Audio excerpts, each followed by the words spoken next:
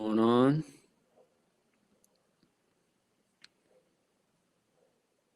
So we're about 5 minutes away from Texas Ole Miss. Hope everybody had a chance to re-energize, get ready to go for the two late games of the day. We got the Clowns versus the Rebels here in the first one, and then we have the Bulldogs and the Sooners in the next one. So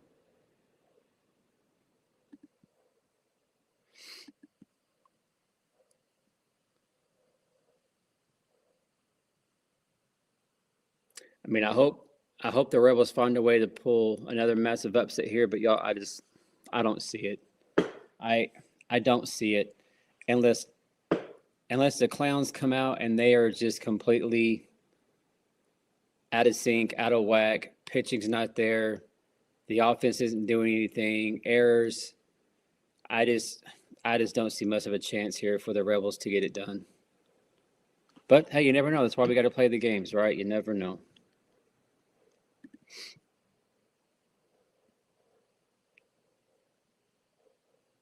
Oh yeah, always horns down. Absolutely.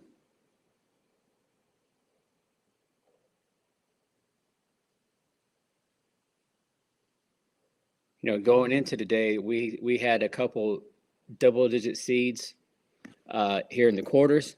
That's the first time that this has ever happened in the SEC tournament. But it'd be pretty sweet to see a double-digit seed make it all the way to the semis. It'd be pretty sweet to see.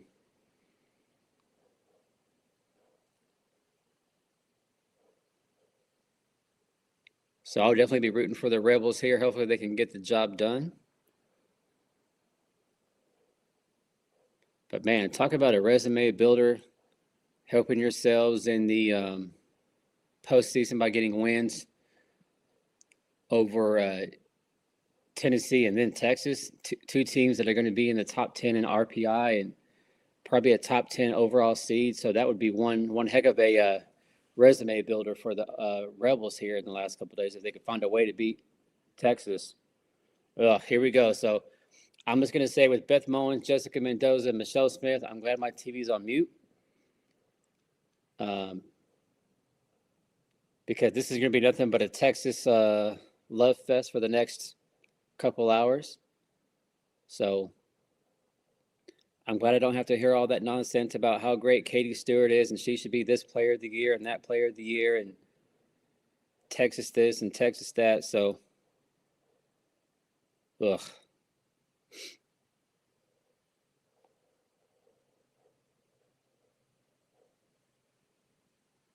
CJ, I don't know how you're getting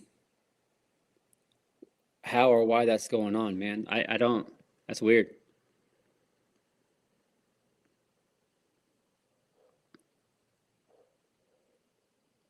Of course, look, what's the first thing they show? There's that stupid bat flip, and that's all that they know to show because they have nothing else to show for Texas. They've showed that clip about 1,000 times in the last couple days. ESPN is so proud. So proud of Katie Stewart and the clown show.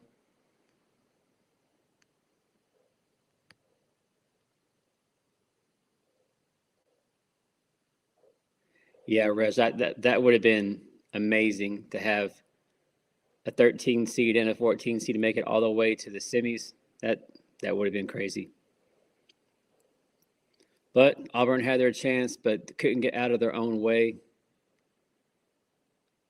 Yeah, so tomorrow, we were talking about Bama, Florida. I think Bama's going to get that done. I just don't see Florida being able to get it done against the Crimson Tide tomorrow. I just don't see it. Don't see it. Oh yeah, Reg, they want Texas to win. Absolutely, they do. One for ratings. I mean, because anytime that you get OU Texas together, no matter the sport, you're going to get good ratings, obviously.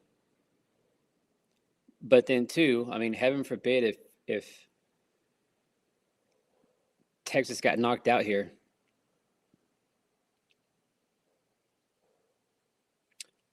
I got to say, this is Ole Miss. I'm I'm a little surprised they're going with Kavan here. I would not have started Tegan Kavan. That's just me. I would have threw whoever the number 2 is or 3 is maybe.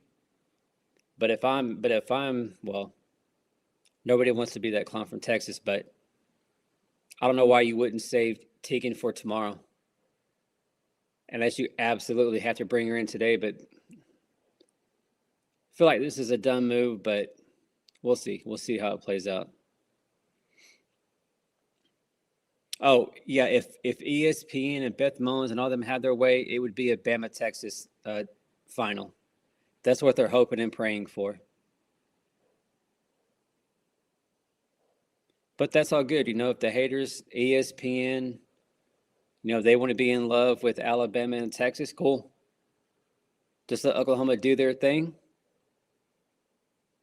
Let the haters keep hating, and we'll just go ahead and get the job done. And then what are they going to say then? So.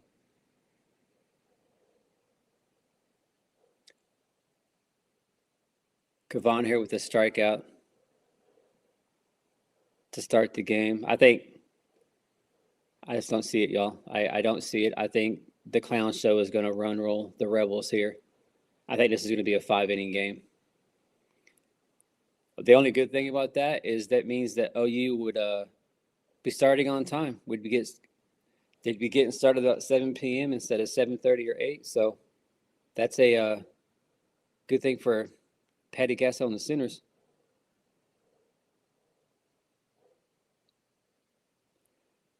Right? Yeah. Yeah, they try to hype up some bullshit stats for Texas. Oh, hey, look what Texas did. Cool. That's cute. We do that every year at Oklahoma. Yeah, so they always bring up these bullshit stats to try to prop up. Earlier today it was Georgia they were trying to prop up. Now it's going to be Texas and how, they're the greatest thing since sliced bread and blah, blah, blah, blah, blah. And then watch. It's going to be the OU game, and they're going to be hyping up Georgia, and then they're going to be hyping up Texas, and not much will be said about Oklahoma, which is cool. Because all this is doing, because Patty Gasso is seeing all this media talk and all the love that Texas and Bama's getting, so she's using that as motivation. If they want to doubt Oklahoma and not give them a whole lot of props, cool. If it helps Oklahoma stay under the radar a little bit, absolutely. Agreed, Bob. Absolutely. Just like the Yankees.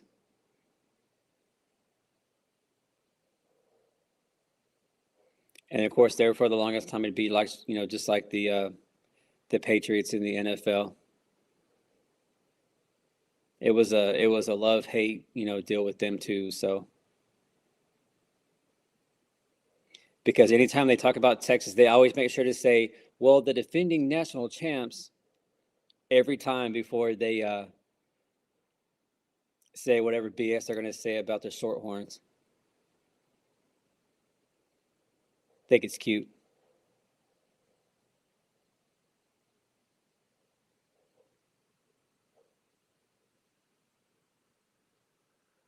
But 2 outs here in the top of the first. Seeing if Ole Miss can't find any way to get something going offensively.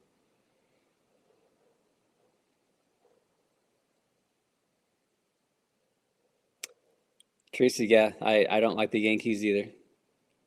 Not a fan, but great comparison, though, there by Bob. Great comparison.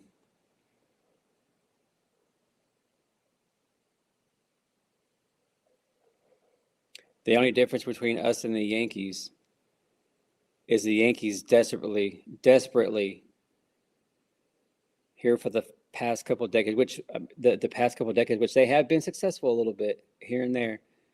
They're a lot like Texas Tech. Well, I'm just going to spend the most money and try to buy a championship, and it usually doesn't go their way. So, where Oklahoma, they don't have to. Are they going to spend money? Sure, but they're not going out spending, Texas Tech money. And hey, I want to pay Kennedy whatever she wants, and not trying to build team chemistry. So to me, that's just a recipe it's just not going to be a success. It's not. So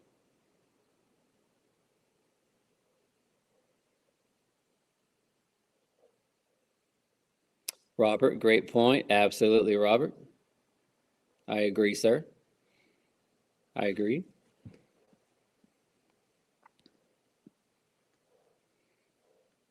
All right. OU has one down year because we got third place. I mean, you know, dynasty's over. Patty's done. She's going to retire. Having to deal with the Olympics in 28, it's just going to be too much. It's going to be a distraction. Whatever the media wants to say, right?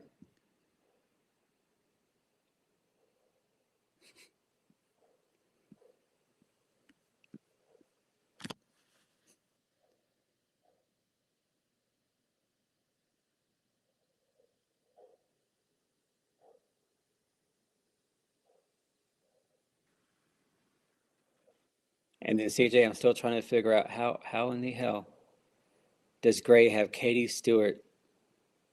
That was his choice for SEC Player of the Year. I mean I don't even get how she'd be in your top five. I don't see it. That's just still crazy to me, CJ. I mean, I know that Gray's an OU hater, and that's fine. He loves Bama, but Katie Stewart, really?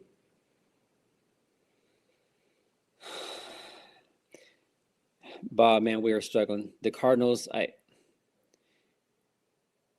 we went from being in the NOCS there in 19, and then the last year with Albert and Yachty and Wainwright, and then our GM just completely ran it into the ground quickly. So we let's just say that the Cardinals are in a big rebuild mode for sure. One of the youngest teams. Now they're off to a great start this year, but one of the youngest teams in the MLB. So we'll see. We'll see how the Cardinals do, but I think it's going to take a couple years of building back up the farm system, and just making smart moves. So we'll see.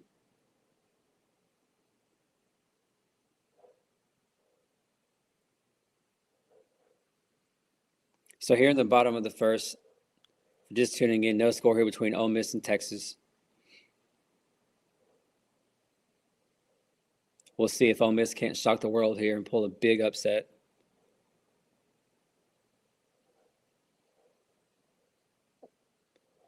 Bob Gibson, yeah, he's one of the greatest to ever do it. One of the greatest to ever do it. Yeah, I would have really enjoyed getting to watch Ozzy live back in the day. That would have been awesome. That would have been awesome. Getting to see some of the Cardinals live back in the 70s and 80s, that would have been amazing to see.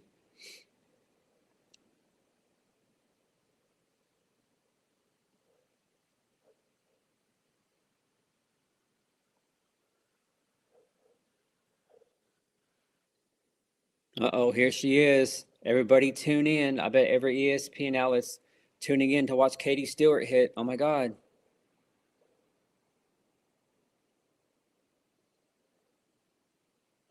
That is cute. They try to show that. Yeah, Kendall Wells is like almost 60%, but that's real cute there, ESPN.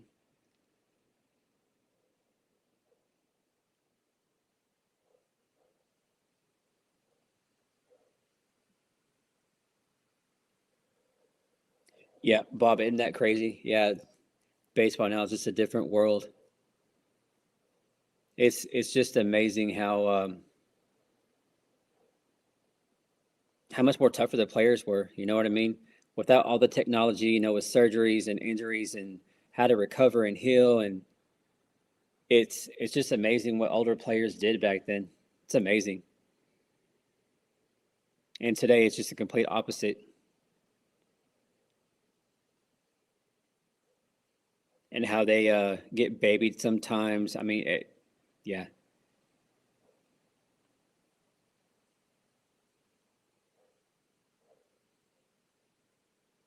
But yeah, that would have been amazing to watch some of the baseball in the 60s and 70s, 80s. That would have been amazing.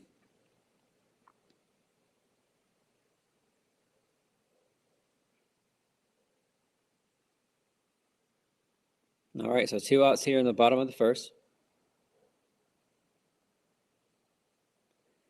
Yeah, yeah, all the amount of the Tommy John surgeries that have happened, it's just amazing.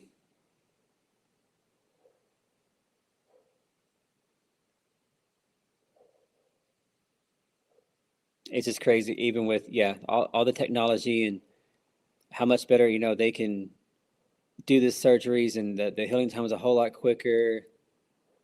Yeah, they invest the amount that these, especially the pitchers, are getting paid is just insanity to me. I don't get it. I don't get it really for any sport, baseball, basketball. It doesn't matter. These guys are getting just an absurd amount of money to play a kids game, and then to see just how much they get babied. To me, in my eyes, like I just crazy to me. Just crazy to me how much these teams pay for one person, for a pitcher, a guy that's going to pitch every 4 to 5 days. Just it's crazy to me. Just how much the game has changed, from the 60s, 70s, 80s to what it is now in the 2020s. Right, yeah. Hey, tough it out, play through it, quit being a wimp. Yeah. And that goes for, the NFL, like back in the day, NFL, NBA, yeah, all the sports then. It's a night and day difference for sure.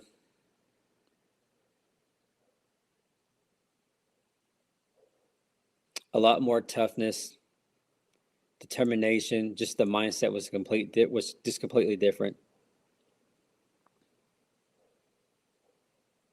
And now we just have too many divas in each sport.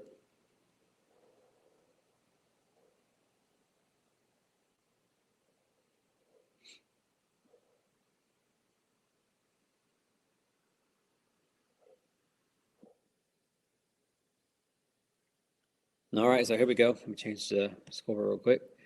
Top of the second inning, still no score. So let's see if Ole Miss can't find a way to get on the scoreboard here.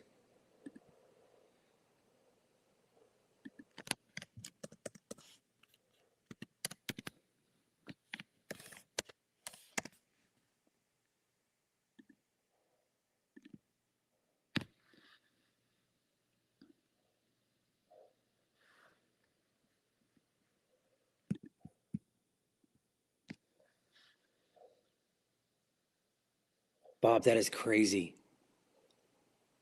That is crazy. If you pitch both games up a doubleheader, that is insane, Bob. That's crazy. Yeah, let's go, Rebels. Top of the second here, no score. The winner of this game is going to get the winner of Georgia, Oklahoma next.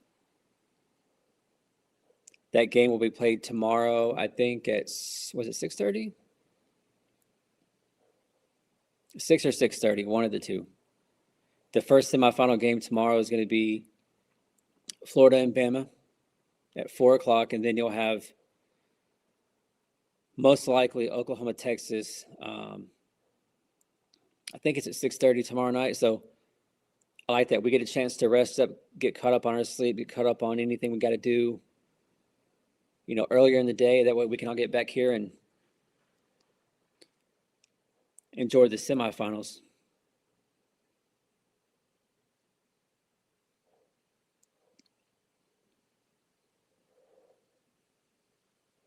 So far here, Kavan is just dominating.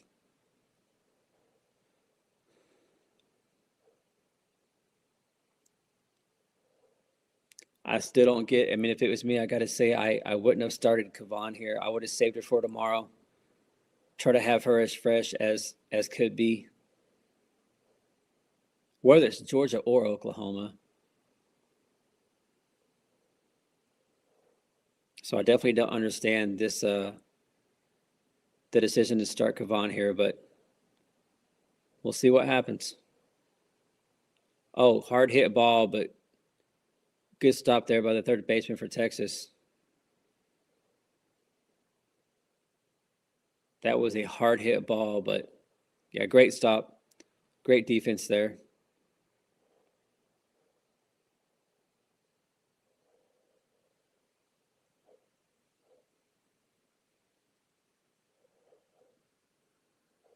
So 2 outs now here in the top of the second. CJ, you didn't miss anything. We just had a good conversation about the Yankees, the Cardinals, just how Oklahoma is compared to the Yankees, and I said the Patriots, just how dominant they are, and people, either love them or hate them. Just because, ESPN just, propping up Georgia, propping up Bama, Texas, and then they just, they treat you different. And I just talked about how that's okay if the haters want to hate, and if they want you to kind of fly a little bit under the radar, by all means, you know what I mean. And then so me and Bob were just talking about just baseball because, of course, I'm a big Cardinals fan, and so we were just talking about the Cardinals and just how different baseball is now versus what it was back in the 60s, the 70s, the 80s, just the toughness, just how players are treated. Just, it was a good conversation. Appreciate that, Bob. Bob, that's what I think too. A bobble there by the second baseman, but quick work. So going to the bottom of the second. No score, all zeros. So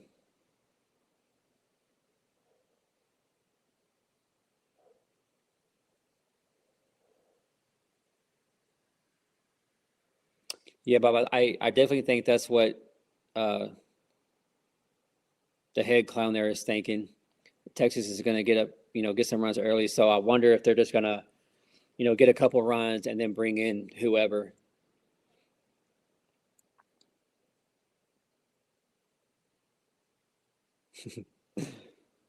CJ, which one was it?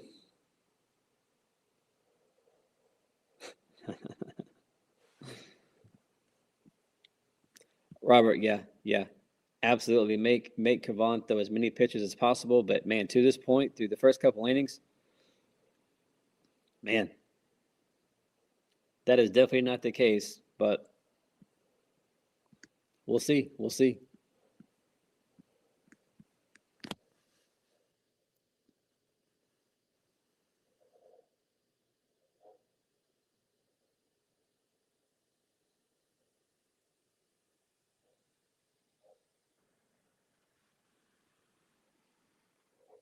The only good thing to a quick run roll here for the clown show is it keeps our game on time at 7 o'clock.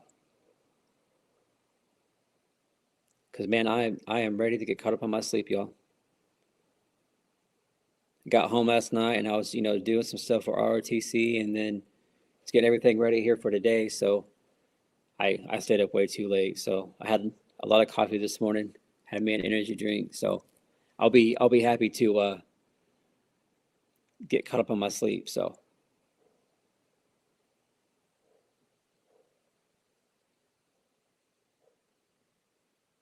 I like it, CJ. I like it.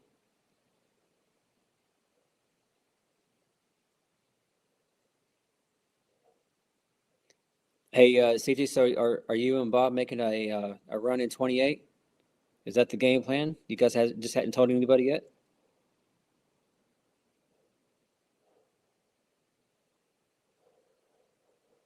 If y'all do, make sure if y'all do decide to run, make sure you guys send me a shirt.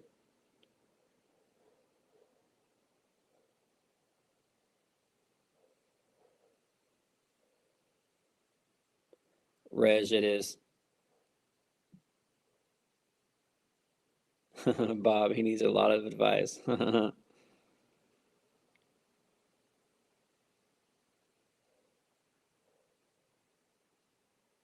Oh yeah, yeah. Red Steve Trout. Remember him?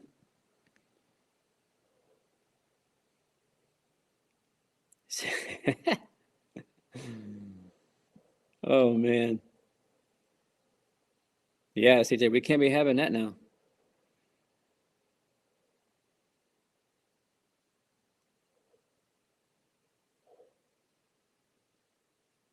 Well, now if you guys decide to make a run for 28, y'all just let me know. I'll do whatever I can to make that successful. That'd be awesome.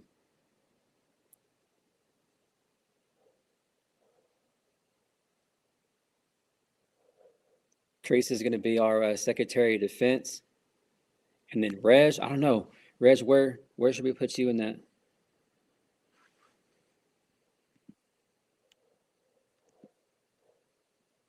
Robert, where do you want to be? We'd be one heck of a lineup, y'all. We could get a lot of things set straight. I know that. I definitely know that. Uh-oh. There it is. We knew it was going to be just a matter of time. So Texas is on the board now. A monster solo shot to go up 1-0 here in the bottom of the second.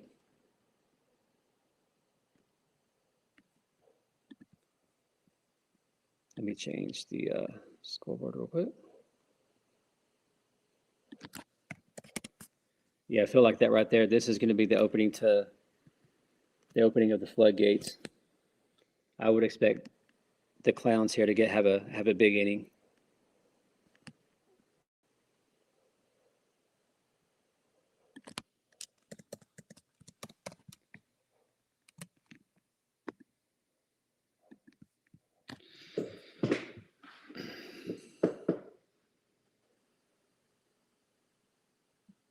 But we'll see. We'll see. You know, yesterday, from what I've seen in the highlights and stuff with the Ole Miss Tennessee game, I mean, I think it was 1-1 in the fourth. And then, Ole Miss just keep fighting. I mean, that's all they can do, right? Do I think that's going to happen here today against the Clowns? No, but you never know. We've seen a lot of crazy things happen, or seen a lot of crazy things happen already in this tournament. So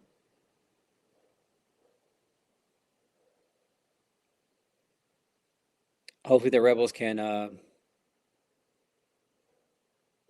keep this close, and let's see if they can't shock the world.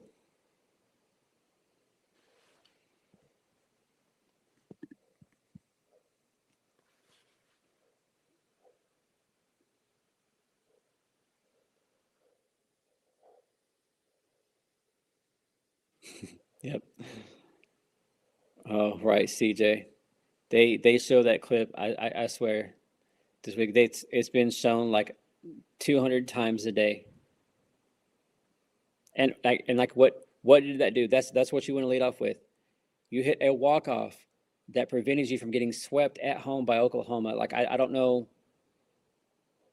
why they want to push that, but that's real cute though. It's a cute narrative. Look at Ole Miss right there, giving up the home run, but then getting a strikeout. So Ole Miss is giving it a good run so far. I definitely thought the Clowns would have more runs than this. That was impressive though, over the scoreboard. So can't wait to see what Kendall's going to do if they pitch to her.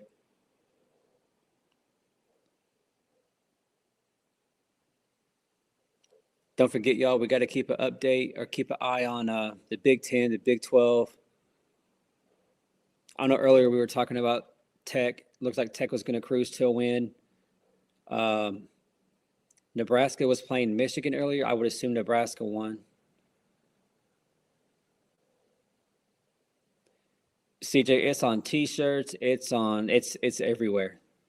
I just don't get it. Like if that was a walk-off to win the SEC tournament, if it won you a natty, or hey, here's a walk-off that got us to the World Series. Like I get it, but what that was, all that prevented was a sweep. That's why I don't get it. I don't get it. But whatever floats ESPN's boat, right? So whatever makes them happy, I guess.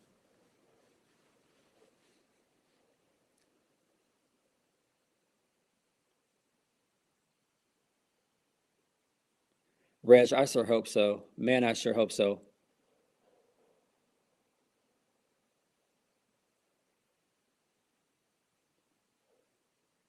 I mean, we've seen it yesterday. The Rebels kept fighting and they found a way.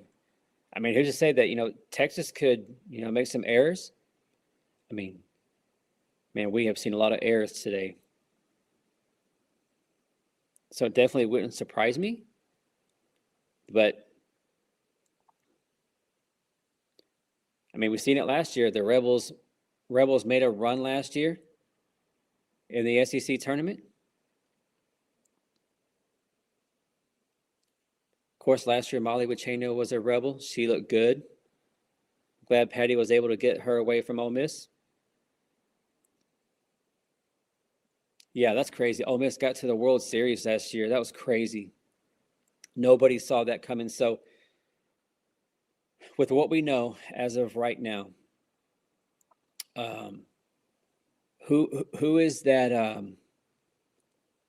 Who's that underdog team that nobody's talking about? That maybe it's just a middle of the road team in one of the big Power Four conferences that you think can make a run. Everybody's talking about the SEC. I mean, obviously you have your top 4 or 5 teams in the SEC, but who is somebody that just nobody's really talking about, not being talked about on Softball America or any softball podcast? Like I'm trying to think what team is out there that could make a surprise run like what the Rebels did. Who do you think could do that? I'm trying to think of somebody that got some good wins. What about Arizona? Y'all think Arizona could do something? Wow, Wisconsin is beating Oregon. Wisconsin is horrible. Wow.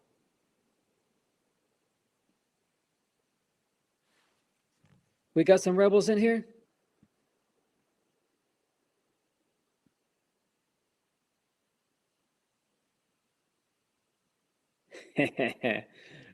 Robert, I like it.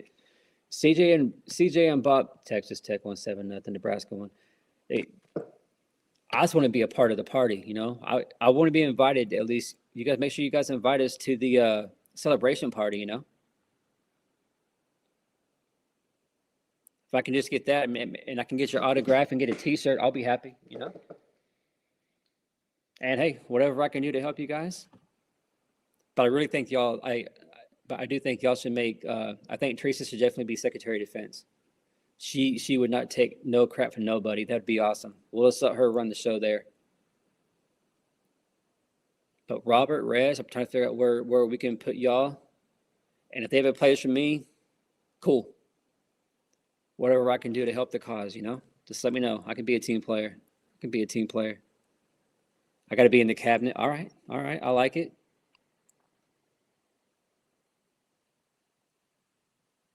CJ can be bought. CJ, come on now. Come on now. You can't be bought.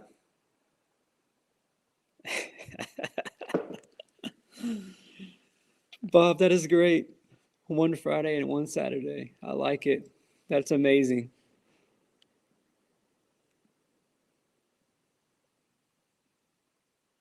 Hey, Reg, where do you want to be? Where should Bob and CJ put you? Robert, where should they put you at? And hey, if we got any Rebel fans in here, let me know.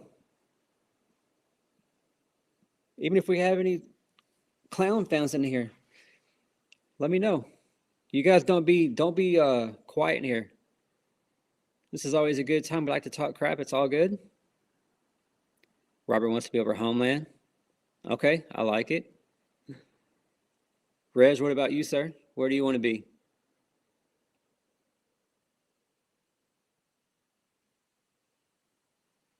Top of the third here.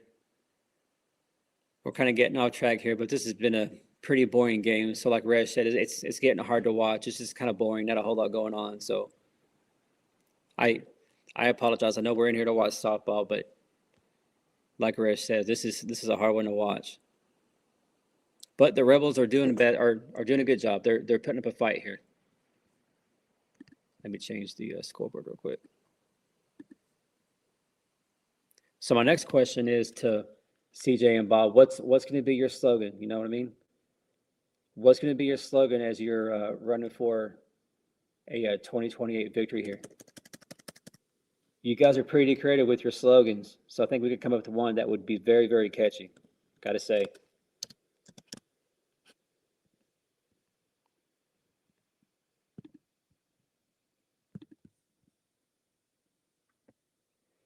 And then we could put Slaggy somewhere. We could put Monty somewhere. A high bouncer is going to be an infield hit. Nothing you could do there. So Ole Miss there with a little bit of help with a high bouncer. So the Rebels, hey, look at the Rebels. They got something going here, y'all. First and second, one out. So like we were talking about, if the Rebels can just keep this close. I mean, because so far you had that one solo shot that went over the scoreboard, but that's it. I mean, Texas hasn't done anything really either. So if you're Ole Miss, you got to feel pretty good about where you are right now here in the top of the third inning. I mean, one swing of the bat and the Rebels have the lead.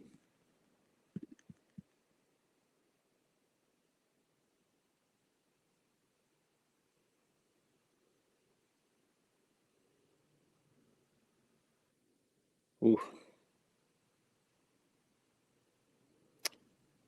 Bob, I don't know. I say we have Teresa do it because she can get it done.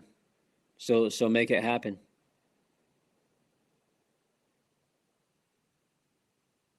Yeah, Robert Cavan's already up to 40 pitches.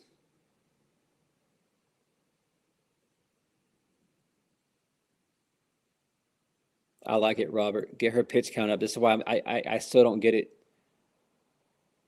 I would have went with I don't know her name. She was she's either a freshman or a sophomore. She was one of the pitchers for Oklahoma or for Texas against. She went against Oklahoma and she was pretty effective. I think she's the number 2 for Oklahoma, maybe the 3. That's who I would have started. That's just me. I'm not throwing Cavan at all, unless I absolutely have to. So I kind of feel like they're just wasting her here. But man, could you imagine if the Rebels beat Texas with Cavan pitching today? Then what is ESPN going to say? You know what I mean?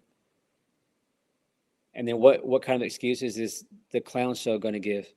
So, man, go Rebels. Go Rebels. CJ, oh no. Bob. Yo, I gotta change this right here. This is amazing. This right here, we need to make this on a t-shirt. I would proudly wear this t-shirt. This right here, y'all. Oh man. There we go. How amazing would that be for a t-shirt, y'all?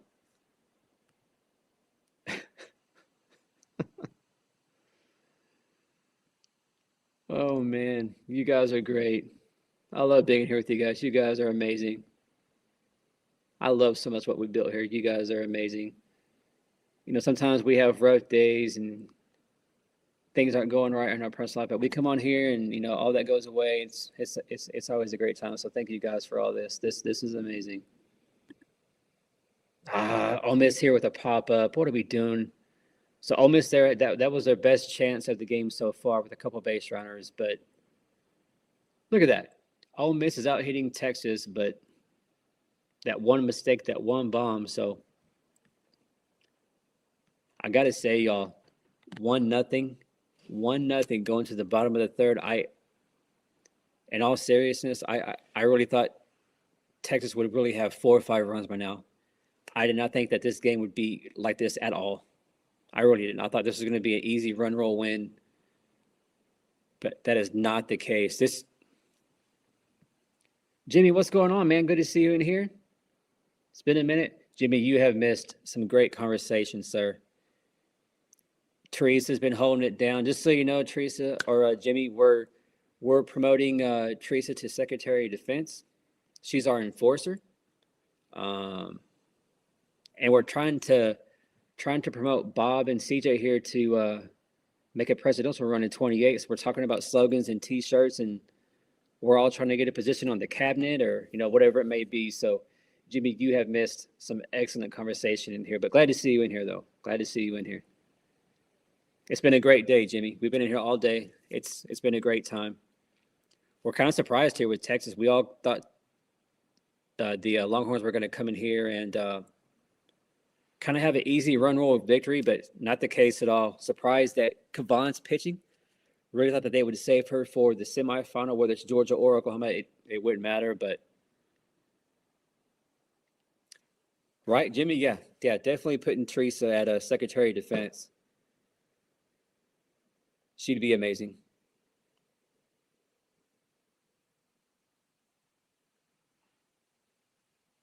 Chris, yeah, let us know. Oh, Chris, it's been a great time. I'm glad you're back. So yeah, we're trying to build up. We are watching the game and we are talking softball, but it's just been kind of a boring game.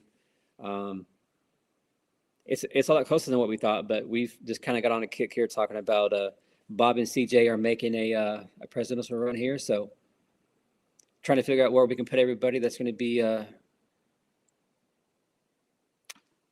part of the cabinet, just helping out wherever we can. But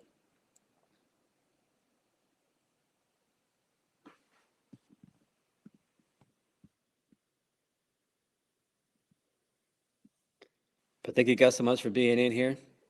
Appreciate y'all. It's been a great day. It's been a great week. Had a great time with you guys. Good effort there by the pitcher. Just couldn't bring it down. So Texas here with the infield hit.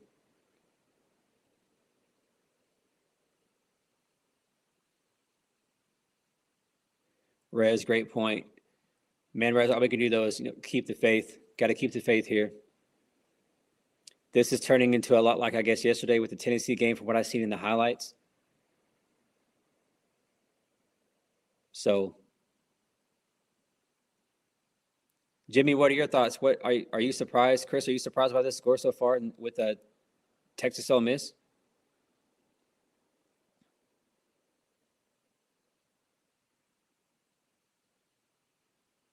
And then Jimmy, Chris, let me know, what are you guys thinking? All you guys let me know in the comments. Other than CJ, we've kind of retired from the prediction business. We've been horrible, but what do y'all think for the OU Georgia game? Is it going to be a battle all the way to the end, or you think OU's going to come in and dominate and send a message to the rest of the SEC? All right, Rez, thank you for being here. See you whenever you're able to come back. Stay safe out there, sir.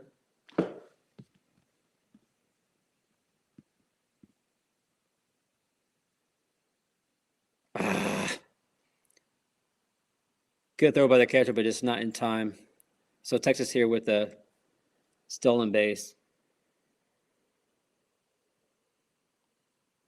Dang.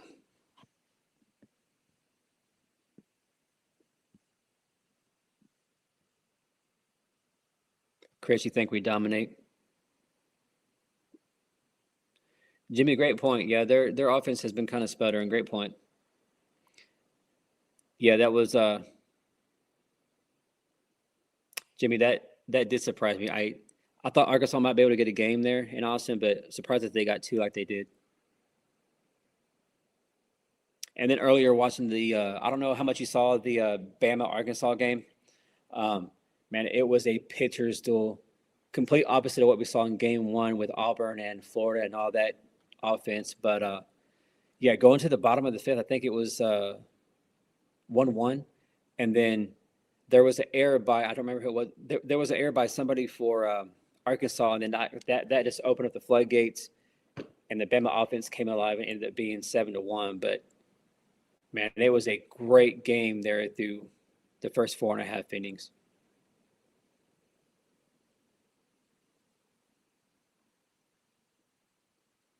Yeah, agreed. I don't know, somehow, some way, Texas here now with a couple infield hits. This is frustrating. I mean, to this point, the Ole Miss pitcher, she's not doing a bad job at all. But Texas here with these slap hits, these infield hits. Here comes ESPN's queen. Let's see if she won't turn 2 here. Yeah, you ain't throwing that.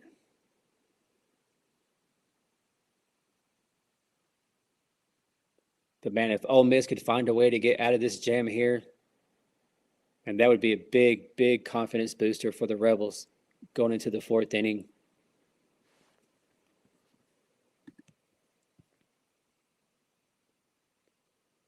There you go. Big swing and a miss there by Katie Stewart.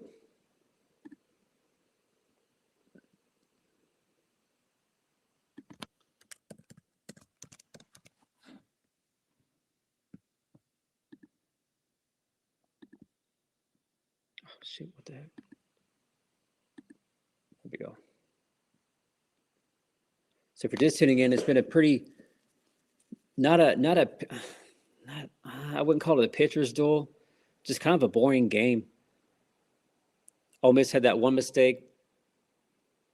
They gave up that solo shot that went over the scoreboard. But other than that, I mean, this pitcher here for Mississippi, she's done a great job shutting down this Texas offense. But like Jimmy said, they've been kind of sputtering as of late. So, oh, Jimmy, yeah, all day. I would love to see that.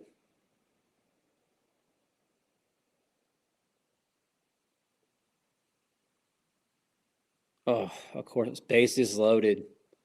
That walk may not have been the worst thing though. You put Katie Stewart on base, but now you have a play at any base.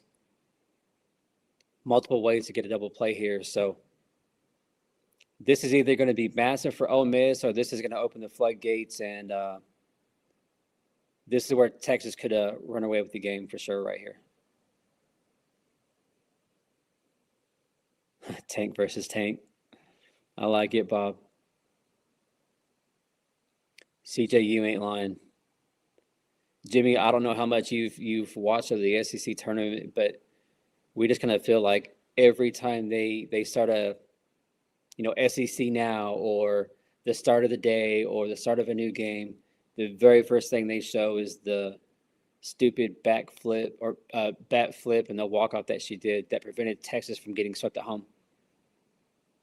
And then we just been kind of talking about how ESPN, they love their Longhorns and their Crimson Tide. And Bob and I, we were talking about how we kind of look at Oklahoma like is OU looked at like the Yankees are in baseball, or maybe even the Patriots were in the NFL, where it's either you love them or you hate them because of all their success, their different dynasties that they've had. So we kind of think that that's kind of probably how the world looks at Oklahoma. You either love them or you hate them. There's no in between.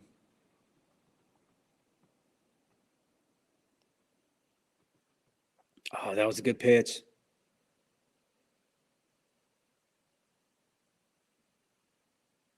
Oh, Bob, of course. That definitely ain't going nowhere with Manning.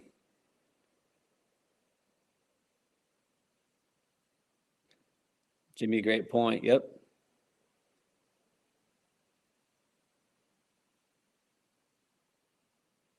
I know earlier in the day, it was after I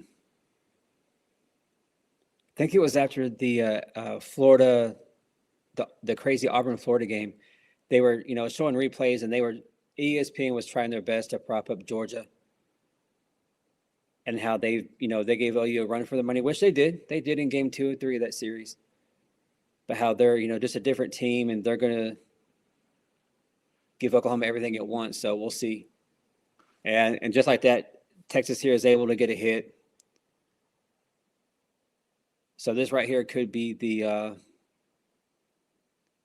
end of a Cinderella run for the Rebels here in the SEC tournament.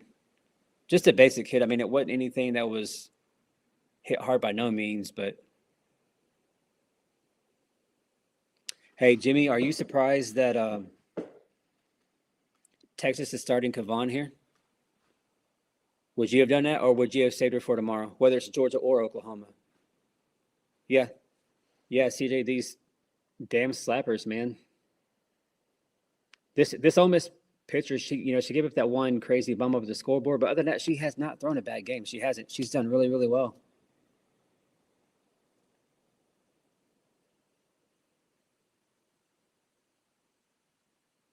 But I like the call here. But for the coach to come out, make sure she's good mentally. I mean, if somehow they can turn two here, get a double play, get to the fourth, keep this game within reason, you never know. Jamie, yeah, me too. That's exactly what I would have done. Yeah, we are definitely on the same page then. There ain't no way I'm using her unless I absolutely have to. Absolutely. Robert, I wouldn't be surprised if they get one more too, but even at 3-0, I would pull Kavon. Because y'all said that she's up to what, 60, 70 pitches already, I think? Something like that. And look at the Ole Miss pitcher. She's only at 43. Yeah, so Tegan has, I thought y'all said like 60 something pitches already. So to me, they're just kind of wasting Kavon. But hey, if that's what the Clowns want to do, by all means. If they want Kavon to waste some pitches and maybe she's not as sharp tomorrow, hopefully against Oklahoma, then that's just going to help out the Sooners then.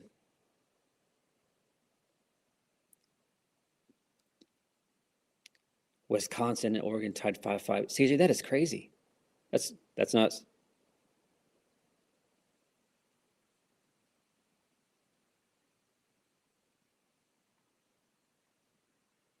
Look at that. Look at that swing and miss. That, man.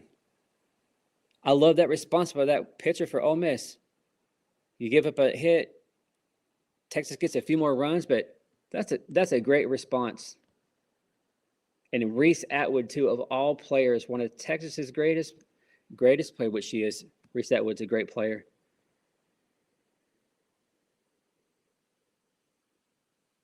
I mean, you take away that walk-off by Stewart.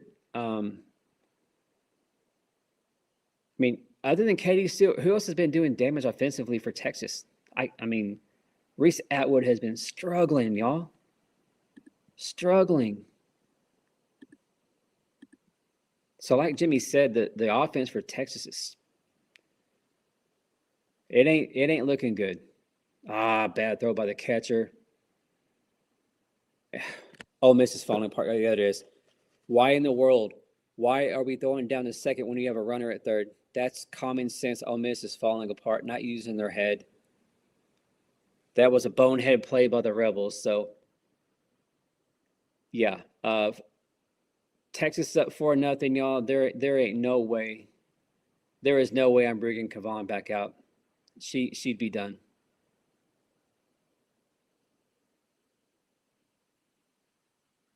I mean, I always say, hey, let's keep the faith. You never know, but I feel like this may be the end of the Rebels here. What do y'all think? And what's frustrating is it ain't like Texas is getting these hard hits to the outfield or in the gap. They're not. It's these slap hits, just basic hits. I mean, it's nothing special. That's what makes this very, very frustrating.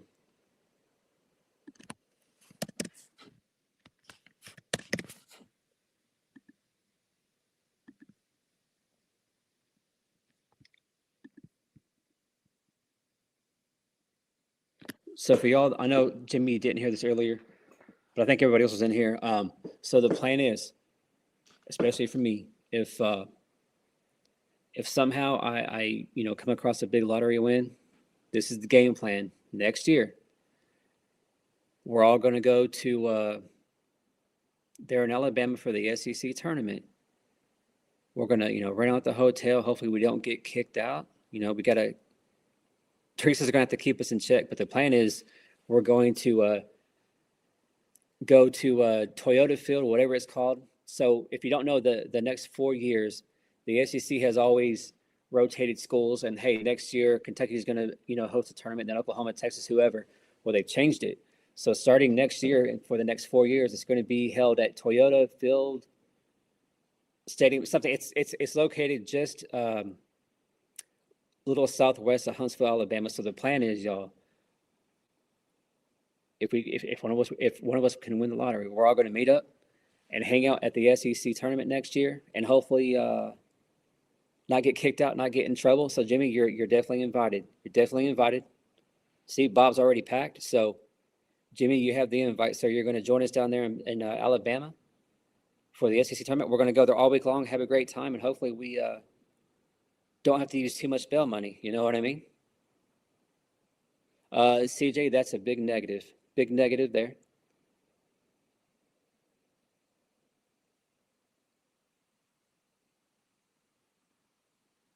Yeah, Chris, this is, yep, call the dogs. Yeah. See, Bob is already on. He's already taking deposits. I like it. I like it.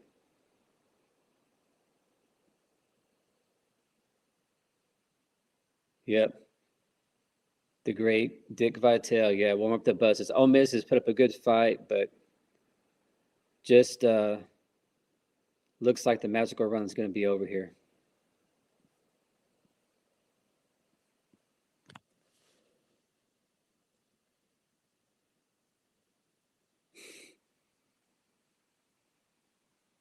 Jimmy, are you good to hang out with us next year?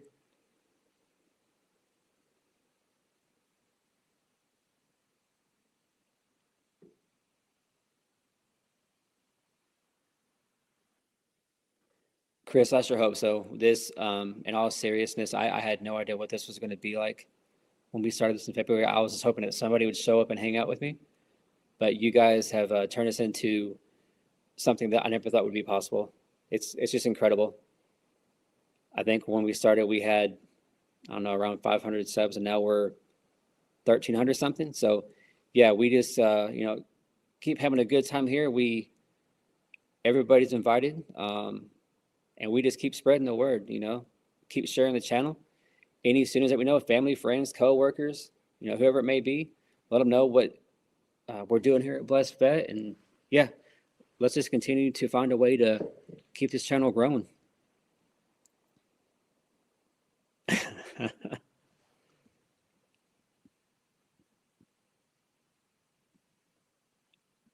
Chris, are you good? Are you going to meet us there in Alabama next year?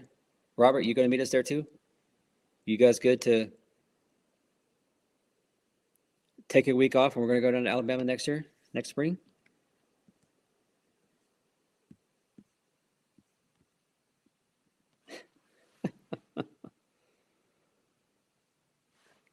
Let me change the score real quick. My bad. Jimmy must have left. Hopefully Jimmy's able to come back.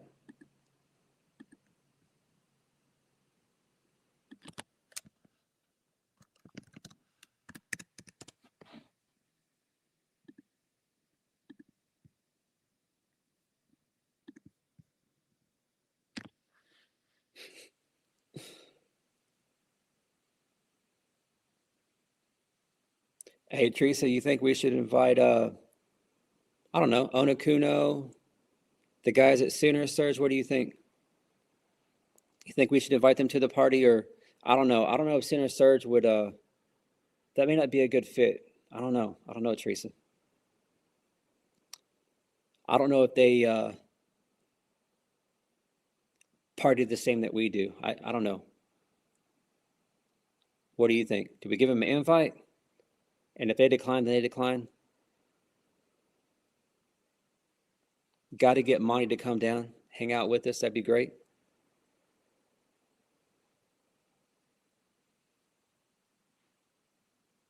Bishop, whenever he's in here, Bishop would be good. Good.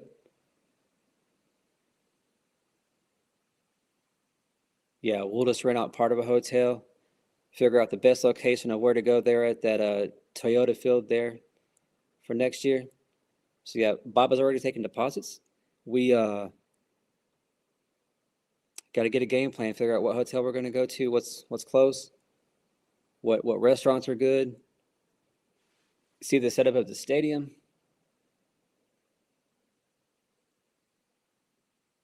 Best place for us to go hang out.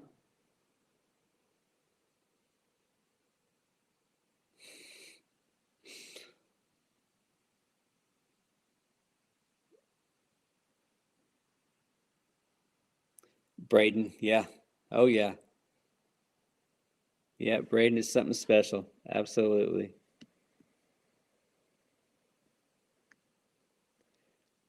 But what I think would be funny with um,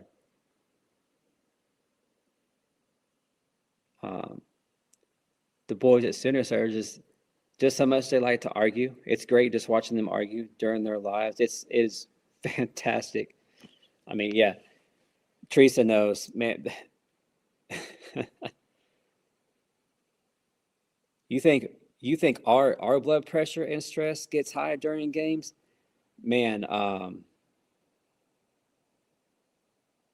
the boys there at Center Surge, I don't know. I feel like they may be having a heart attack. You know what I mean?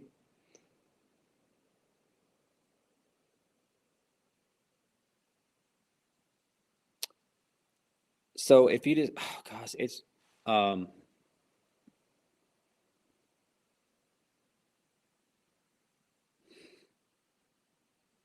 CJ, right? Yeah, 3 words per podcast. Let me look it up real quick. It is.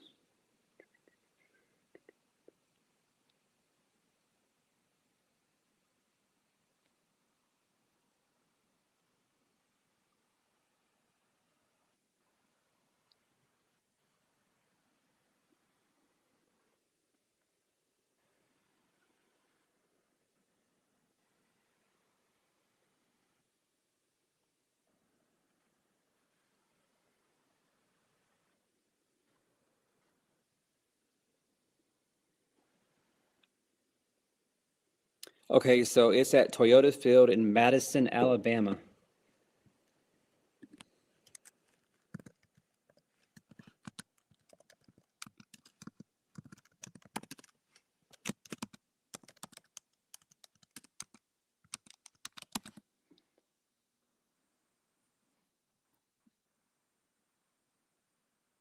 Yeah, so that's I know it's really, really close to Huntsville. So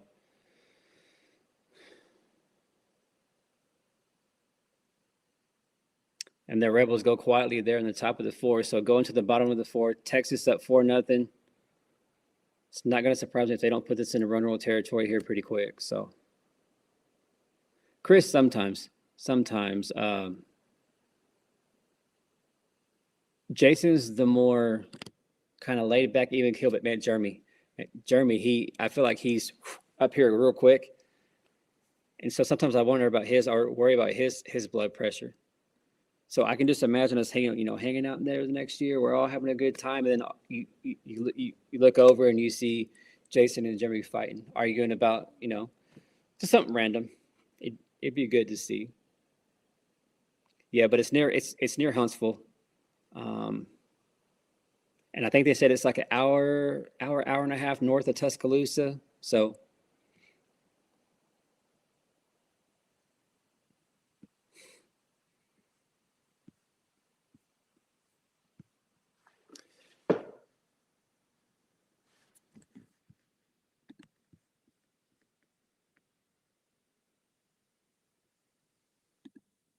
oops, let me change the scoreboard real quick. So I got to say, y'all, this is a pretty boring game. I got to say.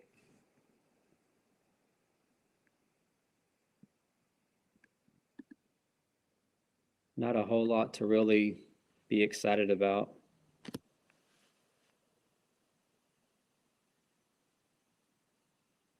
I mean, we all felt like this was going to be an easier game for Texas. Oh, here we go. Oh man,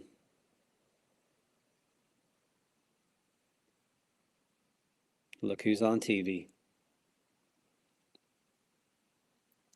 Holly, I'm sorry you have to do this.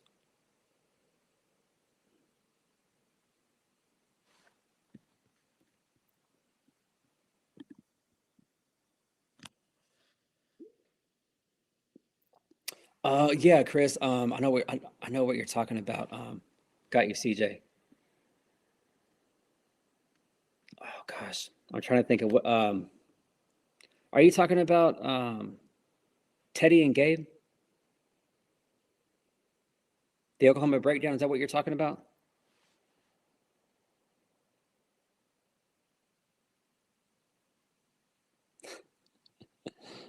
Yep. There you go, Teresa Clown Show. Absolutely. Yeah, you're talking about Gabe and Teddy. That's yeah, they have a pretty cool. I definitely enjoy their podcast. I mean, it's really good during football season, but they do a lot of coverage with the Thunder and just yeah, they've had a great podcast for a long time. Really enjoy that. Um, I enjoy Onakuno, another guy from Florida. He's there in the Orlando area. I've been watching him for a long time. Of course, you got Sooner Surge. Um, oh gosh, what's his name? Jason Watkins. He has his thing. Hall of Fame football. I like watching him. And then whenever him and Chris and the other guy in Georgia, they do a ton of recruiting stuff. I like watching them too. So yeah, there's 5 or 6 podcasts that I really enjoy watching.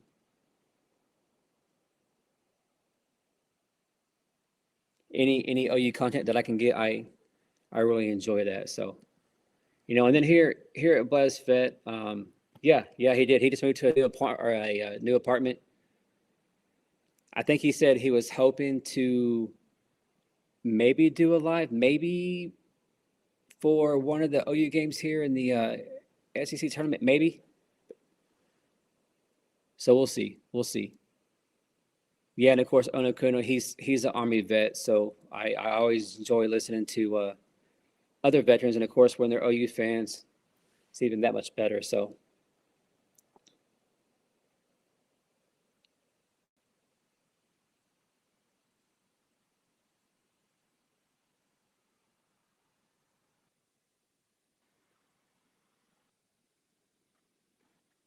I think I've asked you guys before, but um, I'll go ahead and apologize. Just my memory is not the greatest sometimes. I forget conversations that we've had in here from time to time. So um, on a serious question, so moving forward, softball ends. That's going to end the first week of June. Do y'all want to do lives during football season, or would you rather enjoy the game, watch it, with your family, whatever it may be, or do y'all want to continue to do this in football season? You guys let me know what y'all think, and then we can figure out what we're going to do. Because softball is going to end in June, and then from June to the end of August, I'll do some football content, do some videos. I'll be doing some military stuff too. But Frank, welcome back, sir. Yeah, damn work. Chris, I think you're talking about Jeremy. Jason's the more even kill one. Jason's the more even kill one, and Jeremy's the one that, man, I don't know how he's not on blood pressure medication. He can go 0 to 10 in a second, dude. Okay, yeah. So if you guys, we can do football. That'd be great. I'm always down. I'm always down for that.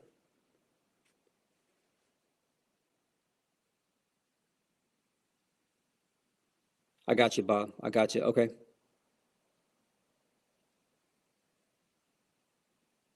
Okay.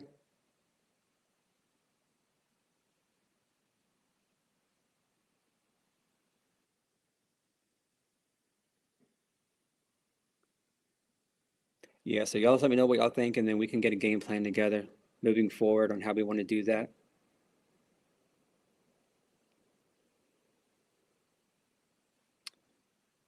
Bob, absolutely. Absolutely. Really excited for the football season coming up.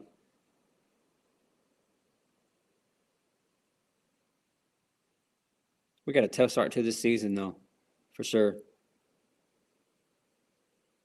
First 5 games, we have Michigan, Georgia, Texas. I can't think of who the other 2 lower tier teams are, but I think coming out of that, we're going to be 4-1. I don't think we're going to beat Georgia. I don't see it. You never know, but we have to go to Athens, so I think that's going to be a tough one. Oh, Frank, got it. Deal. Deal.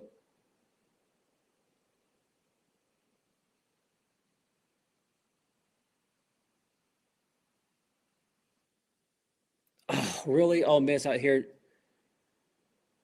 Ole Miss defense here falling apart, y'all. What are we doing here, Rebels?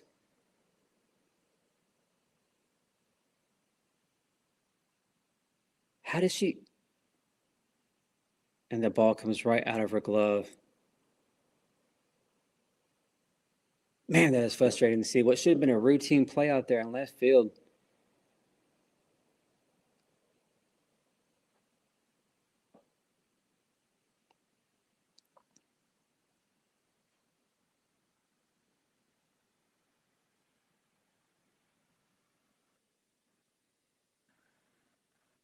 UTEP. Yeah, okay.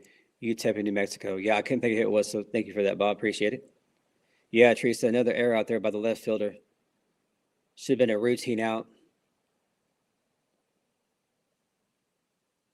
But you never know. We might be able to see a double play here.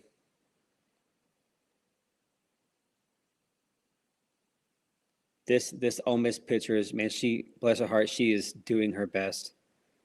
Just the defense here. They've had a couple of miscues and they're not helping her out.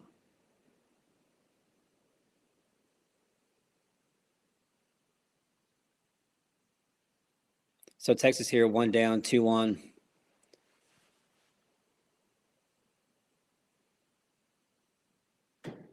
One swing in the bat, and it's going to quickly get near run rule territory real quick.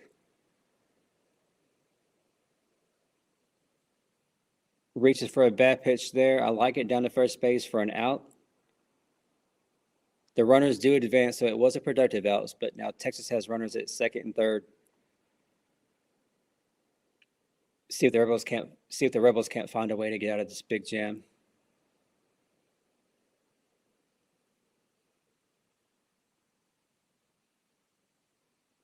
Yeah, we'll beat Kentucky. Although I do like their coach that they got from Oregon, the OC. I think he'll be good. And if you look at recruiting, Kentucky is in the top 10, top 15, whatever, like depending on what site you look at, which is crazy. That is unheard of for football with Kentucky. So Kentucky's moving in the right direction, but I think this first year, he's not going to have any trouble with them. Mississippi State, great offense. Defense is suspect, but I think we'll be able to go down there and take them.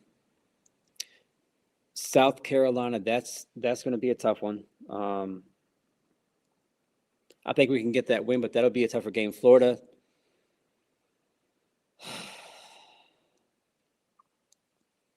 I think we can get that win, but we have to go to the swamp. So I don't know. Ole Miss. I mean, they got Trinidad Chambliss back. That's going to be. I don't know. That's going to be a tough one. A&M. I think we'll get A&M, and then Mizzou.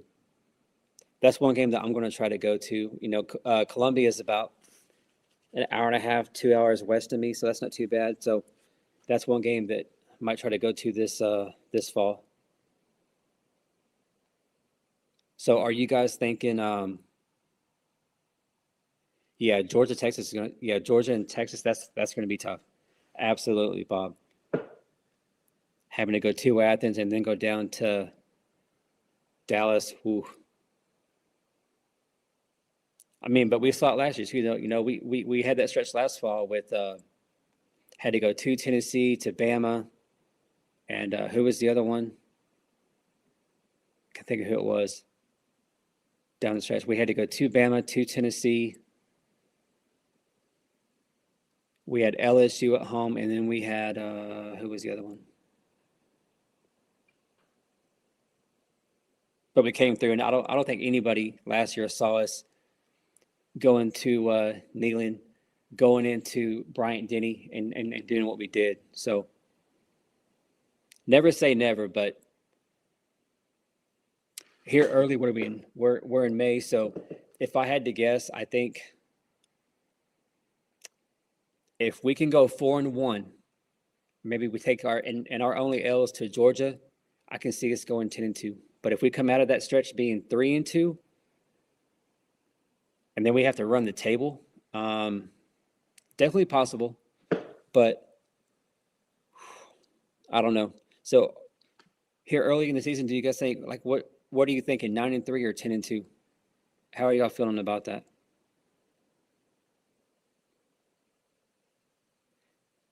Yeah, Texas has Ohio State, so see what happens there. Yeah, and Bob, you're talking about preseason. So I promise we'll get back to softball. But we're here at a break. Texas here, they're in full control of the game. But we will get back to softball talk. So I apologize if we're not talking too much softball at the moment. But so Bob, you think 10-2. All right, Bob. So Tracy, you have 10-2. So who are those two losses? Who do you have us losing to? See, for me, I go back and forth, 9-3, 10-2, 9-3, 10-2. I don't know. I don't think we go worse than 9-3. I don't think, but Georgia and Texas.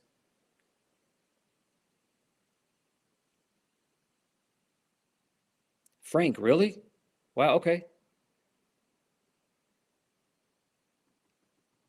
So boy, okay, got you. Yep. More than two losses could be a losing season. Same. Georgia, Texas, could definitely see that. Yeah, I think we go to Ann Arbor. I think we get that win against Michigan.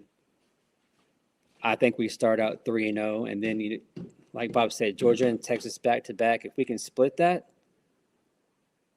then we're in great shape for the playoffs. If we come out of that 3-2, not that we can't, but at that point our back is kind of against the wall, and we got to run the table from that point. So.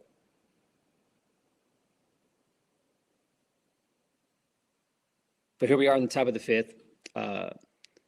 Ole Miss is trying to stay in the game. It's 4-0 here with Texas. Ole Miss has had a few opportunities with a couple of runners on base, but for the most part, and they're going. See, what are we doing? Why is Kavon still out there? I mean, I think it's a good thing for Oklahoma or Georgia, but again, this here is a dumb call. I don't understand this decision by the head coach. I don't get it. She's just wasting pitches at this point, y'all.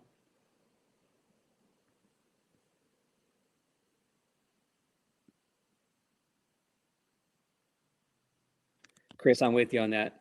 I'd rather have a great defense than a great offense. Absolutely. Bob says Venables has to show me that we agreed, Bob. Agreed. To me, is the defense going to be as good as last year? No. Is it still going to be really, really good? Absolutely. We'll be one of the top defenses. The offense has to be better. So I'm really excited to see how has the O-line developed? How's that looking? How's the running game going to be? And then Mateer. Mateer started off great. He had that injury with the thumb. They rushed him back. He should not have played against Texas. But I mean, that's what they went with, and we had to lead at halftime, but it didn't feel good. So we ended up losing that one. So one thing that I question, and from what I hear, I feel like it's being worked on, is his throwing motion. John Mateer had one of the weirdest throwing motions, so hopefully he's got that fixed. So yeah, but for me, I need to see a big improvement from the O-line. The running game, how's that going to look? And then of course, John Mateer, how has John Mateer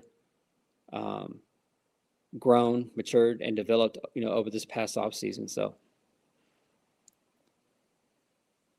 Bob, absolutely, yeah, complete 180, absolutely. Ole Miss here, still not able to do anything. One out, top of the fifth. Let me change the scoreboard. I apologize.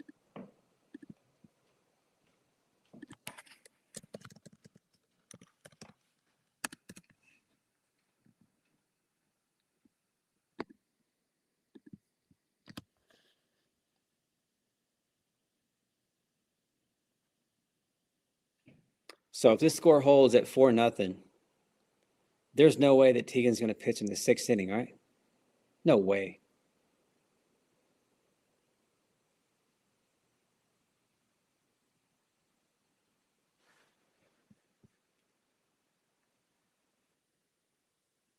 Tegan's at 73 pitches. I don't get this, y'all. I feel like this is a very, very dumb move. But hey, whatever. It is the clown show, so.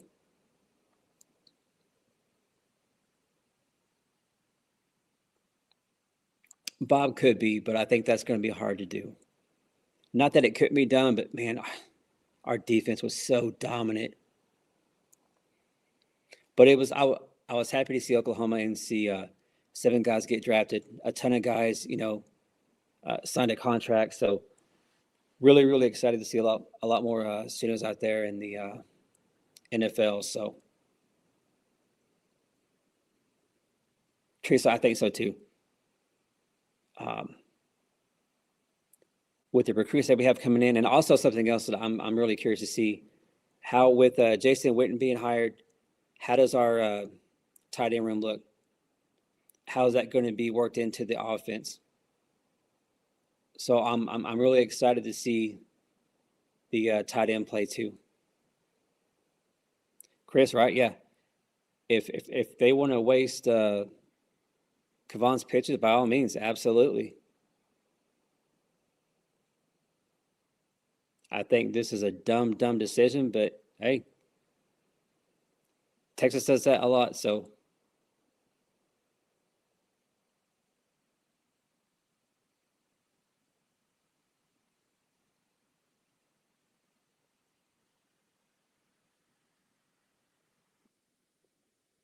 So y'all let me know in the comments, what is your biggest worry, concern as of now going into the football season? Like, what are you most worried about that could be our weakness?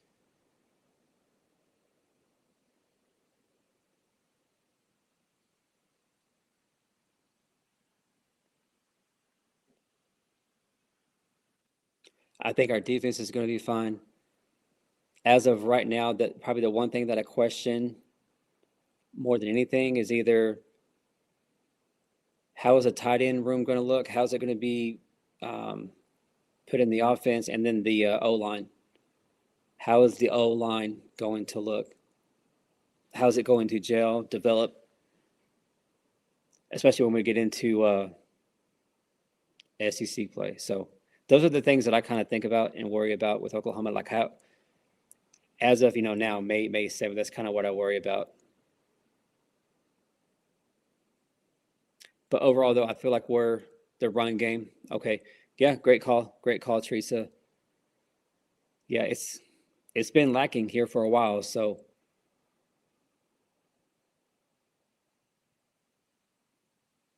Chris, I'm with you. Yeah, the O line for sure. Mateer, yeah.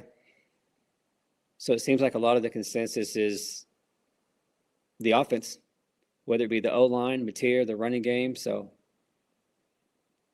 all right. So through 4.5, Texas up 4-0.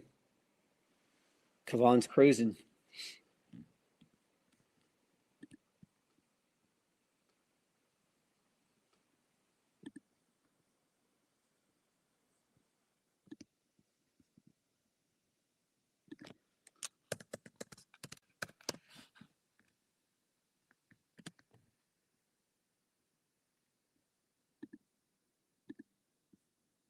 All right, there we go.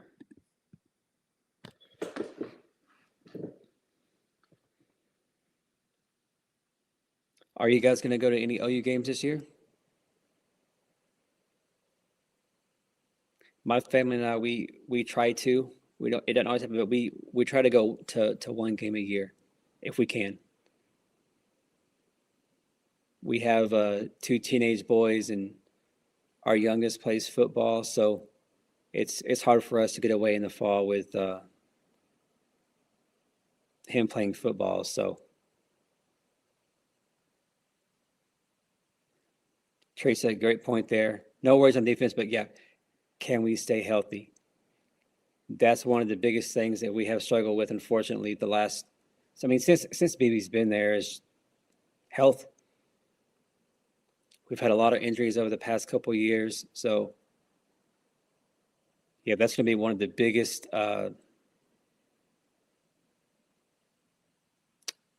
things for Oklahoma going into the fall is, can we stay healthy? When we get into the grind of SEC play, week in and week out, we're going to get tested. We're going to get pushed around. It's just chaos every week. But can we stay healthy?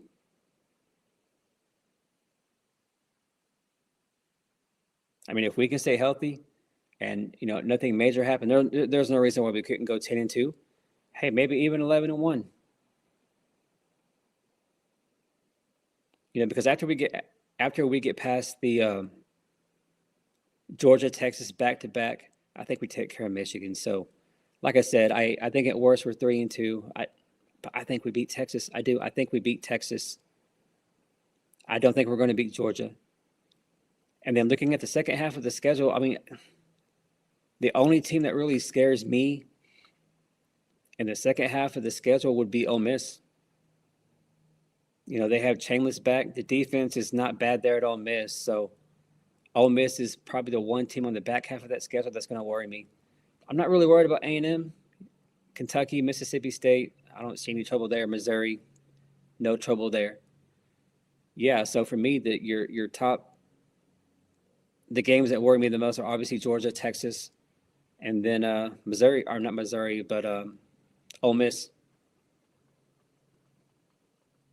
But here we are in the bottom of the fifth, 1-1 count. Sorry, y'all, that we got a little bit off of softball. Texas here at 4-0. Here's Katie Stewart at the plate.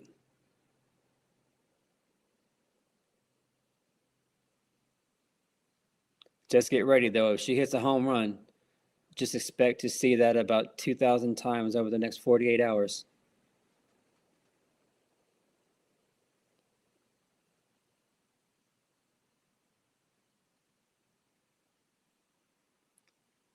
Smart to swat Katie Stewart. Good call by them. Bottom of the fifth, and I feel like the score should be way more than 4-0. I feel like this game should already be in run-rule territory, but somehow Missouri, Ole Miss is hanging around.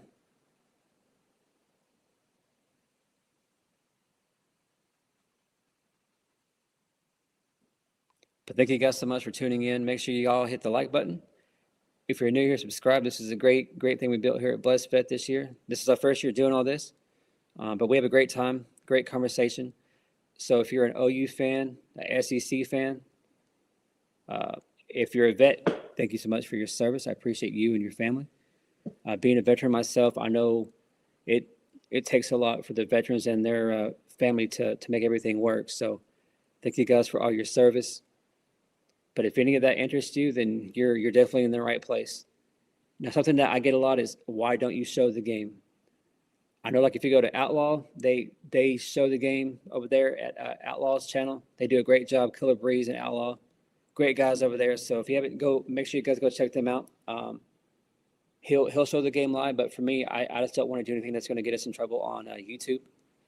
And that's just kind of how I look at things. This is,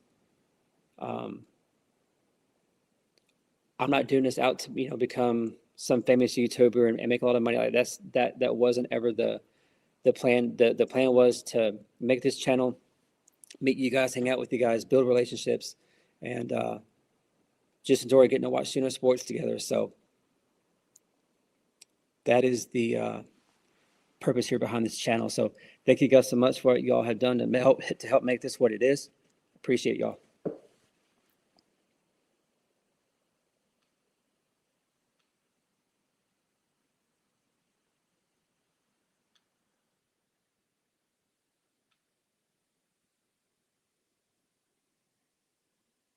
T2 count here, 1 on.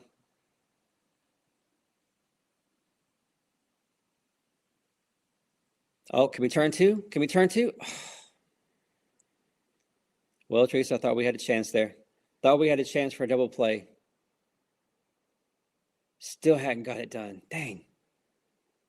Teresa, absolutely. This is a great family here of what we built. I love it. You guys are fantastic. And I don't care what anybody says. This is by far the best YouTube chat. The conversations on here are phenomenal. Nobody is going to beat our conversations for sure.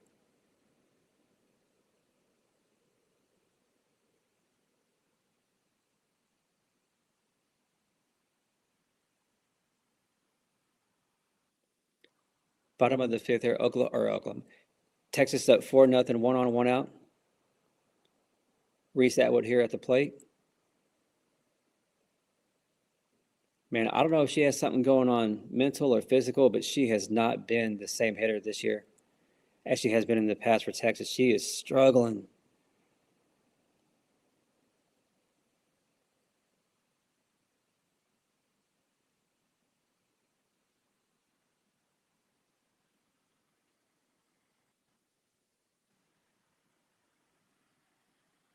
Come on, Rebels. All that we're asking for, me and Teresa, is can we just see a double play today? Can we? I mean, Teresa, I don't think we're asking for too much. You know what I mean?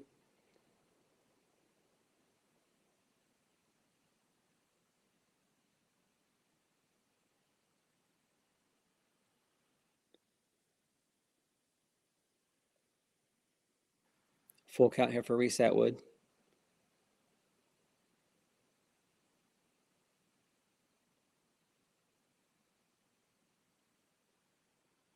Man, Teresa, are we the only ones in here? It got quiet in chat.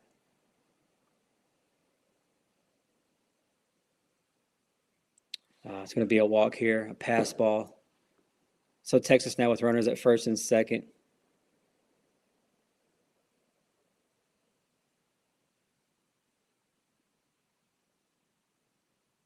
Right? Just one. Just one. Well, Chris, I'm glad you found this channel. I'm glad you enjoy it here. Like I said, I really didn't know what to expect. There we go. Get the lead runner at third. I like it. Good call. Good defense there by Ole Miss. Get the lead runner. So 2 outs here for Texas. 4-0. Still runners at first and second.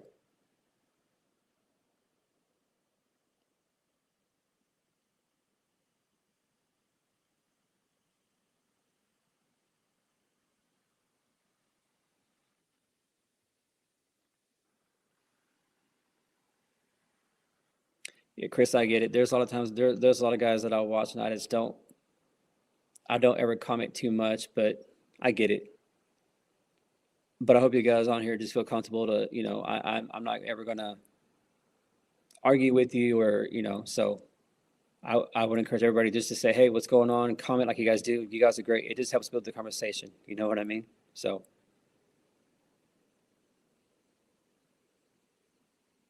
I'm just a center fan like you guys. I'm just a sports fan like y'all. Just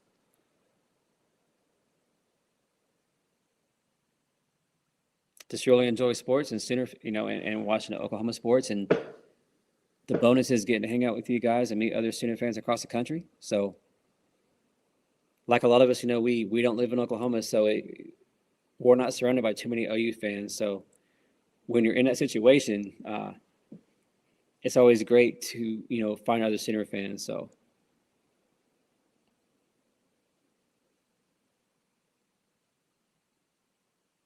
Like Chris, I think you're in Mississippi. Teresa's in Illinois. I'm here in Missouri. So I don't know about y'all, but I don't see too many OU fans here. But when I do, I always yell boomer, and we get funny looks, and that's okay. But I don't see too many OU fans up here where I am in Mizzou country, unfortunately.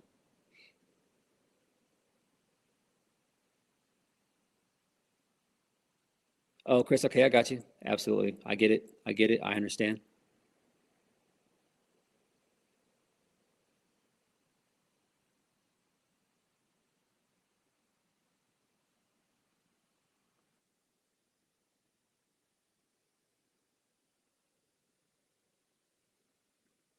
Ooh. Oh, I know that hurts. That fed ball goes off the catcher's shoulder. Oh, I know that hurt. Just right there, right where the protection is. It's not very much protection there. Oh man, I know that hurt. And of course, it's her throwing arm. You can see her fighting back to tears there.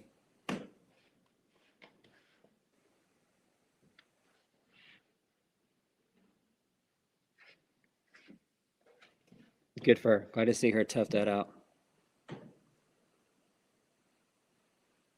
She's definitely gonna feel that tomorrow for sure.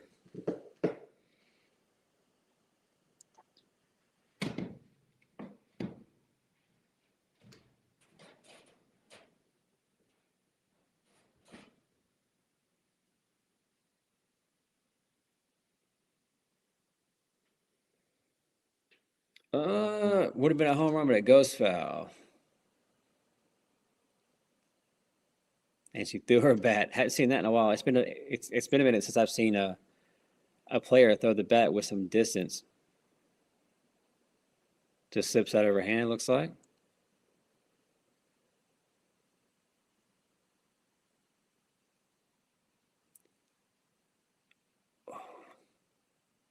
It's going to be a walk. So bases loaded. So we are now in a scenario which is one swing. This game could be over, which I wouldn't mind. It'll keep everything on track. We would actually be ahead, y'all. It's only 5:47. So if somehow Texas here can hit a grand slam, I like that. It'll keep the 7 o'clock start for Oklahoma on time.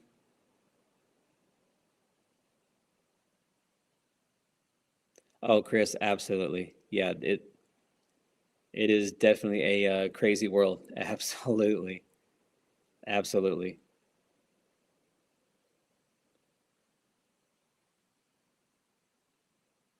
Yeah, I don't know if I get it.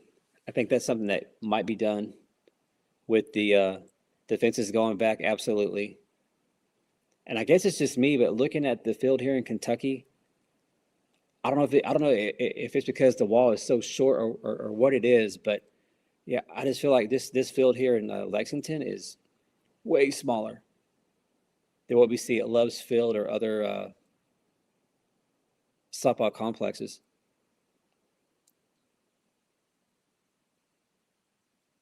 But yeah, a lot more home runs are being hit.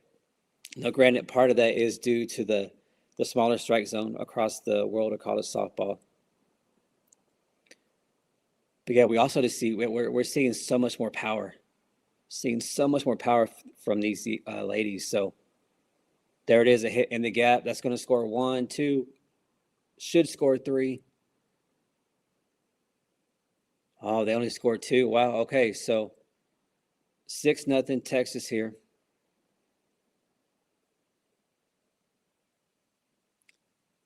So if Texas here could get a single, um, this game would be over. We could take a little bit of a break here, y'all. Get some dinner, and then come back and get ready for OU Georgia. Yeah, Teresa. I know we were kind of hoping out. We were kind of trying to keep the faith for the Rebels, but they put up a good fight through the first three and a half, 4 innings. But so, like I was saying earlier, we've seen all the crazy chaos and the early upsets in the tournament. But if you look at the semis, everything's chalk. So you have number 2 Bama playing number 3 Florida tomorrow at 4 o'clock. And then you have Texas here fixing to move on, being the 4 seed. And look at that. Just when I say a possible run roll, Ole Miss gets a strikeout. So going to the 6th inning, I feel like this is probably going to be Ole Miss's last chance to do anything. I feel like Texas is going to come out and get the run that they need to finish this game off in the 6th. CJ, welcome back. Glad to see you back in here. Chris, I would be a huge fan of digital umpiring. We've been questioning all season long, where did the SEC find something? I just don't get how they got to this level, and their strike zone is what it is. I don't get it. It's very frustrating. We've seen it all season long from all the coaches. So I don't know if they've had meetings as umpires and they've said, hey, look, this is what we're going to do. This is what I want your strike zone to be moving forward. But, yeah, I would definitely be a fan of at least grading the umpires, making everything where they got to be accountable. Because like the last game against A&M, I never in my life thought I would see the umpires challenge their own call. That blows my mind every time that I see that. And we saw it twice and almost back-to-back plays there against A&M the other day. It blows my mind that the umpires can make a call and then challenge their call. To me, if you're an umpire, make the call, stick with it. Whether it's wrong, right, doesn't matter. But yeah, just crazy. So I am definitely down to have some kind of accountability when it comes to the umpires. Absolutely.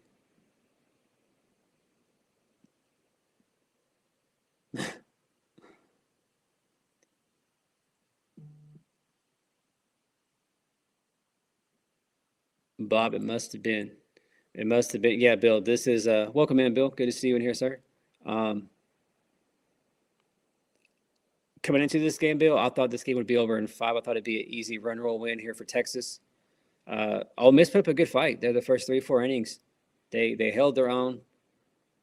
But, I mean, we kind of just felt like, too, it was just a matter of time.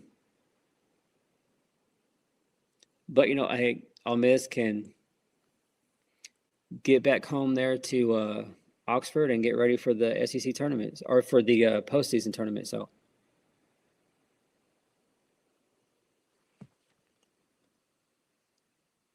but Bill, the one thing that I'm going to question, Texas has thrown Tegan Cavan the whole time, trying to figure out what they're thinking there with that coaching decision. I don't understand why you would throw your ace in this situation. For me, I would have rested her. I would not have brought her in unless I needed to, because I would be saving her for tomorrow. But the line drive hit out there to left field for out number 1 there here in the 6th inning. So like Bill said, this has been an easy game for the Longhorns. Tegan Cavan, at 85 pitches. Don't get it. Don't get it. CJ, my mother was calling, driving me more nuts.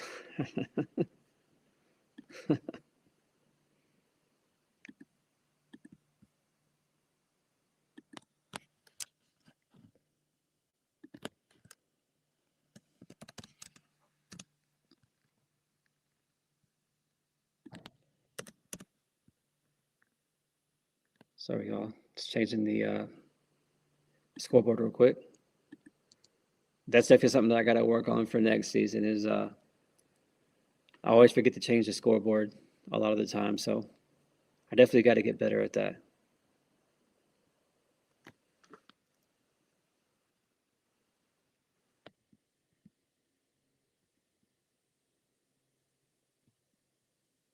Bob, I hear you. I hear you. Yeah, CJ, Texas, they got more slap hits. Just it wasn't anything like it wasn't home runs. It wasn't anything like that. Just got some hits, and here we are at 6-0. And what's crazy, CJ, is It's only 6, but they had runners at second and third. Like they could they had a great opportunity to end this game in 5, but here we go. Like I said, 6-0. I feel like Texas is going to end the game here just to inning early. I think they're going to get the 2 runs that they need, and then finally, we've been waiting all week long to see OU and Petty Gasso. So finally, the Sooners game is going to be here. So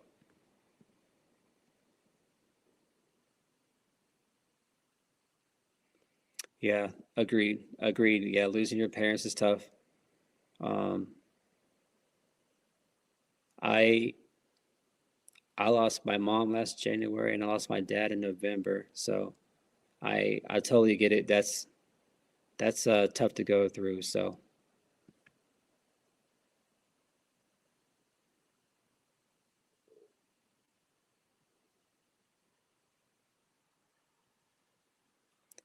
Teresa, I got you. I get it. Yeah. Steven, welcome in. Got to see you, Boomer.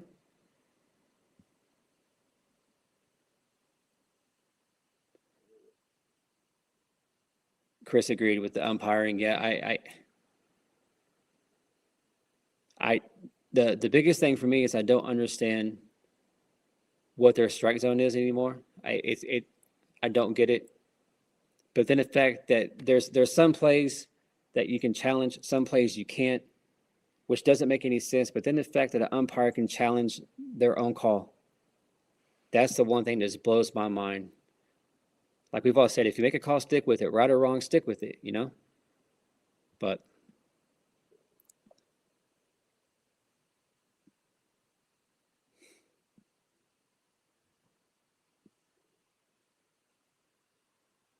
that's amazing. 89 and 90. Yeah, they had good lives.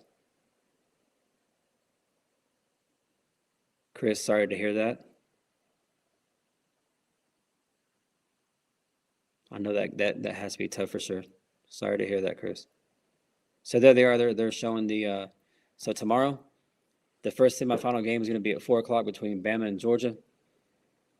Texas is well on its way to joining that semifinal party, and then going to watch our Sooners, and hopefully they can get the job done against Georgia. And after all the chaos here early in this tournament, the semis are going to be chalk. 2 versus 3 and 1 versus 4. So.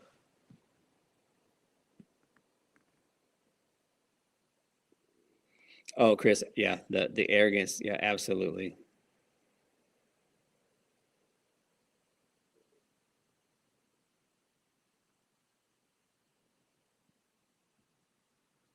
Yeah, I the one thing that I would ask like Greg Sankey is, hey, why is there not? Well, I mean, it'd be across the board, but there has to be better accountability across the board, and basketball, football, softball. I mean, there just across the board, there has to be some kind of accountability because I mean, we every year we see fans lose their mind, and it's not just the SEC. It's across the world of college sports. Just the bonehead calls, the plays. I just don't get it.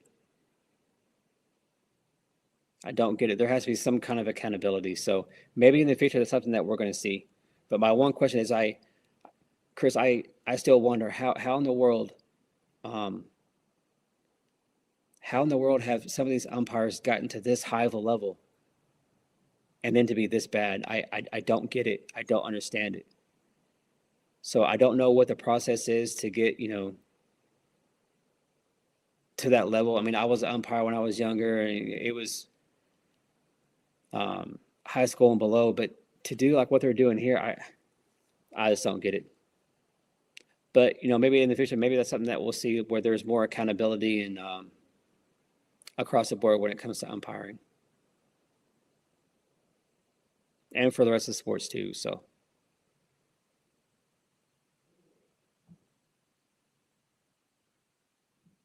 but here we are, bottom of the sixth inning, Texas up 6-0. I feel like this is where Texas is going to end the game. They're going to find a way to get 2 runs.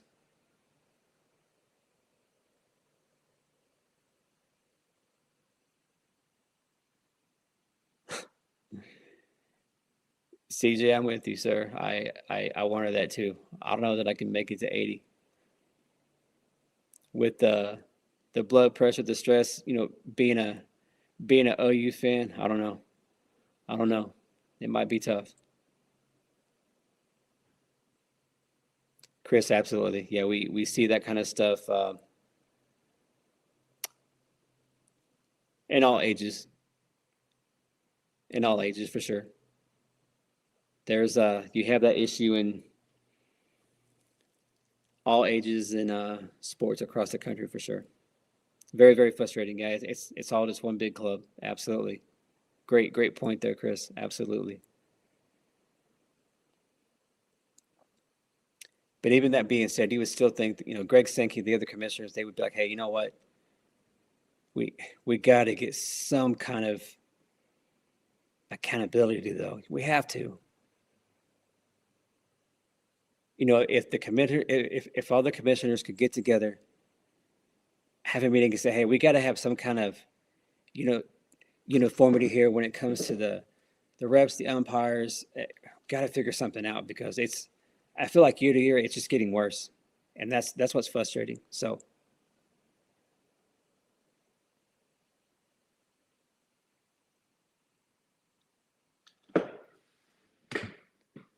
if Ole Miss doesn't get run over, it's a moral victory.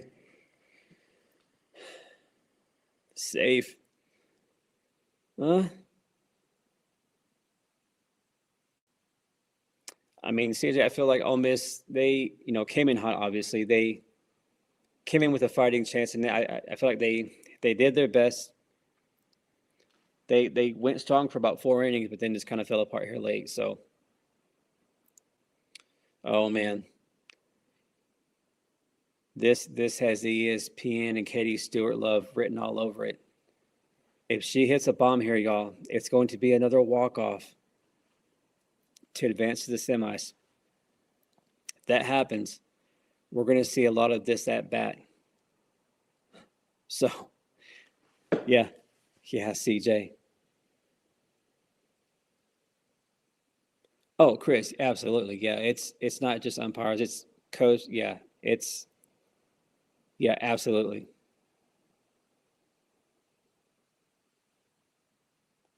Yeah, arrogance across the board. Absolutely. Yeah, definitely towards the coaches. Absolutely.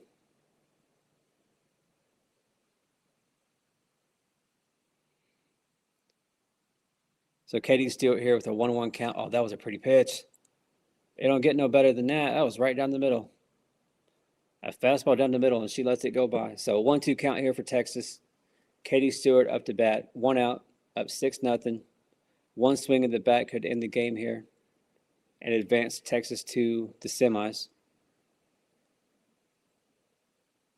And a strikeout. A strikeout for Katie Stewart. Wow. Caught looking. Her first strikeout of the game. Great pitch on the, that was a great pitch. Great location. Lower in the zone, right above the knees.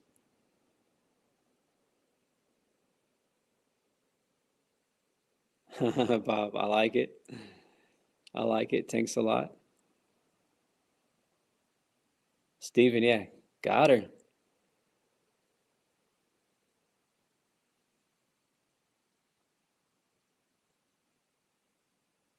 I mean, hey, so like CJ said,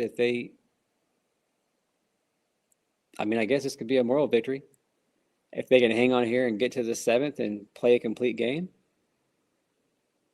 I mean, good. It's a good fight here for Ole Miss.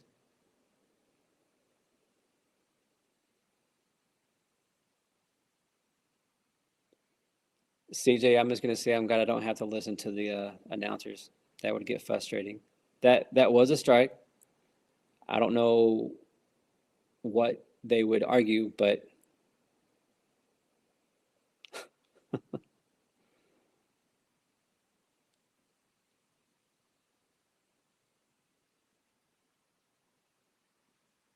yeah, that definitely isn't what ESPN wanted to see.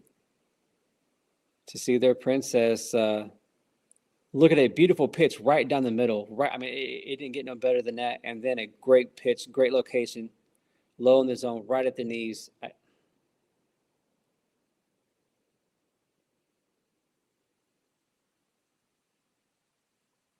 Another football here. So 1-2 count. 2 outs here for Texas in the bottom of the 6th inning. Up 6-0. Runner at first.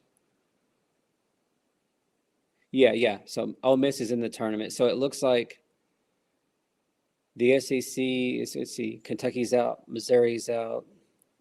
So the SEC is going to get 12 teams into the postseason. So 12 out of 15.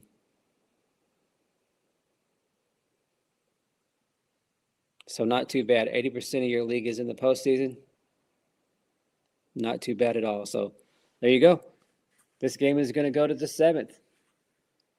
Ole Miss down to the last 3 outs. So we'll see what will happen here.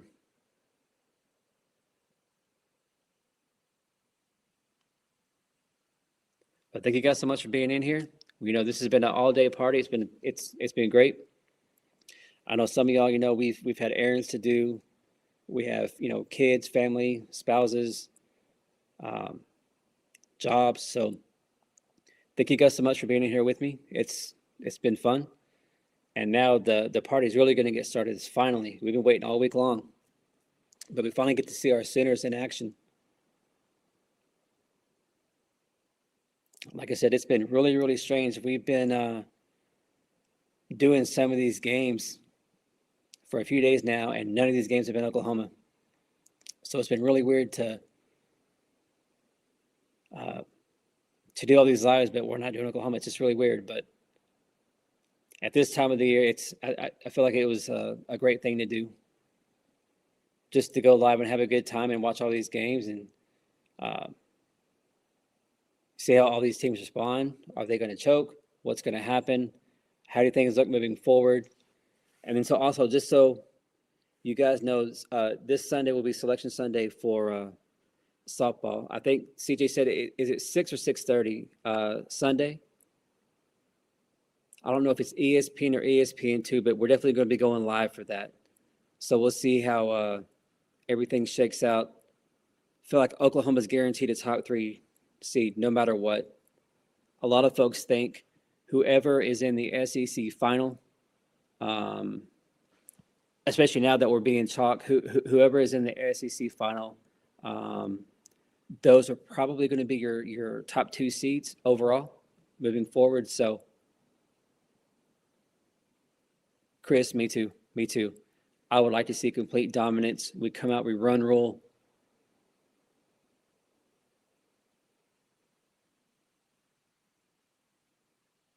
Teresa wants to at least see one so they don't get shut out. I'm with you, Teresa. I see it.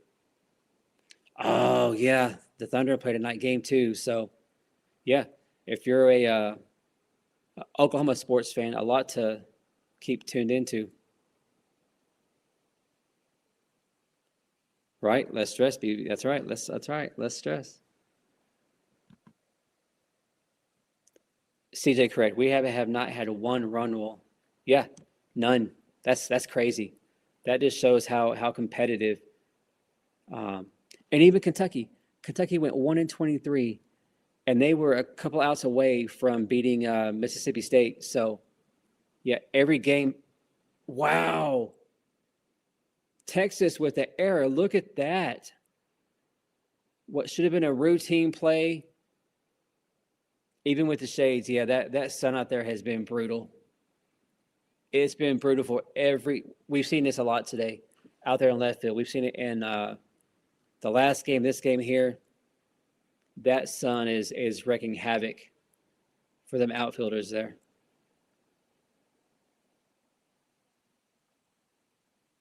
But Texas there with the mistakes. So Ole Miss with a leadoff double. So, Tracy, you may just be able to get what you're wanting here with at least scoring a run or two. Yeah, Robert, I don't get it. Why is Tegan Kavan still pitching? Okay, so if this is the case, then who would Texas start tomorrow?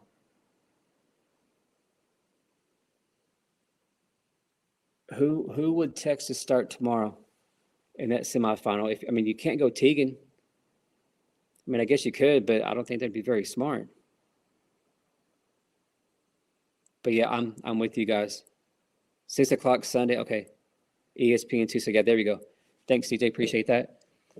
So yeah, Selection Sunday, 6 o'clock. ESPN2. We will be here for that. So I hope you guys are able to tune in and we can see where our centers are going to be and argue, debate once we see how the whole bracket is whenever it's revealed. Long fly out there. I thought she might try to take third here, but she doesn't. So 1-on-1 out here for Ole Miss, top of the 7th, down 6-0.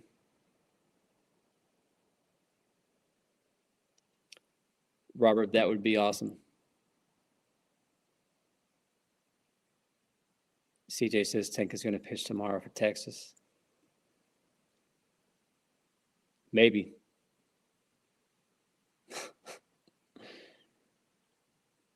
Kirsten Dill. Yeah, I like KD, but I just don't know that we're going to see much of KD in the postseason. Maybe in the regional, maybe. But even then, I feel like we would see Alyssa Parker or even Berkeley Zakai before we would see KD.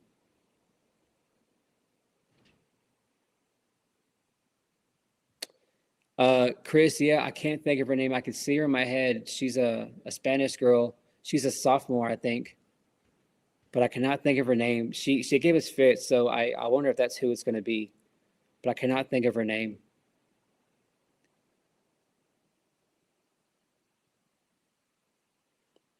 I feel like Kavan, if they put Kavan in, OU has hit her 1,000 times. So anything that she tries to do, OU's going to be ready for that. So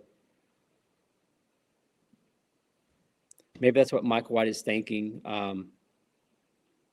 Because I cannot think of that pitcher's name. But she was really, really effective. Yes, right there. Yeah, Gutierrez. She was really effective against Oklahoma. So that's probably what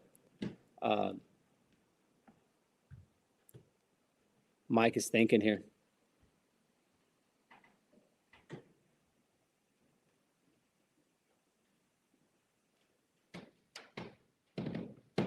CJ, I don't think so. I think Audrey has to be the starter. So there we go. Game over. Texas wins 6-0. But for whatever reason, they go with Kavan, who throws nearly 100 pitches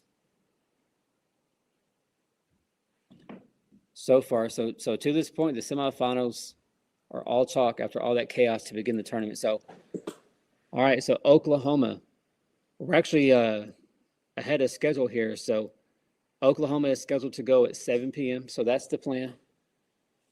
I was fixing to come upstairs. The game just ended. You want to come say hello? Howdy. I slaved over dinner. Appreciate it. There you go. Thank you. But all right, with that being said, thank you guys so much. We got one more game to go. Oklahoma, Georgia. So y'all go get you some dinner, get re-energized for the game. And first pitch is going to be at 7 o'clock. So that'll give us about 45 minutes. So you guys, we can get a break here, and then we'll get this party going at about 7 o'clock. So I will keep this live going. I'm not going to turn it off. So I'm going to go ahead and step away here and eat some dinner and then get ready to go here for OU Georgia. So hope you guys are able to come back.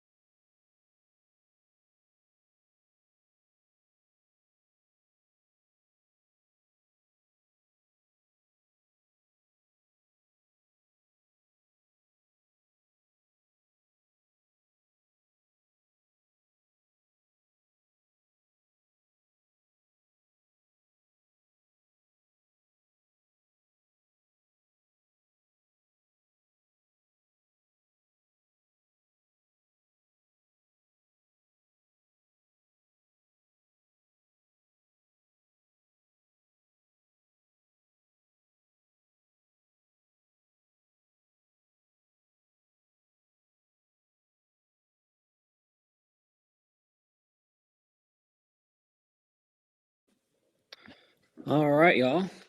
Welcome in, everybody. Glad to see you guys here. Game 4 of the day. It's been a great day of softball. We've had fantastic conversation all day long. Slaggy, good to see you. Been a minute, sir. Welcome back. Teresa, welcome back. Chris, welcome back. CJ, what's going on? Welcome in, everybody. So after all the chaos we've seen in the earlier rounds of this tournament, everything has ended up being chalk so far to this point. So OU wins here. We have chalk, top 4 seeds in the semis. So this is definitely not a easy matchup for sure for Oklahoma. We just seen this team a few weeks ago. Got a run roll there in game 1 against them, but game 2, game 3, they gave us everything that we wanted. So excited to see if OU has the ladies, or if Petty Gessel has these ladies for Oklahoma ready to go, locked in, and that we play our game. This is our game. We gotta have a quick start though. It can't be third, fourth inning, and we don't. Miley with Cheney as the starter. Okay.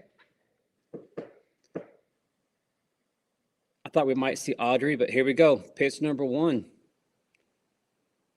for a strike. So, Bob, what's going on? CJ, what's going on? Yes, I get agreed. Lock it down early, get ahead, no walks, no free passes, plate discipline. Look at that. 2 pitches, 2 strikes. I like it. So Miley here out to a great start. Yeah, Teresa, Miley is starting off strong here. Love what I see here so far.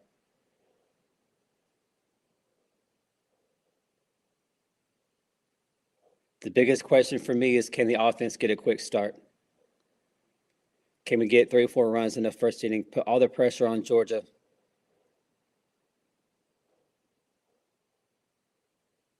Now that we're in postseason, can OU flip a switch and become that dominant team that they know that we know that they can be? So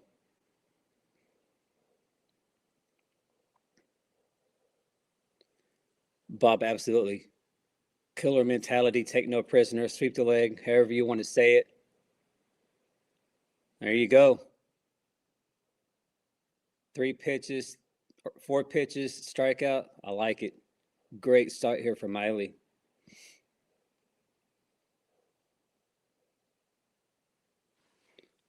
Let me, my bad.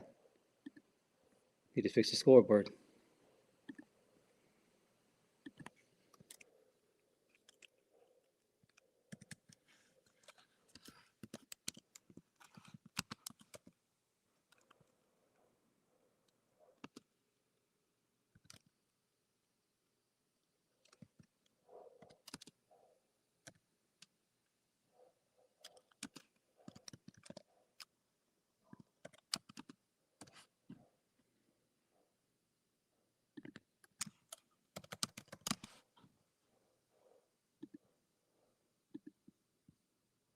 Oops.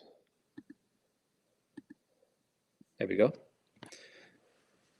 All right, so here we go. 1-1 count, 1 out. Hard hit ball.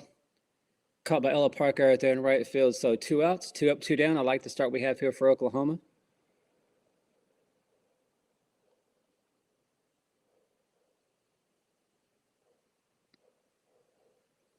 It's just crazy to see, whenever we watch the Sooners play at home at Lowe's Field or a lot of the other stadiums across SEC softball, a lot of the stadiums have your bigger walls, taller walls, however you want to describe it. Then we look here at Kentucky, and the and the wall out there in the outfield is so tiny, so crazy.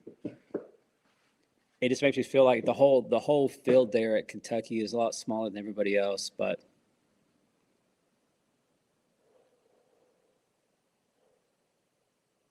Excited to see how many OU fans we have out there in the crowd. We've seen OU fans all day, the last couple of days, kind of sprinkled in and out. But how many fans? How well is Sooner Nation going to show up here in Lexington?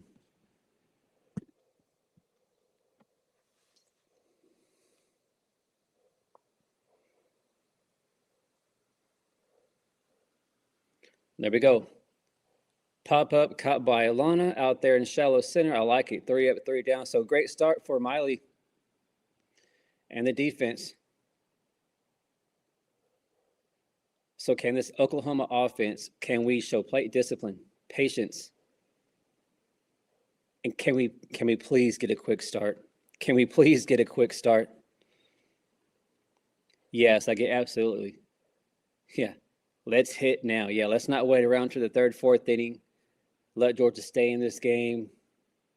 Let's have that killer mentality. Shut this game down quick. Get out of here and move on to Texas tomorrow in the semis.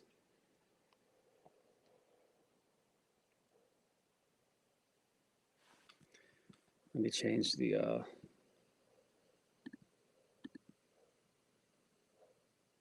So for y'all that may not have tuned in the last game, work, kids, just life.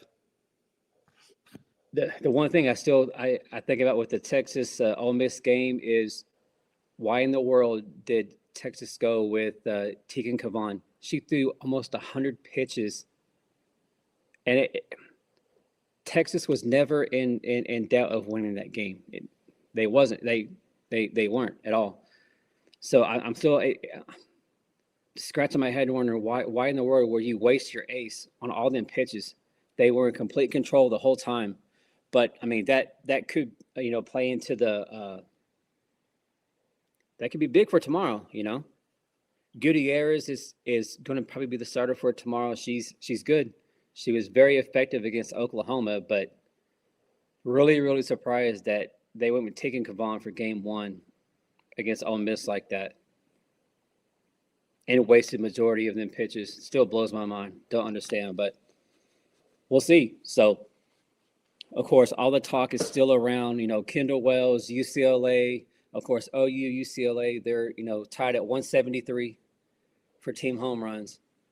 But then we have all the talk with Kendall Wells, the girls from UCLA. So, like I said, I can't wait to get past all this.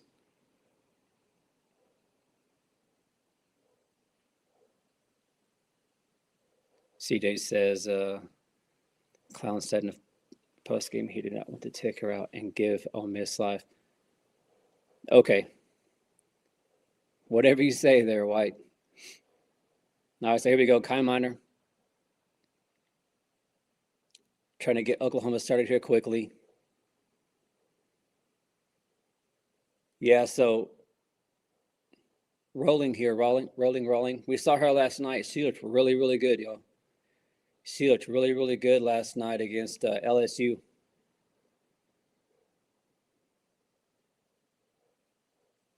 But let's see if OU can bring her back down to earth.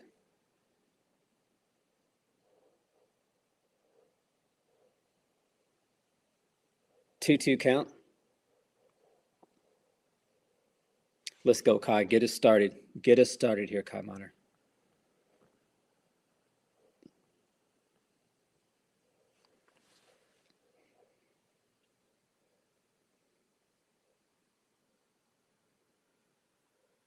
Ball 3. I like it. Show patience and discipline. We will gladly take walks.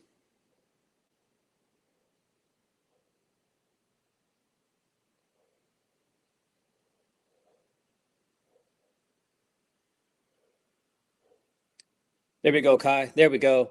Like she has all year long.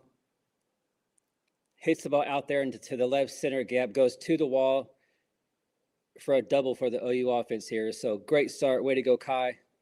Here we go. Are they going to pitch to Kendall at all today or not? What do y'all think? I think she's going to get, she's going to get walked here. There ain't no way, there is no way they're going to pitch to her.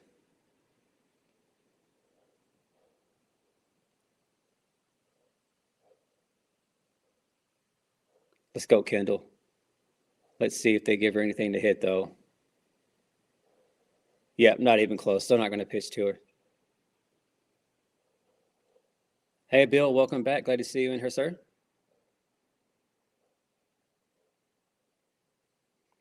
Yeah, Bill, me too. It was a great start for Molly with Cheney on the defense, 3 up, 3 down.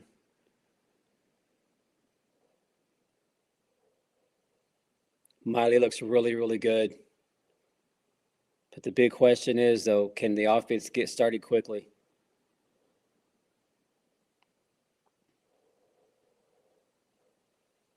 Two-0 count here to Kendall Wells.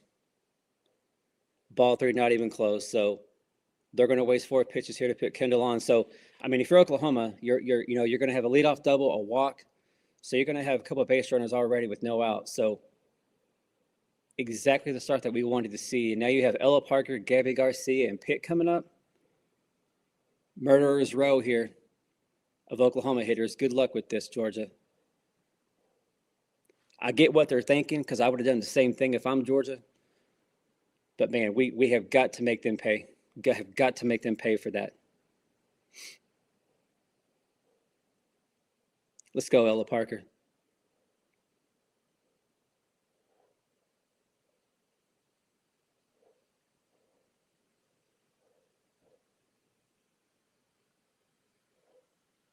Frank, good to see you in here. Yeah, Bill, exactly. Make them pay for not pitching to Kendall. You know, anything here, we just want to have a predator out. Can we just hit the ball and find a way to advance the runners to second and third?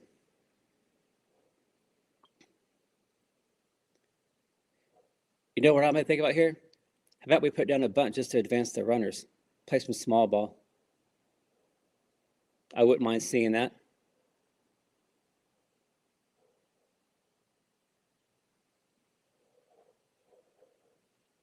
Ella Parker here with the 0-2 count. 2 runners, no out. Bottom of the first, no score. Outside, ball 1.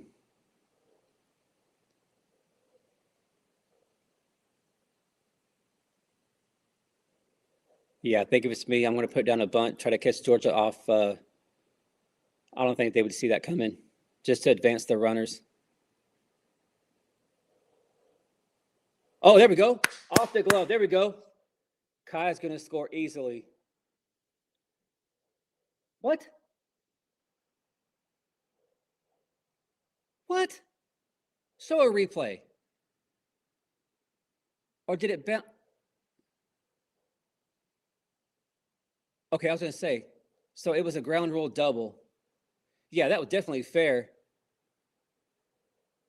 Because the walls here are so short that it goes off the glove of the outfielder, and she goes to pick it up, and it goes out of play. Because, yeah, Kentucky, what are we doing? Why are these walls like 4 feet tall? So just like that, the start we wanted to see, Oklahoma already up 1-0, still runners at second and third, no outs. Let's go, Gabby Garcia. But great start. Oklahoma, how are you? Good to see you in here. Hope you're doing well.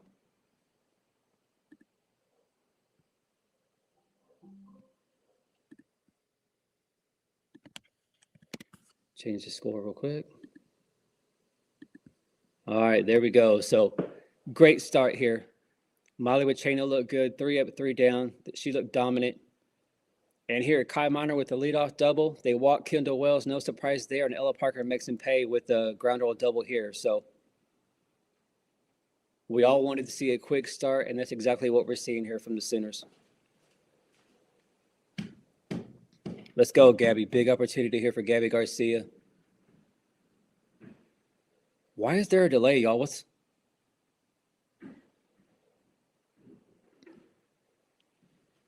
What the heck is going on?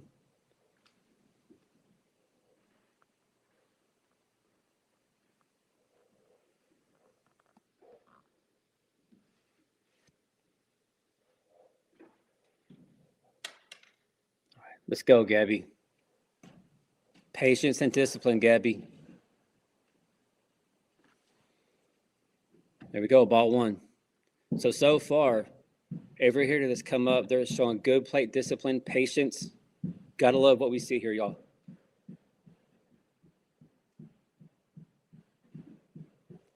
Yeah, Oklahoma, it's all good. No worries, no worries. Glad you could sneak in here for a little bit, though. Appreciate you. Hey, Oklahoma, tell them I said what's up. Hope they're having a good time over there.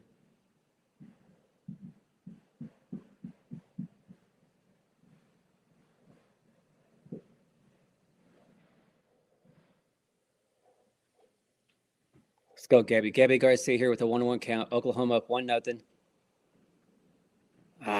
Gabby, come on. That was a ball. What are we doing? You've got to be better than that, Gabby. Come on now.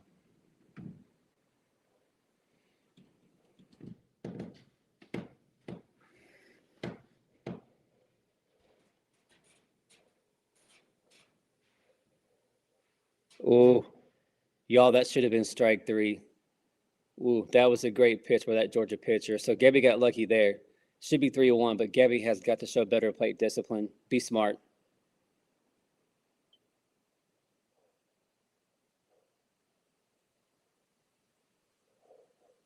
There we go. Ball 3, so full count. So Gabby Garcia, you got to be smart here. Do not chase.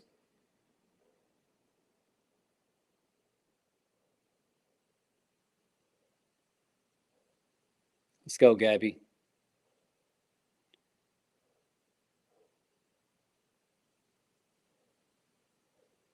Oh, hit hard. It's a bounce. It's going to score 2. There we go, Gabby. There we go, Gabby. Another double. So we have seen 4 Oklahoma hitters. We've seen a double, a walk, a double, and a double. Incredible start here for Oklahoma, y'all. Incredible start.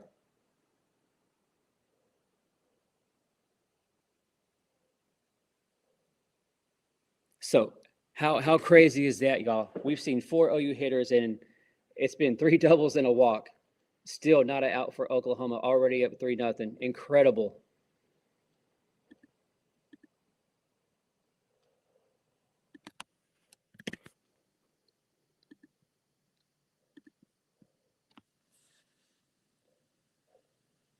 Let's go, Lexi. I love that they have Lexi in here. She's been on fire as of late. So let's see if she can't continue to find a way to pass the bat here. It's going to be a check swing. Lexi, what are we doing? But hey, you know what? Even though it was a check swing, it was a productive out. So you get Gabby to third. So it wasn't the prettiest, but it was productive there. So I will take it. Yeah, Bill, this is exactly what we were looking to see. Love it. Yeah, Bob, looks like they come locked in, ready to go.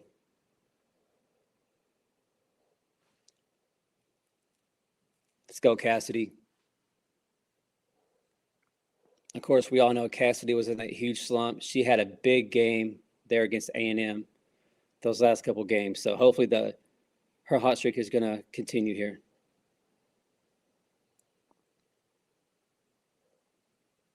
Good pitch. So Cassidy already down 0-2 here.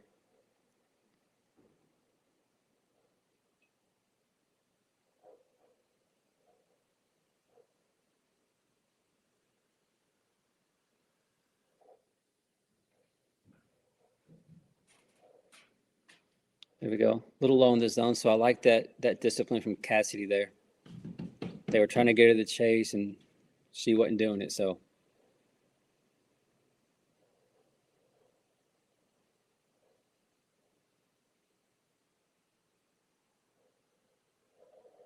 Sega, yeah, just even a fly ball out to the outfield, get a sac fly, that'll get the job done too, absolutely.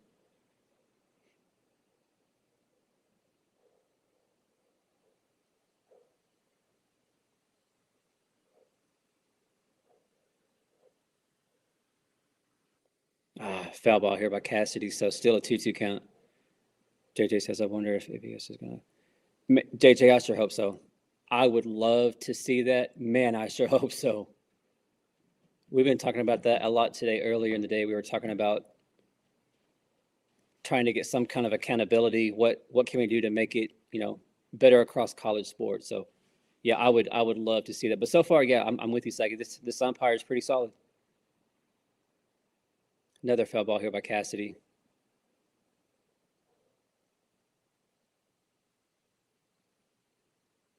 So Georgia already has ladies over there warming up in the bullpen, y'all. Already.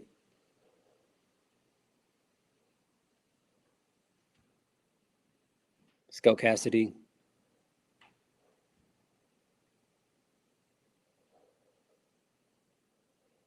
So full count, she's able to hold her bat on a pitch that was way up high and inside. Come on, pick. Bill agreed. Yeah, there has to be a way that we can get the umpires to be more consistent. Hey, there we go. Ball 4. We'll take it. We'll take it. So here comes Alana. Runner is at the corner or at the corners. So quickly, yeah, OU already at 3-0, only 1 out recorded. Georgia already has a few ladies over there warming up in the bullpen. A couple of lefties over there.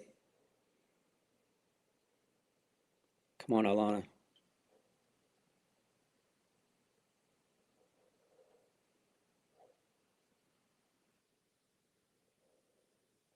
CJ, I wouldn't mind it. I would not mind it.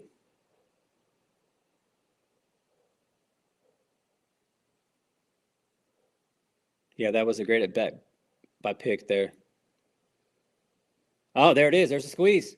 Who called it? There we go. There we go. Wild throw. There we go. CJ called it. Alana puts down the squeeze bunt. It goes right to the first baseman. She starts to tag Alana, then she stops. So a weird play. She thought about tagging, and then it's a wild throw home. Goes past the catcher. Kendall scores easily. And still only 1 out recorded. But Oklahoma now, Alana able to get all the way over to second base on that. So Oklahoma up 4-0. Y'all look at that, a pitching change after only recording 1 out. Y'all, this is an incredible start. Holy cow. Where has this Oklahoma team been all season long? Incredible. Yeah, Steven. Heck yeah. This is amazing. But CJ called it. I like it. And it was perfection. I don't know what that Georgia first baseman was thinking. If she would have threw it straight home, they could have got Kendall easily, got her in a rundown, and I'm sure they would have got her out. But confusion and then a wild throw. And so on a squeeze bunt there, Alana makes it all the way over to second. So pick at third. So Oklahoma is starting to really pour it on. So you got to love what you see if you're a Center fan.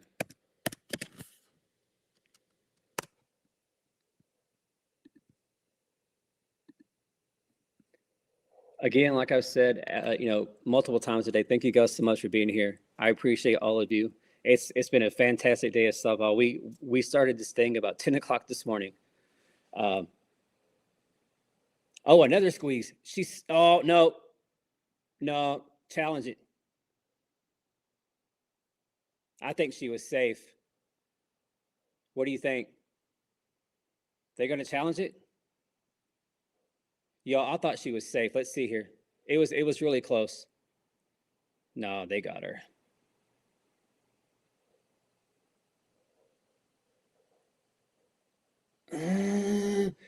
Ooh, man, that is close.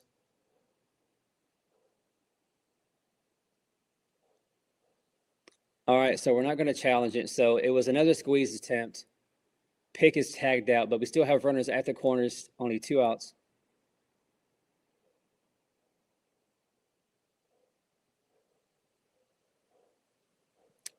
So a good try. But still, y'all, like we've seen all year long, once we get 2 outs, we tend to do a lot of damage here. So here's Sparkplug. Can Sparkplug come through here again for us?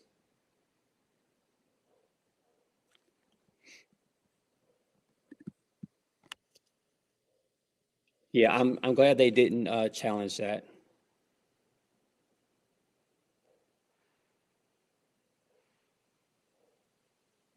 Yeah, Abby, I'm not going to bunt here. Not going to bunt here. Defense is definitely ready for that. So let's see if Abby just can't find a way to get it to the outfield here. Find a way here to pass the bat. 3-0, I mean, a 2-0 count here. So, hey, we will gladly take a walk. Or, I'm sorry, a 3-0 count. So, if they want to walk Spark Plug, by all means. As Teresa always says, we will take presents here. We don't mind. That was not a strike. That was a horrible call. Are you kidding me? Are you serious? That was up by her neck. What? Wow. Wow. Abby, don't swing at this garbage. Okay, so all of a sudden, this umpire wants to call something outside and really high that he hadn't called. Okay.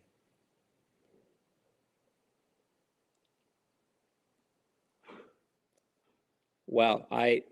Okay. Okay, so Abby ends up flying out at the warning track, but that was a horrible call by the umpire. Oklahoma should have bases loaded. I don't know what. That was a horrible call.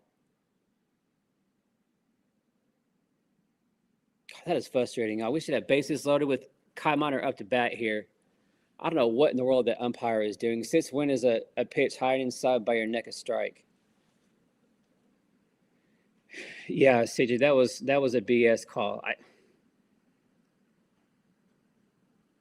But I mean, man, can you imagine that bases loaded with Kai coming up? But it didn't play out that way. But hey, 4-0 after one inning. That's exactly what we wanted to see. Oklahoma batted around. So as a center fan, y'all, we gotta be loving what we see here so far from Oklahoma.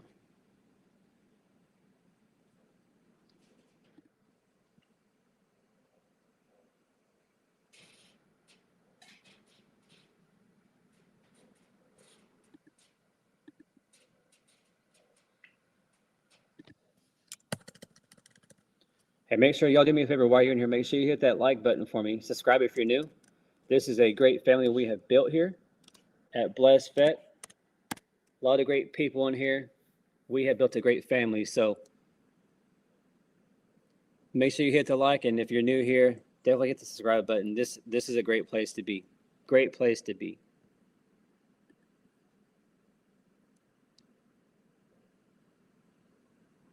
Also, like you saw earlier, make sure you guys go show love to the Outlaw Network over there. They do great work. They do a lot of Oklahoma content like we do here. Outlaw, he's a Bama fan / Oklahoma fan, and then you have Killer, who's an OU fan. So definitely check them out. They do great work over there.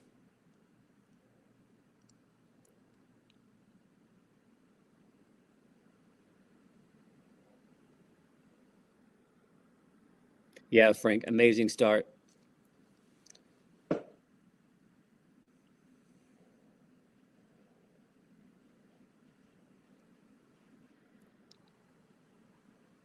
Let's go, Miley. Strike one. I like it.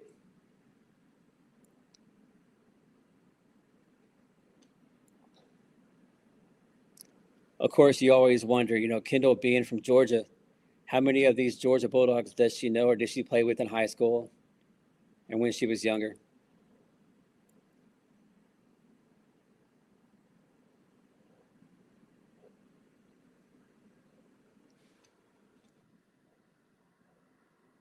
Yeah, so Sid Barker bunted, trying to put the squeeze down, trying to score a pick, but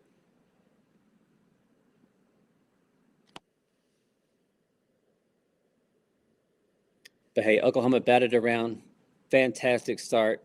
Miley looked dominant there in the first. So let's see if she can't continue the dominance here in the second. There we go, swing and a miss for a strikeout.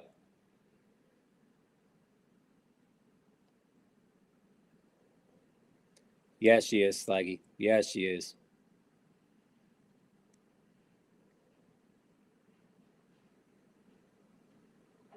I wish they would show some more camera views. I heard Plank say that there's a big OU crowd out there, so from what they've shown so far, I mean, you see them sprinkled there behind home plate, but you see Texas, you see Oklahoma, you see all the schools there. But I wonder if the majority of fans are either out there in the outfield, there in the grass, or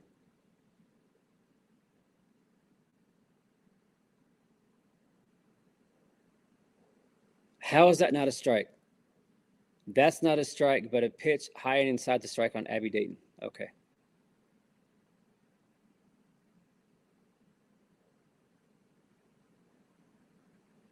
So a 2-0 count here, top of the second. Oklahoma at 4-0, 1 out. Nobody on for Georgia.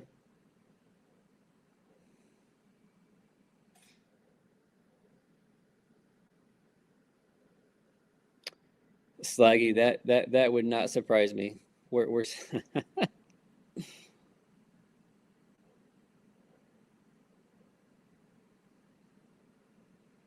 Well, Slaggy, I'm just gonna say this umpire. Okay, I think it was Slaggy that gave some credit to her. Man, ever since that, she very inconsistent. I don't get what she's doing. All right, Teresa, do we want to call this, or are we going to just let it go and hope that it happens? Me and Teresa have been calling for this, I don't know, probably 20 times today between the first 3 games, and it just hadn't happened. So, Teresa, maybe if somebody else says it, though, it'll happen, but we can't say it no more. So, there you go, Stephen. Thank you, CJ. Thank you. Me and Teresa have been wanting that all day long, and we've had 0 luck. Also, Slaggy, me and CJ, we have retired from the prediction game when it comes to naming the scores. We've been horrible all tournament long here, so me and CJ are just going to let you guys give us your score predictions because we have retired. We've been absolutely horrible at this, so. How is that not a strike? How is that not a strike? What are we doing? What is this? Oh, okay. That is a strike. Petty, please play. Petty, please say something. How in the hell is that not a strike? What is this umpire doing? This might be 6 straight balls, but it's not. This umpire is quickly going downhill. It all started there in the bottom of the first, calling a strike high and inside on Abby Dayton, which should have been ball 4. And now she can't call a pitch that's right down the middle.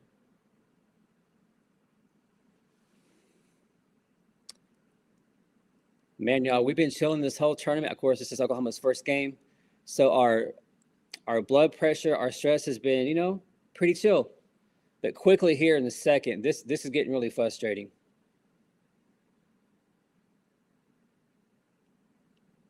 This is why there has to be accountability. That was a pitch that she just threw. So yeah, all the conversation in this chat about, hey, we need accountability, we need something. Yeah, exactly. This is why.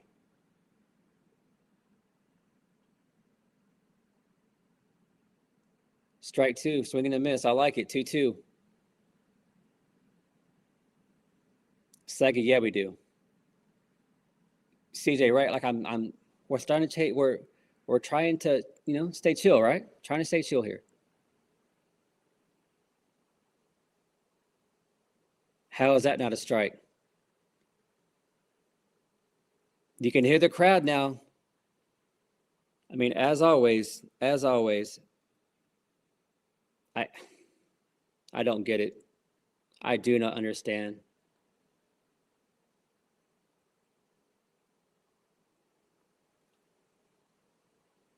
Going to be caught by Alana out there at second and shallow center for out number 2.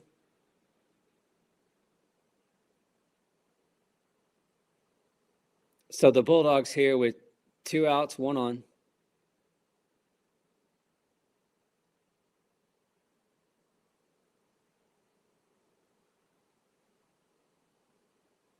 Yep, as Resh said, that was done on purpose.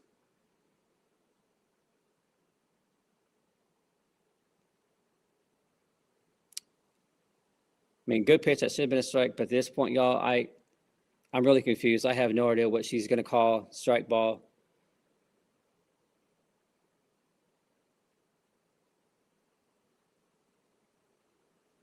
There we go with the fastball.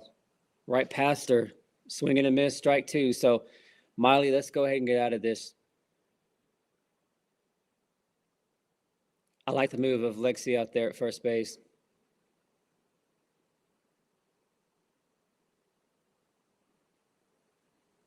Yeah, Frank, 70 over 90. We got to, wow. Bob, yeah, don't go CJ on us, Frank.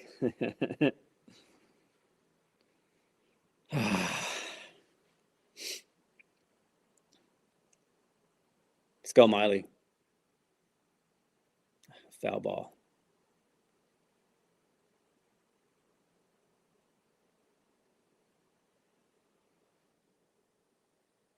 So if you're just tuning in, great start by the Oklahoma Sooners at 4-0. Georgia here looking to try to get something going. 2 outs, they have 1 on, top of the second.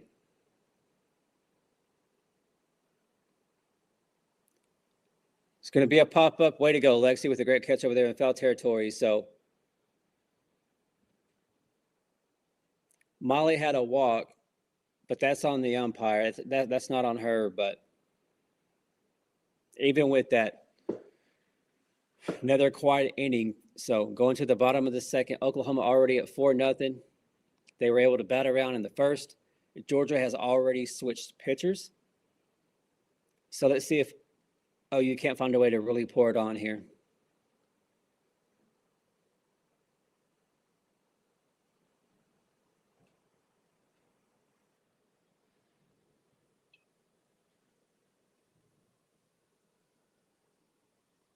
CJ, exactly. No mercy. Let's just go ahead and put this in run roll territory quick. Let's get out of here in 5 and move on to Texas. Reg, I sure hope not, but chances are they probably are. So yeah, we need to keep an eye on that. What is UCLA doing in their game? And so far, y'all, I haven't had a time to really check. I haven't done it, but across the board of college softball, have there been any upsets, like big upsets in any of the conference tournaments? Like I know Tech cruised over Baylor earlier. Nebraska won. Did in the last game, Oregon was playing and Oregon was in some trouble. Did the Ducks end up winning that game?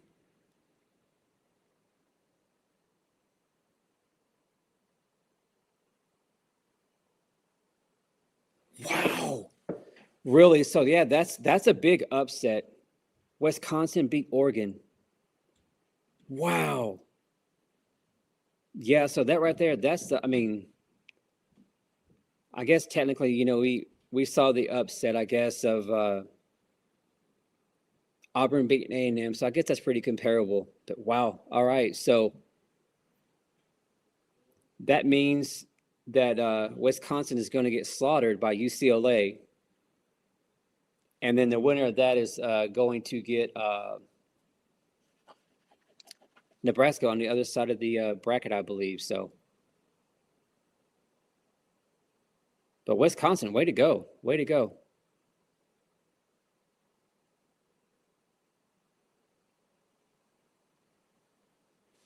Okay, so CJ, you said 11-9 to Reg. You said they lost 9-8.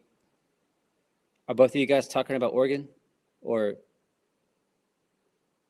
yeah, Frank, right? Yeah. Let's go Badgers. Way to go. So Kyle Miner here up to hit. Bottom of the second inning. We're at 4-0. Kai with a leadoff double.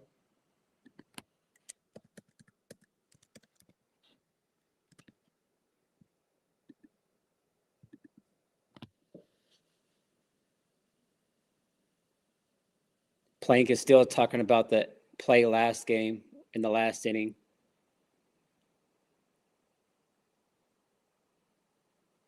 Where that fielder, it went off her glove and she kind of helped it go out of bounds over the wall.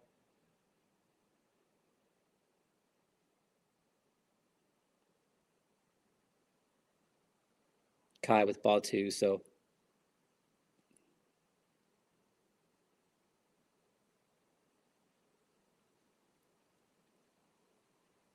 Yeah, of course it was intentional, but even if it's obvious how the umpire is going to help out Oklahoma, no. Get out of here, Kai. There we go. Look at that. Look at that. Kai Miner is ridiculous. A double, now a solo shot over center, and Oklahoma is up 5-0. Kai Miner, holy cow.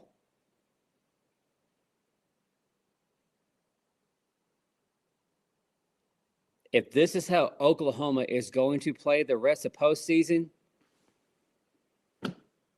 no reason why we shouldn't get number 9, y'all. To this point, y'all, this is the best version that I've seen Oklahoma play all phases. This is incredible. I'm not going to count. They're not going to pitch to Kendall here. Come on. This is complete dominance. I don't want to count any of the cupcake games earlier in the year, but since they actually pitched to her.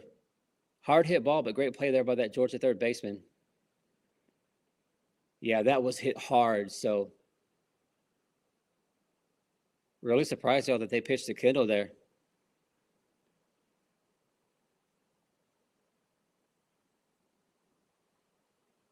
Let's go, Park. Let's go, Ella Parker.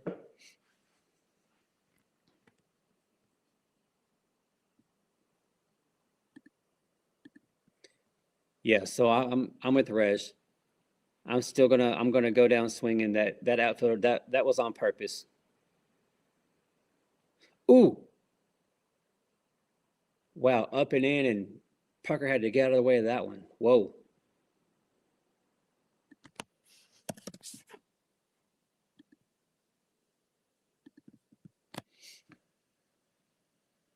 So if you're just tuning in, all Oklahoma, exactly what we wanted to see as center fans. Oh, you batted around in the first. Georgia, the starter only recorded 1 out. So this is Georgia's second pitcher.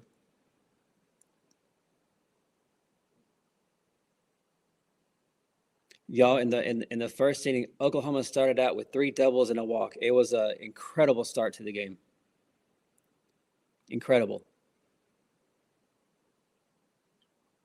Let's go, Ella. Ball 3 outside, not even close.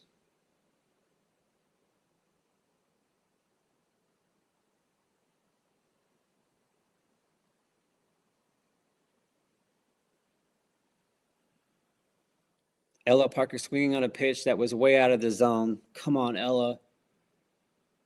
To this point, Oklahoma has showed really good plate discipline. Ella, that was ball 4, girl. Come on now. You've got to be better than that.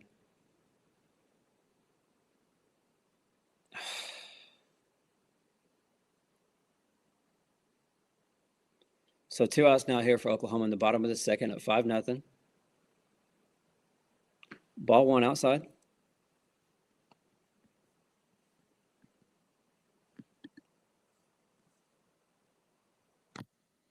Yeah, Bill, that was ball 4. So come on, Gabby Garcia. Good pitch.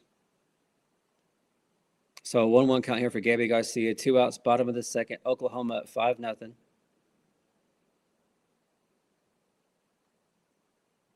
John, I like it. I like it. Pull your head. I like it. That's a good one. Bob, yep. That's what we all said.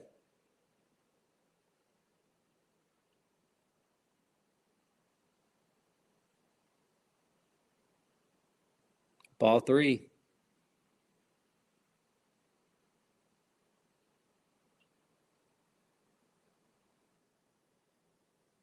Gifts and presents are always welcome here. Absolutely. We do not mind. Swing and a miss, strike 2. Come on, Gabby.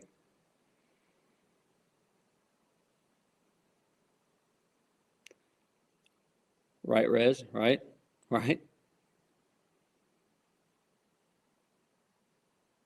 Foul ball.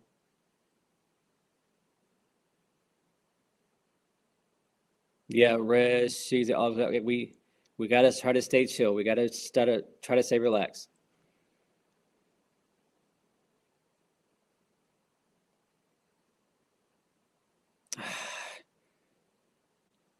Gabby's going to pop out to short, but Kai Minor, 174 home runs. We now have taken the lead again. Of course, UCLA is right there with 173, but their game has not started yet. But what a game for Kai Minor, y'all. A double, a solo shot. Man, this is getting to the point where you want to walk Kai Minor. Like you don't want to pitch to her either. So the way this offense is clicking here, man, this is exactly the offense that we want to see going into postseason. Our defense looks great. Miley looks great. I mean, this is exactly, we all wonder. We saw all kinds of crazy stuff all season long. It was one game. Offense was great. Defense was rough. Pitching was rough. But right here, everything is coming together. Y'all, this is incredible. Incredible what we're seeing here. Now, we're still, it's still really early. We're only in the third inning, but incredible what we're seeing here.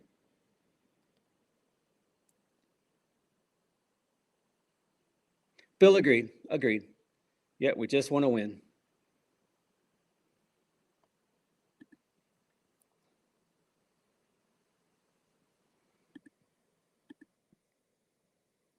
So just a heads up, I know we have some more of y'all in here.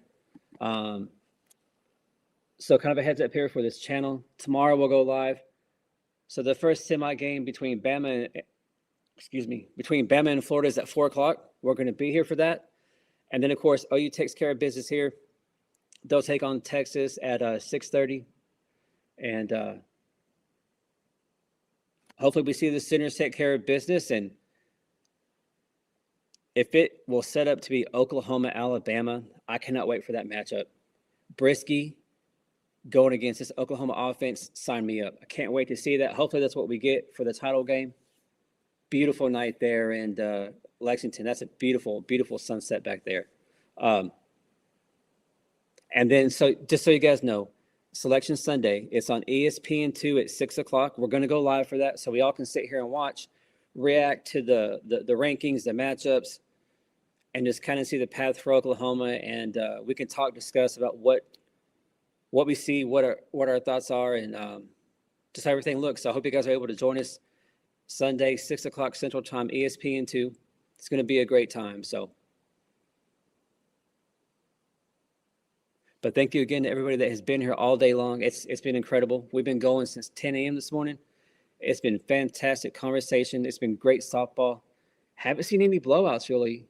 I mean, Texas did win 7-1, but it didn't come till later in the game. So I got to say, for the most part, it's been a really, really competitive, crazy SEC tournament.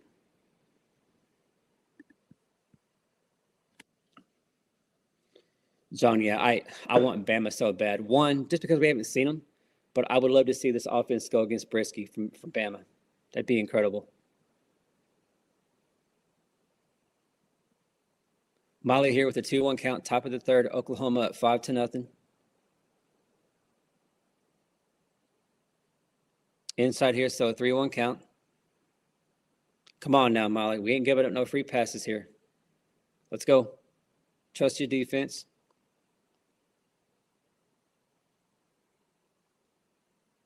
Frank, I'm with you. Exactly. There we go. Foul ball, full count.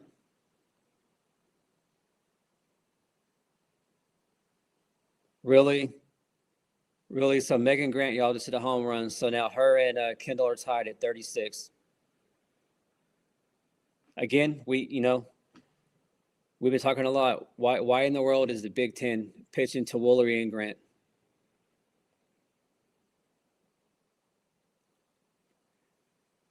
Wow, what a play by Sid Barker.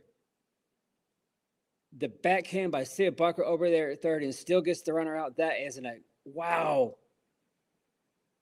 What a play by Sid over there at third base, y'all. That has to be on SportsCenter top 10 plays. That's incredible. Wow. Man, way to go, Sid.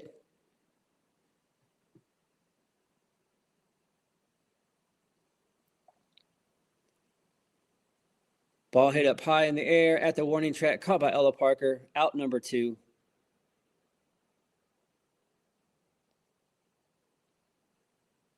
So Molly made real quick work in the first inning. Had a walk there in the second. Not really her fault there. But here in the third, she's made quick work. So gotta love what you see here from Oklahoma so far. And Molly Wachenia. Ball 1 low in the zone. It's all right, Bill.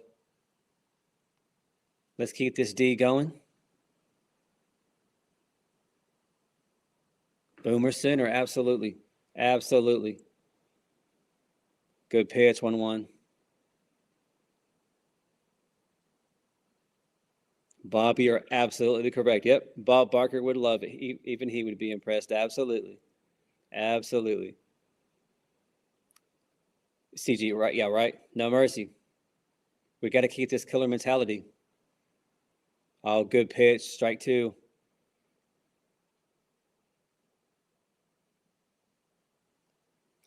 Yeah, Frank. So earlier, I think it was the third game of the day. Maybe the start of the Texas game. It was like 60, 61, but a north wind of like 12. So it's definitely chilly there. How is that not a strike? Okay. So a 2-2 count here. But yeah, if I was there, I would definitely be in a hoodie and probably a beanie. I am my body is not a fan of colder weather. Does not feel well. So there we go. Swing and a miss. Strike out. There we go. Man, y'all, so through 2.5 innings, complete dominance here from Miley.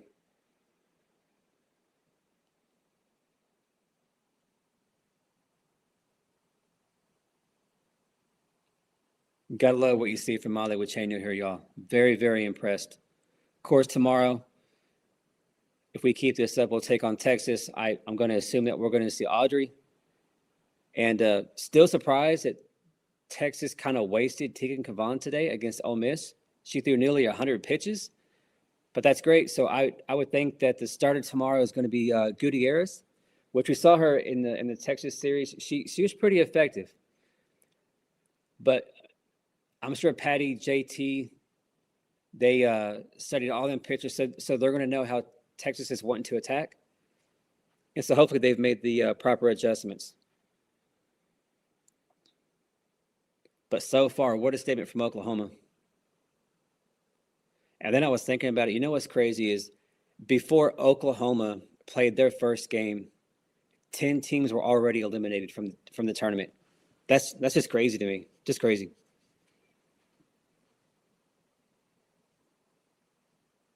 Frank, absolutely, yeah. Score every inning, keep pouring it on. And if we can get a run roll and end this in 5, I will take it. I will take it. Or I guess actually here, it'd be 4.5. Be 4.5 innings with us being the home team here in this game. So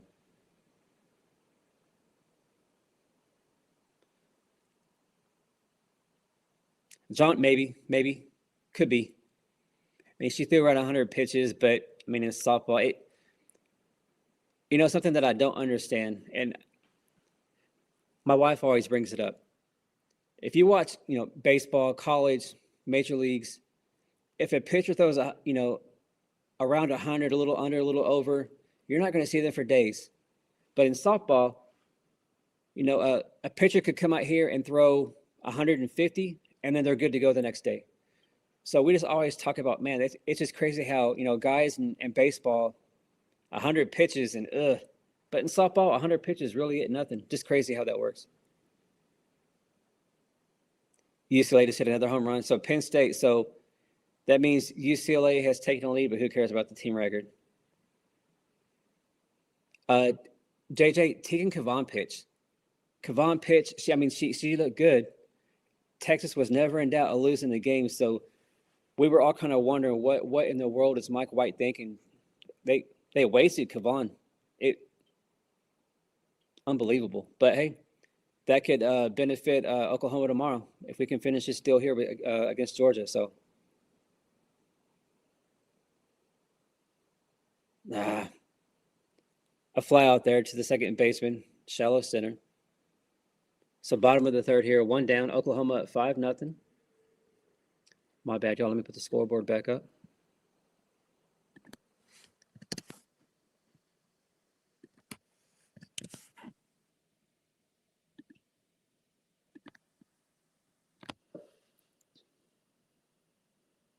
Let's go, pick. Strike one.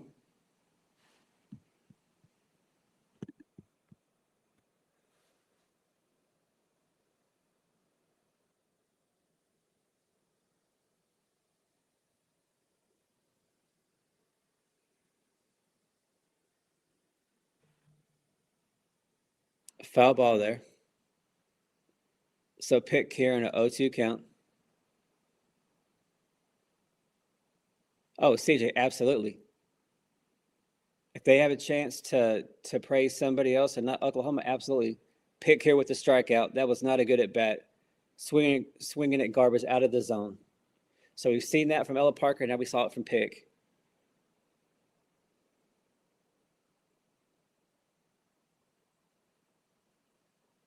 Oklahoma here, y'all. They cannot get into cruise mode, just coast mode. You can't do it.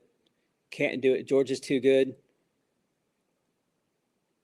I feel like in this inning, they've kind of lost that killer mentality a little bit, y'all. And like y'all have said, we got to keep putting the pressure on. We got to score every inning.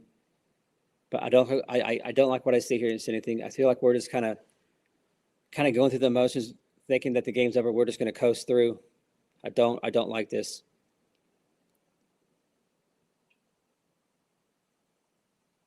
Now the energy over there in the dugout, Gabby there lead the way.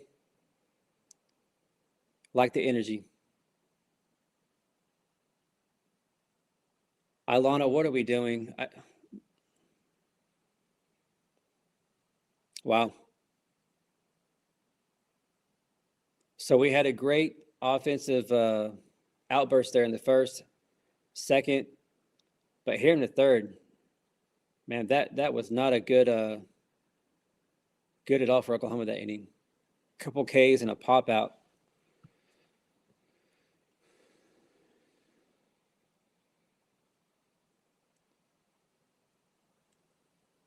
Yeah, Penn State is trash. Why in the world are they pitching?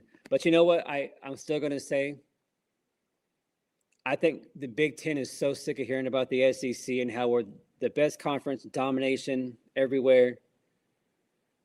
So I feel like at this point, they're like that Penn State's not going to be doing anything. So they're like, you know what? I feel like there was a meeting sent out to all the coaches. Hey, you're going to continue to pitch to Grant, and let's try to beat the SEC and beat Oklahoma in this home run record. Like I could definitely see that. I feel like that would be the Big Ten way. Hey, let's try to boost one of our teams because I know that the majority of our conference is complete garbage, which it is. The Big Ten is hot garbage in softball. You have 4 teams that are decent, and then that's it.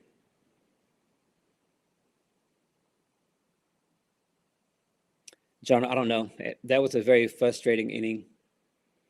I hope JT and Patty got into the bus a little bit. You know, hey, we can't let up. This game is not over. What are y'all doing?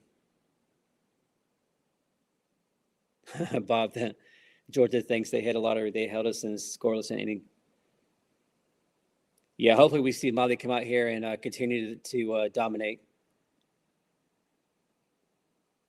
Center Nation is being represented pretty well. You see a lot of red out there.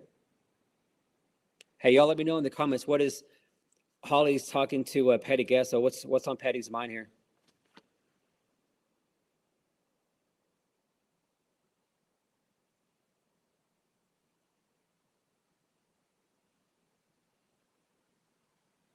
Bill, I sure hope not. CJ, I wish that was the outcome. Penn State 11-9, absolutely. I'd definitely be a fan of that, seeing UCLA sent home early, one and done. Absolutely. Look at that. UCLA has already hit 3 home runs with the hot garbage of Penn State. They continue to pitch to. But you know what? At the end of the day, y'all, if Grant gets the record for a solo player and a home run record, cool. You take those records, but I will take a title. So.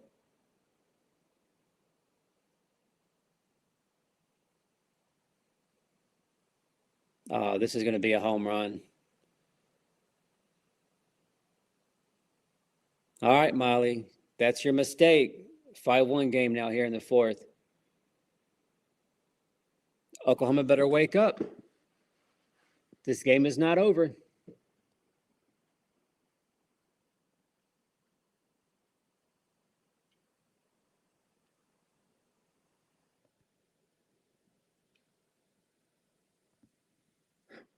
She said they just wanted to get a good start. Well, they got a good start, but I feel like they've kind of gone into coast mode here.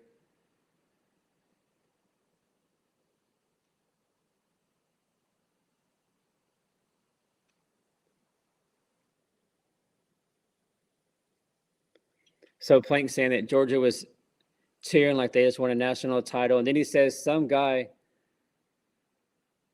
is in a fight. Uh-oh. Plank said there is a brawl there in the stands. From I don't know who the one team is, but they're in a fight with a UK fan.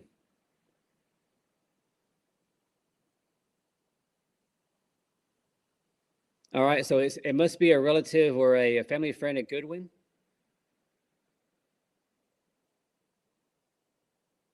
Whoa.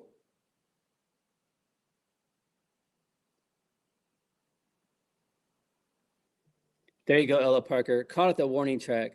But, man, all of a sudden, Georgia is starting to hit Molly really well. So, all right, so now we got security there in the stands. So we got action on the field and action there in the stands. What in the world's going on? Bob, I sure guess so. Blake is trying to be the commentator on the fight. That's awesome. That's awesome. How is that not a strike? Unbelievable, y'all. Again, like Slaggy has said, we we got to have ABS in this. We got to have some kind of accountability. Another home run by Georgia. 5-2. They need to pull Miley. They need to pull Molly, put in Audrey. We're not messing around. Not messing around. Do not like what I see here at all.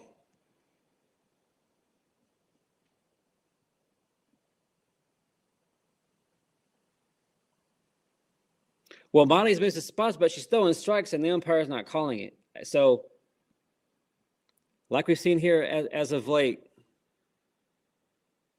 I feel like every umpiring crew is going out of their way to be awful and not call the obvious strikes and make horrible calls.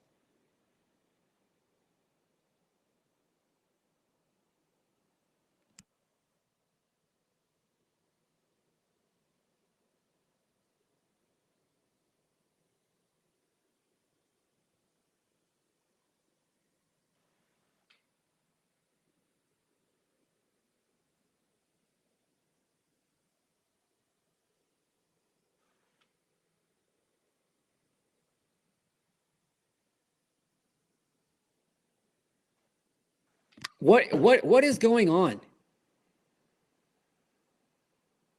Yeah, this clown behind the plate, she is a clown. Hearing it from the Georgia coaches, and now Patty's out there, yeah, because she's a clown. She is horrible.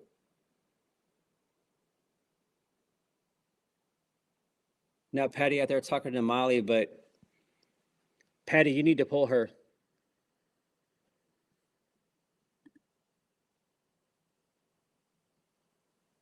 There we go. I like it, Patty. She's getting pulled. I like it. We're not messing around. Not messing around.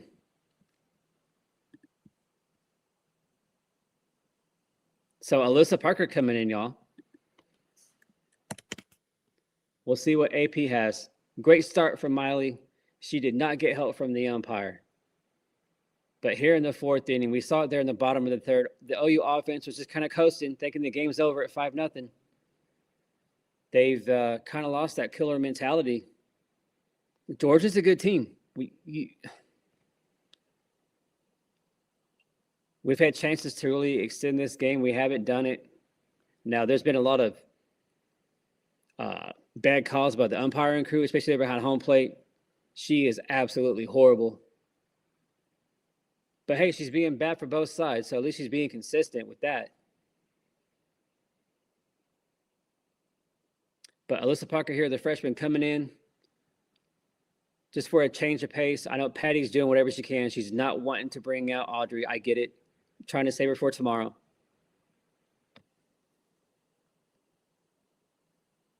But after 3 dominant innings from Molly Wachenio, the fourth inning, Georgia has figured her out quickly. Of course, we just saw them 2 weeks ago. So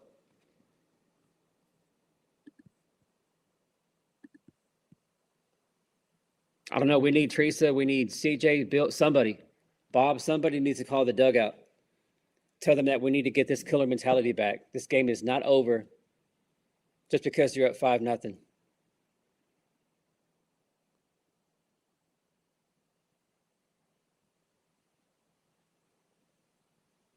Yeah, so tomorrow, first game's at 4 o'clock, 6:30 for the second game. So,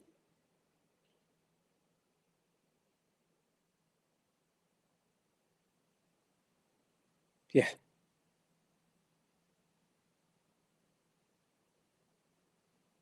Oh, Doug, I'm with you. I'm with you. If they bring in Audrey to close it out, yeah, a few innings is not going to hurt her at all.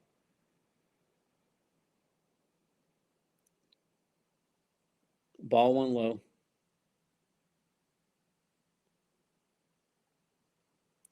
So Plankton just said that they've increased security there by the Georgia dugout. So I don't know if it's just the emotions by the fans or if it's the alcohol. I mean, who knows? Some of these fans could have been there all day.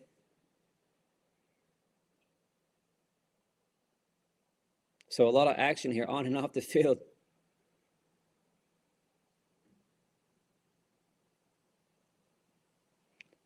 How is that not this umpire? Yeah, even Patty's trying to talk now, like, what the hell? This is ridiculous. This is ridiculous.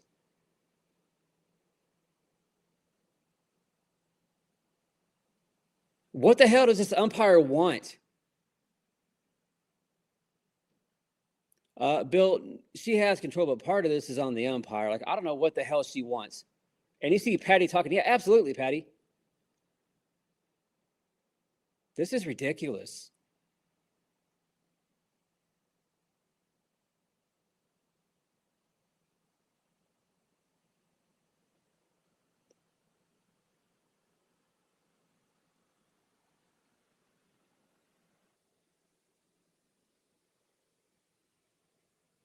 Every umpiring crew, they go out of their way. They go out of their way to make it tougher for Oklahoma. Doesn't matter who the opponent is in the SEC. Doesn't matter. Hey, look, she called a strike, y'all. That a girl. She can call a strike. 46 miles an hour, y'all. Oh, Bill, yeah, there's no way I would make it. I'd be thrown out. Come on, AP. All right, so Plankton just said that Audrey Lowry is over there in the bullpen. I like it. We cannot mess around here.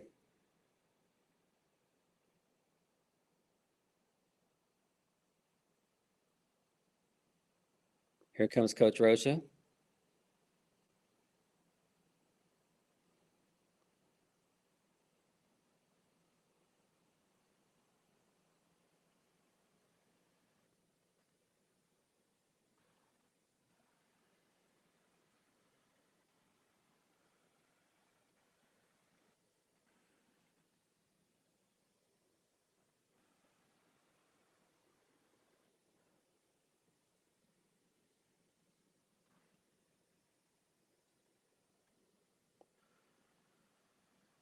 Yeah, so any other walk here, a mistake, AP is going to get pulled.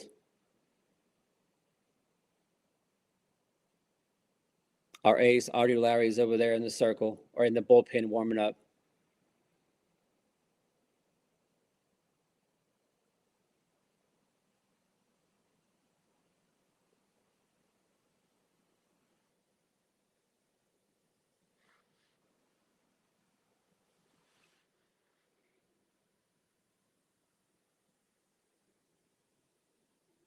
Hey, she called a strike. She doesn't do that very often. 2-2 count here. So we're one pitch away from ending this, getting out of this inning, getting back in the dugout.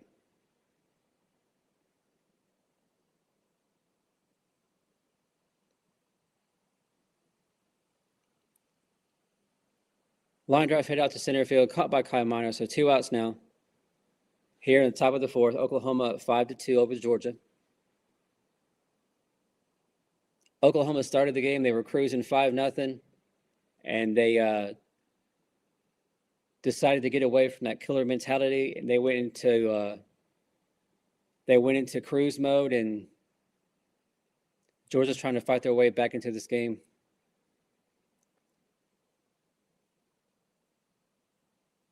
Frank, yeah, this is a huge moment for Alyssa Parker. We can't forget she's only a freshman, y'all. Beautiful pitch with the off speed there. 1-1 count. Let's go, Alyssa. You got this.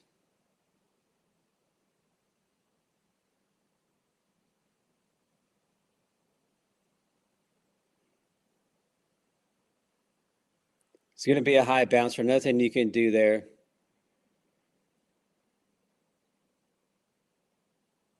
Nothing you can do there.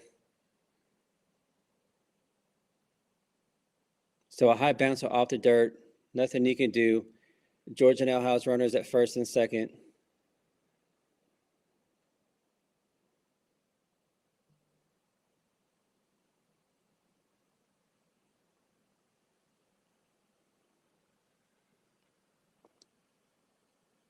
So if we're just tuning in, Oklahoma came out on fire. They were at 5-0.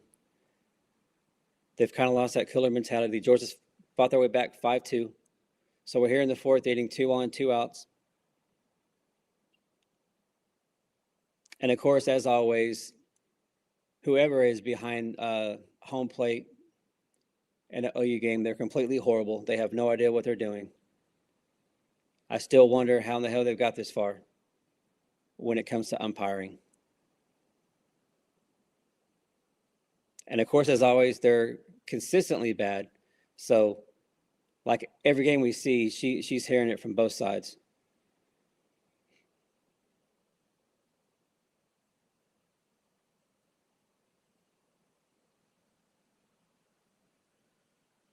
Up high, ball 1.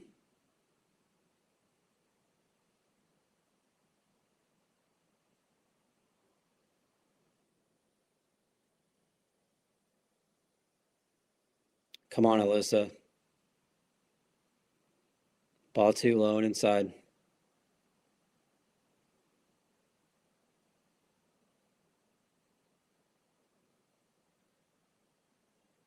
Let's go, Alyssa.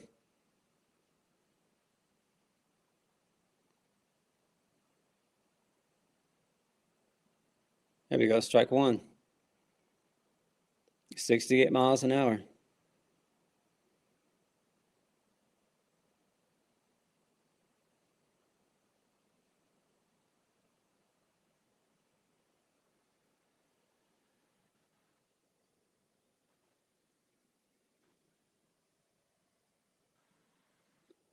Well, there you go, 5-5, just like that. So pull Alyssa Parker, she's done.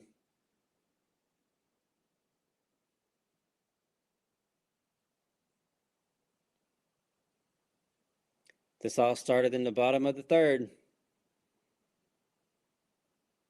Bad at bats, it was crappy. Pull Parker, she's done. She's done. Get her out of there. But I think it's crazy that every time Georgia gets a home run or a run, They cheer like they won the World Series. It's just crazy.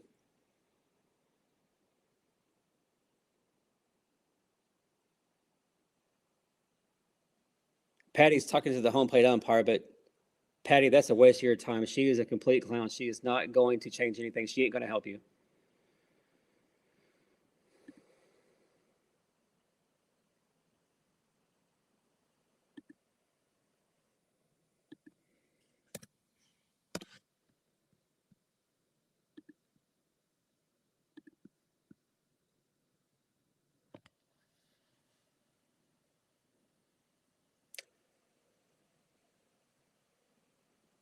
Georgia acting like fools in the dugout, like they won the national title or something. I don't get it. I don't get it. You hit a home run.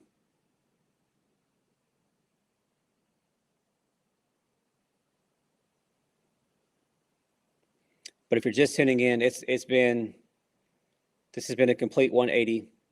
OU came out swinging 5-0. A horrible call by the umpire on Abby Dayton. She called a ball or a strike that was high and inside. It would have gave us bases loaded, already at 4-0 at that point, with Kai Miner coming back up. The second inning, we saw a solo shot by Kai Miner. The third inning, we had some bad at bats. I think these ladies thought that they had the game won and it was over. And we kept saying you can't mess around with Georgia. Georgia's a good team. And Georgia has put up 5 here in the fourth.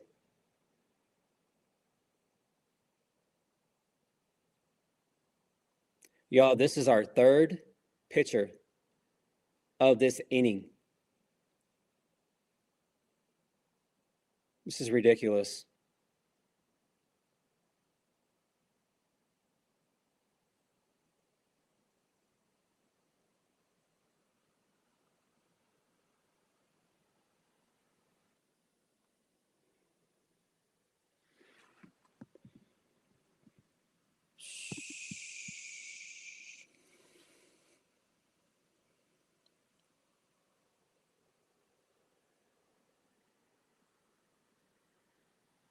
And I'm glad I'm not listening to the ESPN.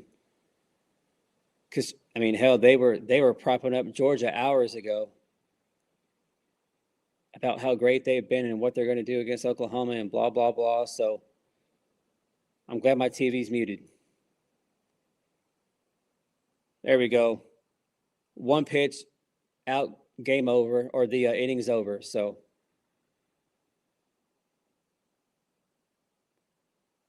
Georgia's going to challenge this. Shocker.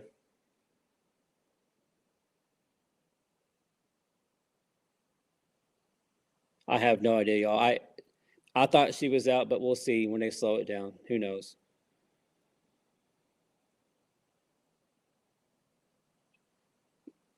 Yeah, she's out. The ball beat her there. And the play was called out on the field. She's out. By that review, she's going to be out, and it was called out on the field. So I don't think Georgia's going to win this, but who the hell knows?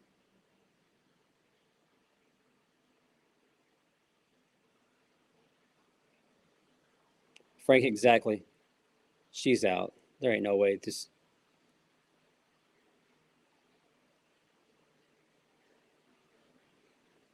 Are you kidding me? She's safe? That is a BS call. That is bullshit. This is bullshit.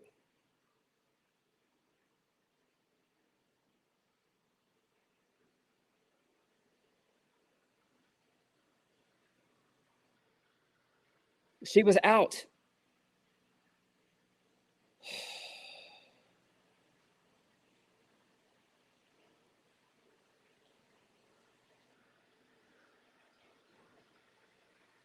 NFL, I have no idea. It feels like that every series. This lady, of course, behind the plate, complete clown, like we've seen every series. It gets worse and worse every time. But then at the same time, Oklahoma, we saw it there at the bottom of the third. This is ridiculous. It was 5-0. They thought it was over. And they were in coast mode, and now all of a sudden it's a tie game. So Very, very frustrating if you're a Senior fan. That did not hit her. Bullshit. Show the replay. Why are we showing the replay at first? Show what just happened. Freaking retarded ESPN here. What are we doing, ESPN? Look, she was out. Look at the replay. She was out.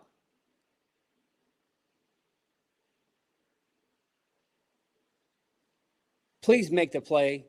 She's out. Jesus. Yeah. As Plankton just said, disastrous, horrible inning from Oklahoma.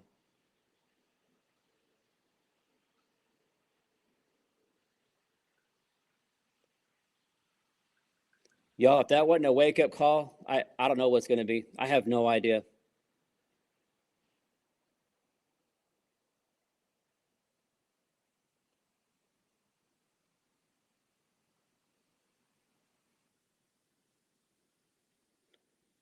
Yes, like we threw some big punches there in the first couple innings.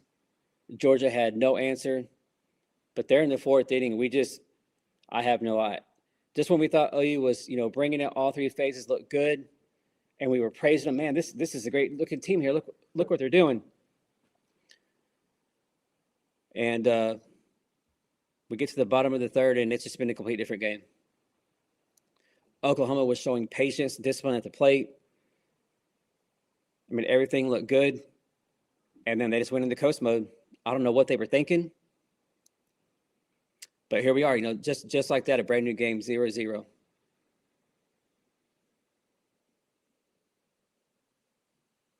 It's crazy how Molly went from dominating the first three innings to we saw three different pitchers in the fourth, y'all. Three pitchers in the fourth inning alone. Just incredible. We saw Molly start it. Alyssa Parker come in. Thought she might be able to get the job done. Gives up a huge 3-run bomb to tie the game. And then we have to bring in Audrey Lowry here. So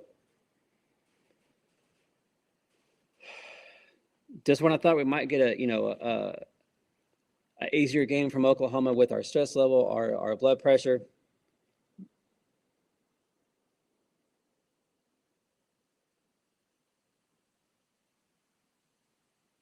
I'm not sure what we were thinking, that we were going to be able to have a whole smooth day with Oklahoma playing finally. So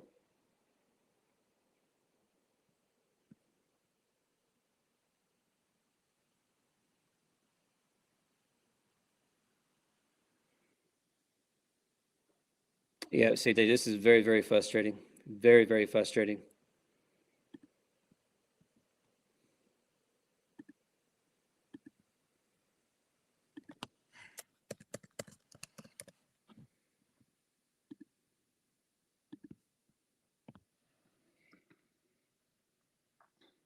Hurry up, Georgia Coast. Nobody cares what you have to say. And answer a few questions. Move on.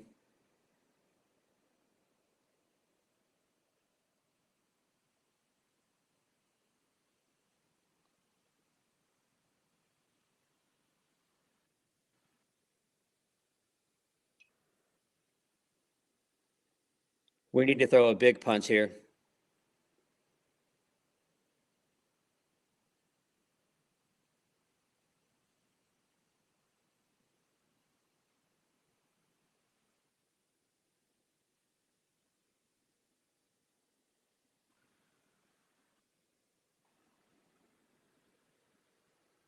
A 1 count here. Yep.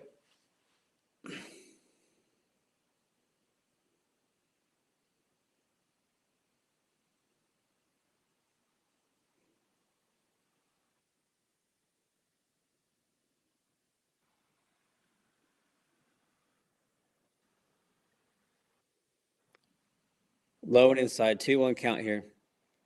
If you're just tuning in, it's been a crazy game. OU came out 5-0. Looked fantastic, and then they just had a disastrous inning there in the fourth. Let Georgia come all the way back to put up 5. Great play there by that Georgia defense. They had 2 bombs to come back to the game to tie it. Motivated the team here. Plank said there's a small Georgia crowd there behind the Georgia dugout, but they're for the size of the crowd, they're pretty loud and rowdy over there. So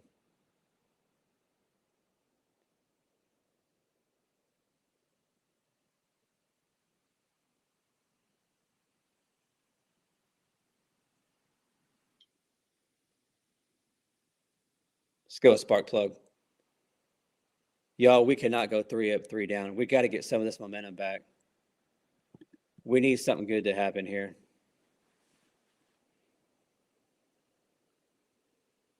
Oh, John, no way. Yeah, that wouldn't happen then.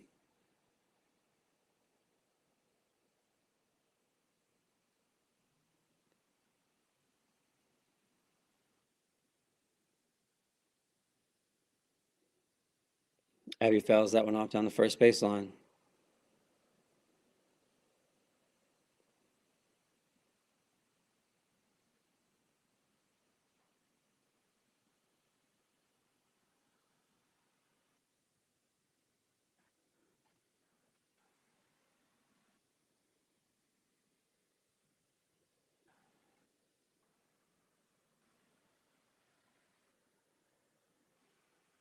Spark plug calls time real quick. So 1-2 count here for Abby Dayton. Bottom of the 4th inning, all tied up at 5 here between Oklahoma, Georgia. Swinging at crap up in the zone. Horrible at bat. So nothing has changed here in the plate.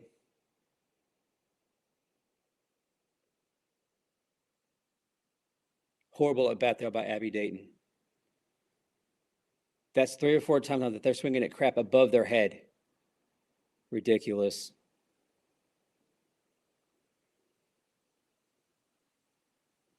Come on, Kai. Kai already has a double and a solo home run. She's been majority of the offense here for Oklahoma, so let's see if she can't throw another punch here.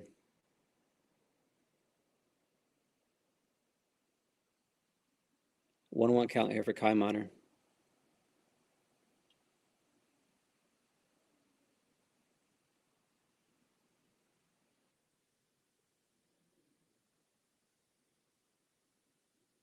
Foul ball, so 1-2 count here for Kai Miner.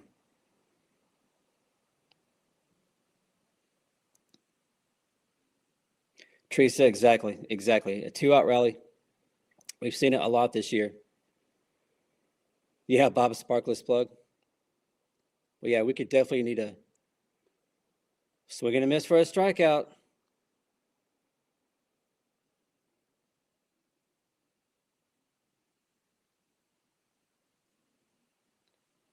So the 3rd and 4th inning were horrible. Horrible for Oklahoma.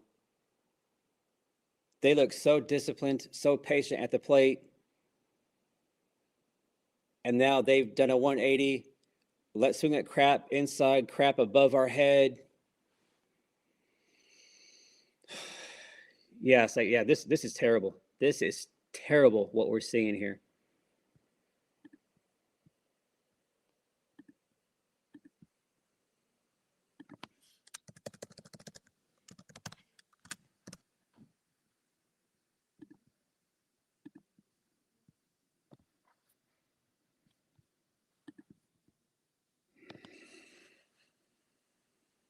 Yeah, like we were saying earlier, if OU does lose this game, to me, they're guaranteed a top 3 seed. Doesn't matter what happens here. They're going to be a top 3. Probably be a 3, but they're going to be a top 3 seed. So really, what is OU playing here for in this tournament? They're playing for the overall seed, just trying to get a 1 seed. But, hey, we got to keep the faith here. 5th inning, have 3 innings to go. This is a lot like game 2 and 3 in the Georgia series there in Norman. Both of them games had to go all 7 innings to get a winner, and this right here is setting up for the same thing. So,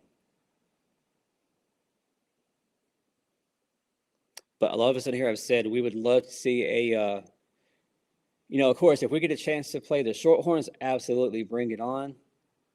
That's always a good time. But Man, if I had it my way, we would be playing Bama in the title game of this SEC tournament. Just because I want to see this offense go against Brisky from Bama, that would be great to see. Just because we haven't seen Bama this year in person, so. But if Oklahoma does not wake up, yeah, they're going to be one and done here.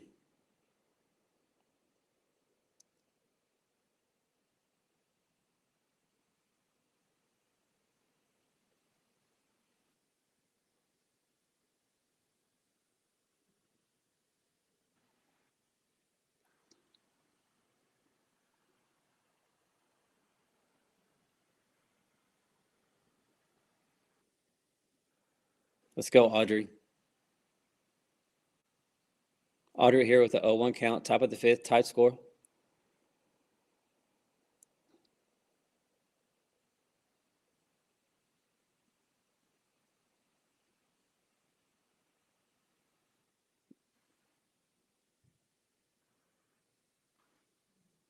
Foul ball. Foul territory down there in left field. So 1-2 count here for Audrey Lowry. Man, Oklahoma needs a 3 up, 3 down in a bad way. We got to find a way to get the momentum back, y'all.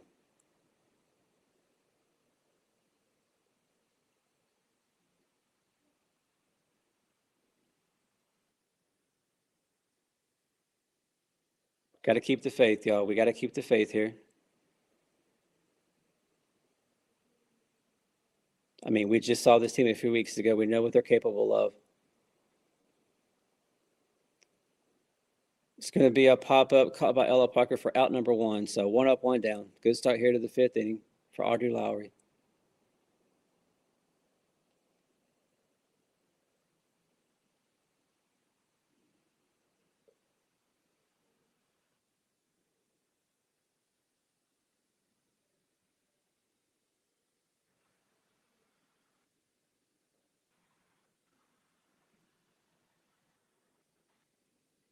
Strike 1 here for Audrey Lowry. Top of the 5th, 5-5 game, 1 out. Georgia has nobody on.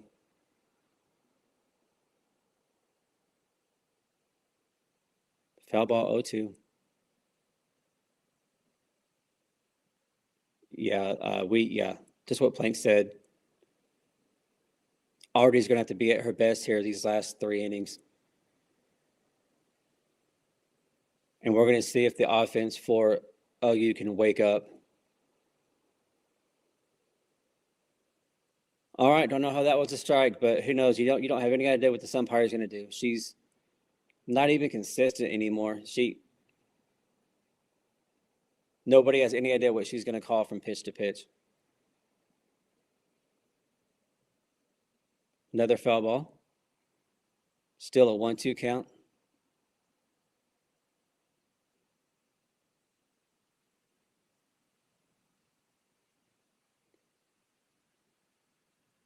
Chris, great point. Yeah, they come out looking good, and then they can go cold at any given moment. 2-2 count here. Yeah, now we're in the postseason. We got to have this killer mentality. We had that coming in the first 2-3 innings, or first 2.5 innings, and then we just, for whatever reason, we just like flipped a switch for the wrong reasons. We just went into coast mode, and we became very impatient, undisciplined at the plate. And then we saw the disaster there in the 4th with OU giving up 3 home runs in that inning, 5 runs total. Ball 3 low. Come on, Audrey. Can't have no free passes. Come on now. Oh, yeah. Oh, yeah. Bill, I'm with you on that.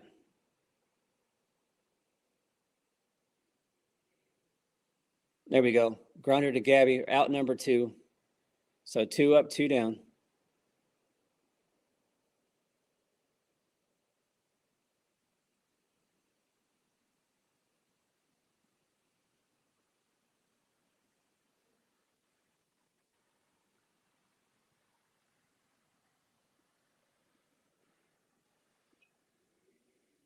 There we go, Alana. So 3 up, 3 down, exactly what Oklahoma needed. But the offense, there needs to be a very intense conversation there with Patty, JT, and these hitters because they have got to wake up. They have got to wake up. What are we doing?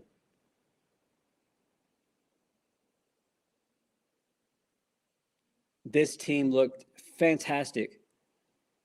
And with the flip of a switch, they said, nah, we're just gonna do a 180 here and we're just gonna just quit playing. It's just incredible how quick we've seen OU go from playing one way and then going to the opposite side of the spectrum. Just incredible. It does not make any sense. Moving forward here in the postseason, we have got to have more consistency. Like y'all said here in the comments, we can't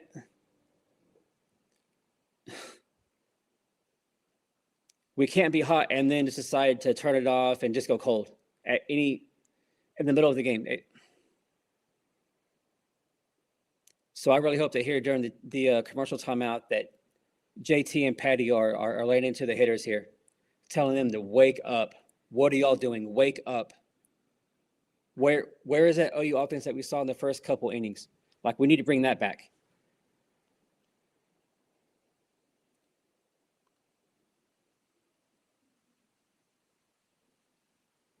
Teresa, I don't know, but it's frustrating. We get up 4 or 5 runs and we think it's over, and then like Christian said, we just want to go into coast mode, and we've seen that way too much this year. It's not a good thing. Steven, no. No. Yeah, Molly looked great, and then just that 4th inning, Georgia made adjustments. They figured her out, and they made Molly pay for it. She gives up 2, and then they bring in Alyssa Parker, who's been great here as of late. We get to 2 outs, and then she gives up a 3-run bomb. And so, Patty had no choice but to go to Audrey Lowry here. So I like how Patty has treated the pitching situations. Everybody's been on a short leash.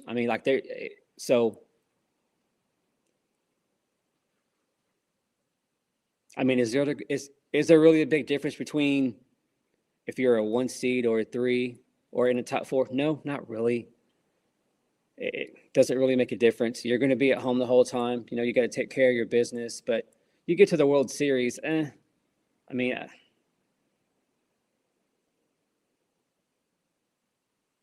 but OU has 9 outs to go here. Here goes Kendall Wells. Are they going to pitch to her? I wouldn't think so.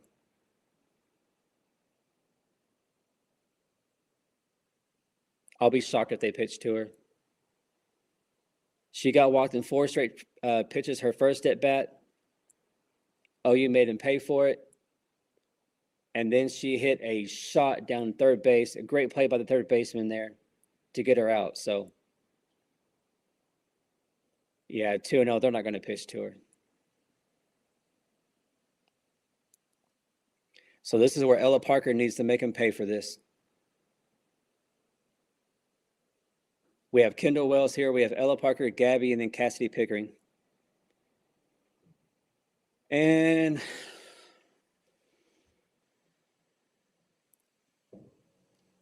10 straight outs here for the Georgia pitcher. Kendall hits one, a pop up to center field.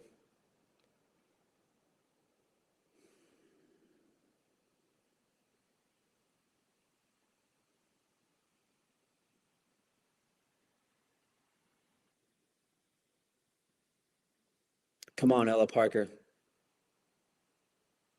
Wow. Okay. I don't know how that's a strike. So this umpire, she's not even consistent no more. She's all over the place. So if you're a pitcher, if you're a batter, you have no idea what the heck she's going to call there behind the plate.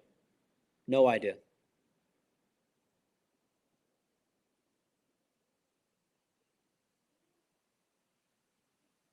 Ella now quickly in an 0-2 count. She's let this second strike go by. So.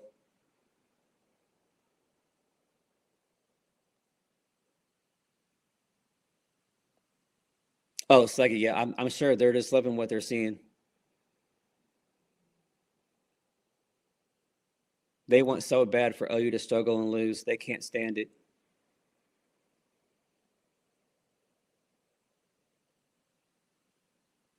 a grounder there, back to the pitcher. So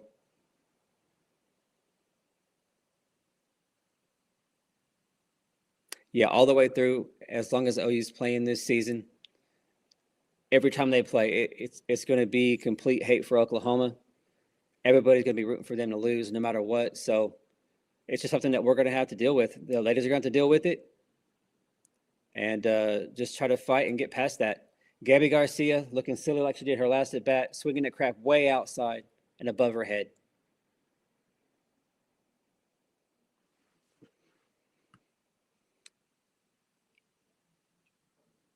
This is horrible what we're seeing here by the offense. Swinging at complete garbage. No discipline. Horrible.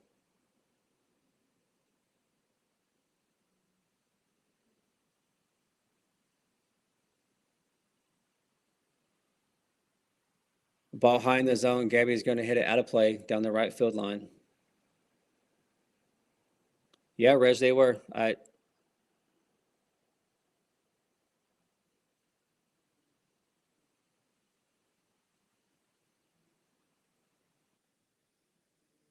So the last 3 innings, the OU offense decided to turn that switch off, and the offense has been hot garbage since the 3rd inning.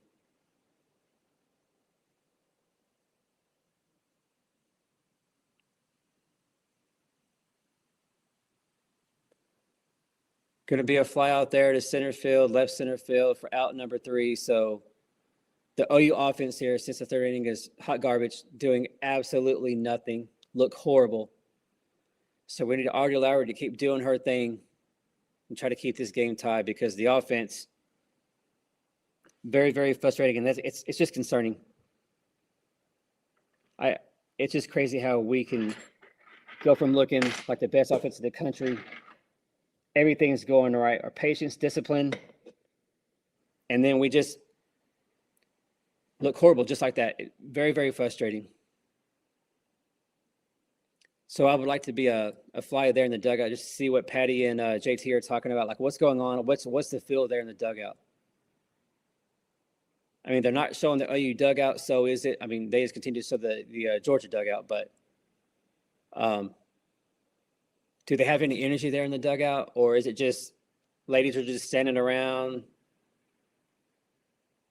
not really locked in and focused? I don't know. I don't know.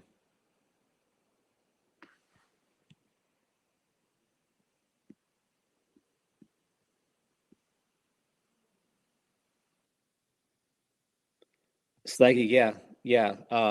Slaggy, yeah. We're making this picture. They just said this is the longest outing of the season, and yeah, Oklahoma's making her look like one of the best pitchers in the country. This is ridiculous. Yeah, I mean, Slaggy, at this point in the game with what's going on, we better hope and pray that Audrey can keep this Georgia offense at bay and get another 3 up, 3 down because the offense. I don't know what it's going to take for this offense to wake up, to snap out of this. I have no idea. Here's more of the garbage announcers for ESPN. Nobody cares.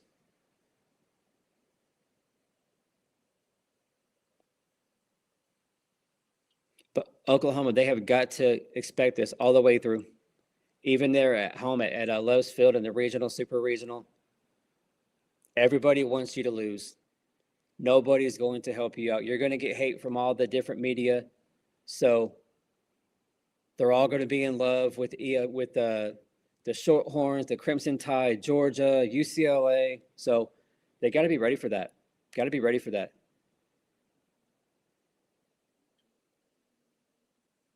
But like in past years, the same thing was going on whenever OU had that 4-peat.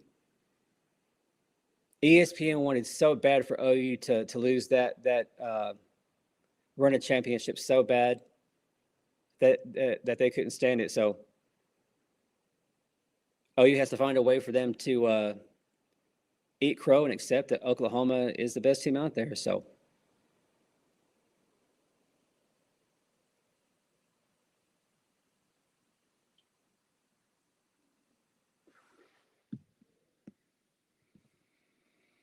oh yeah, Stephen always.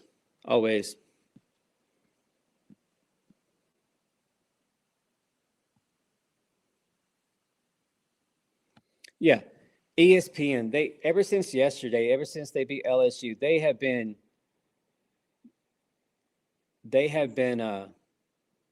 all up on Georgia, giving them lots of love.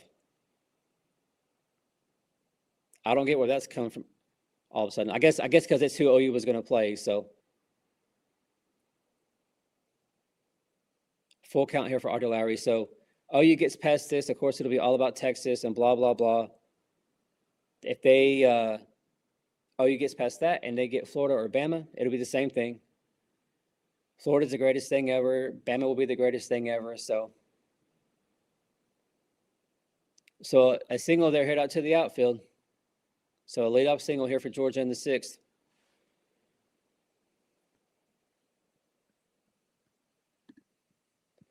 We'll see if we can't find a way to turn a double play here.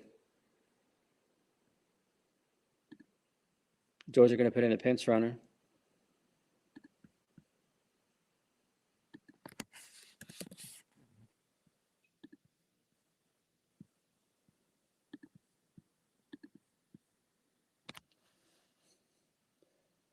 CJ, you ain't wrong there. Georgia knows how to fight. I mean, we saw that in Norman a few weeks ago. We've seen that here tonight.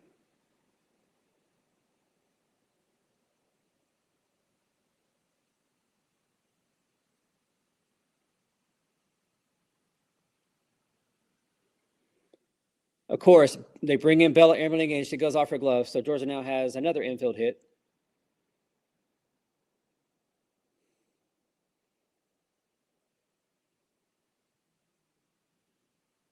So 2-1 now for Georgia.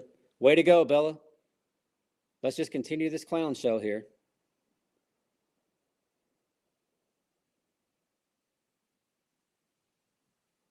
So just like that,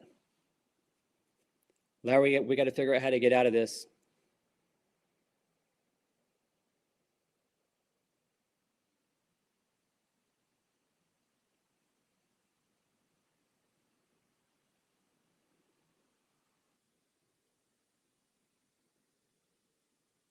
Wow. Indiana beat Washington 9-2.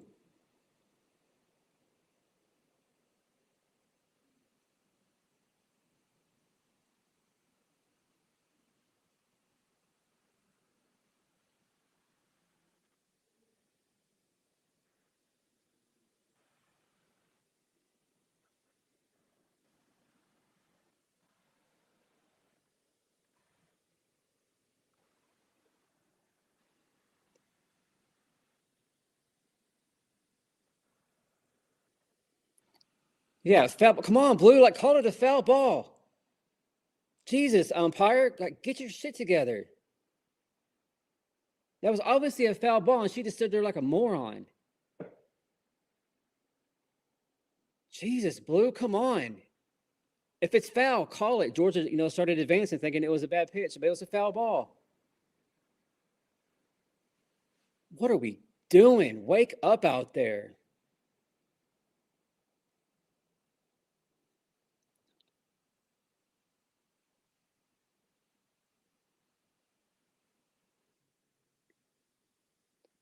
One out, but Georgia gets runners in second and third now with only one out. So OU's in big trouble here. We got to figure out how to get a strikeout.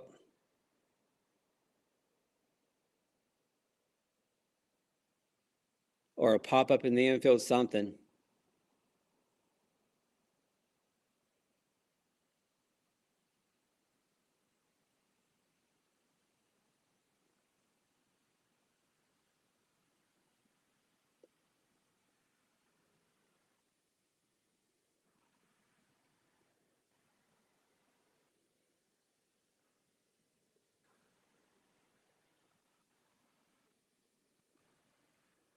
Foul ball here, 0-2. Would not be surprised if Georgia tries to get a squeeze here.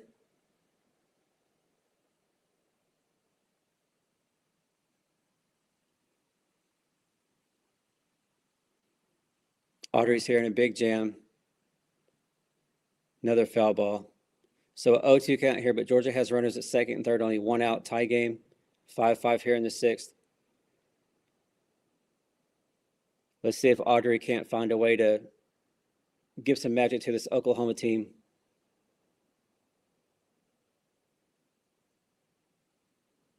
Another foul ball.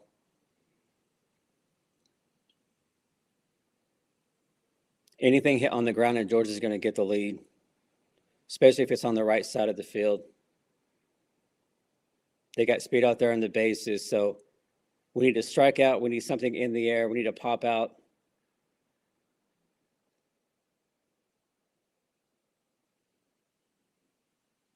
There we go. Gets the strikeout, looks down the runner over there at third to get her to go back, and still gets a throw in time. Massive play there by Kendall Wells. Way to go. The ball bounces out of her glove on strike three, but she looks at the runner down at third, sends her back, and still has time to throw it to first. So big play there by the freshman Kendall Wells at catcher. There we go. Georgia has the lead. And of course, the ball gets away from Kendall, and there we go. Georgia's now up 7-5. This game is over. All of a sudden, now Oklahoma can't make the base. Yeah, Patty over there shaking her head. Audrey, that's not on you, sweetheart. Bad throw, Kendall Wells. After you make a great play, what the hell are you doing? So an error, and now Georgia's down, or Georgia's up 7-5. So, yeah, this is hot garbage. Great throw out there by center field. I don't know what in the world Kendall Wells is doing. It should be 6-5.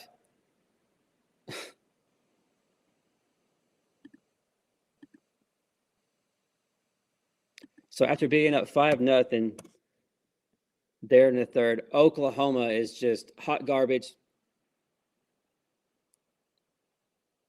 Our offense has no idea what they're doing. And now our defense, all of a sudden, they just want to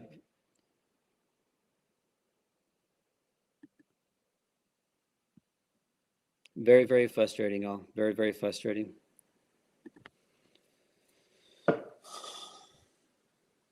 I mean, at this point, you got to live with Lowry. I mean, it was a single up the middle. It wasn't anything, it wasn't a hard hit ball, but mistakes. Bella Emmerling there with the mistake, and then Kendall Wells there with the mistake. So,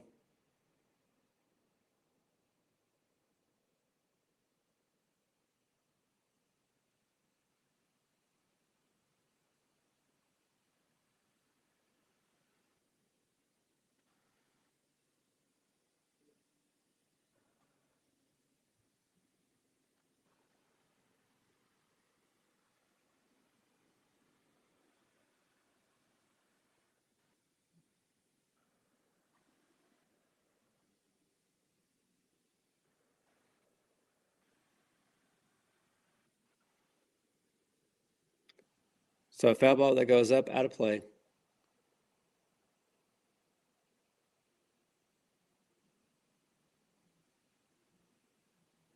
So top of the sixth inning here, Georgia with 7 unanswered, down 5, now up by 2. 2 out, 6th inning. Georgia still has a runner at second. 0-2 count now.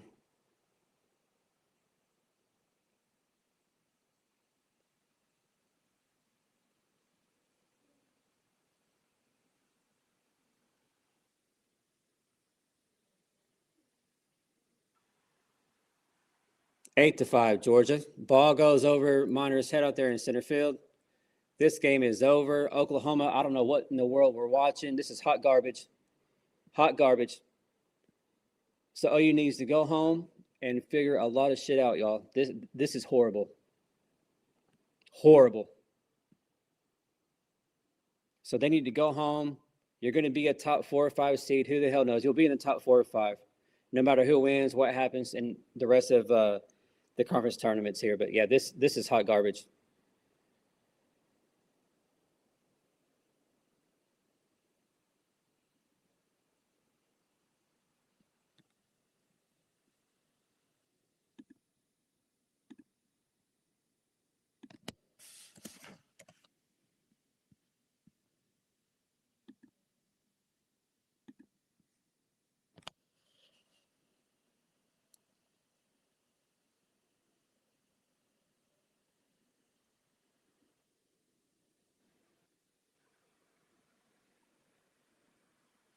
And if this score ends up staying and Georgia wins this game, I'm not going to do a live for the semis. I'm not going to do that. We'll just, we'll see what happens. And then here with this channel, we'll just wait for Sunday, watch this. We'll go live for the selection show, and we'll see where they put Oklahoma. They're going to be a top 3-4 seed guaranteed. So we'll see how that shakes out and how the path looks for Oklahoma and who their matchups could be in the Super and all that. But unless we see unless we have a big bag of Sooner Magic coming to play here with this Sooner offense here right now cannot do anything at all, then we'll go live again on Sunday at 6 o'clock for the selection show.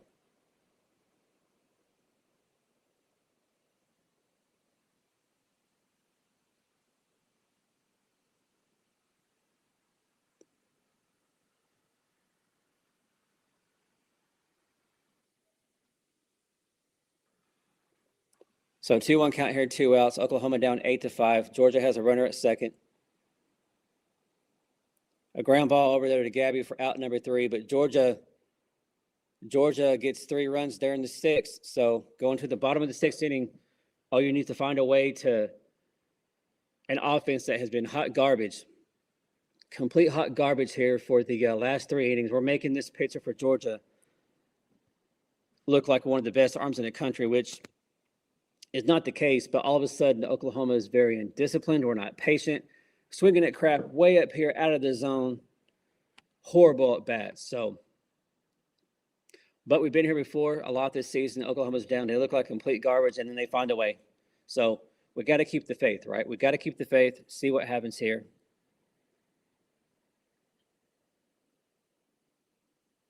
That's right, Bishop. We got to keep the faith here. But man, what a swing of emotions, what a swing of a game here. Oklahoma bats around there in the first. We put up 4.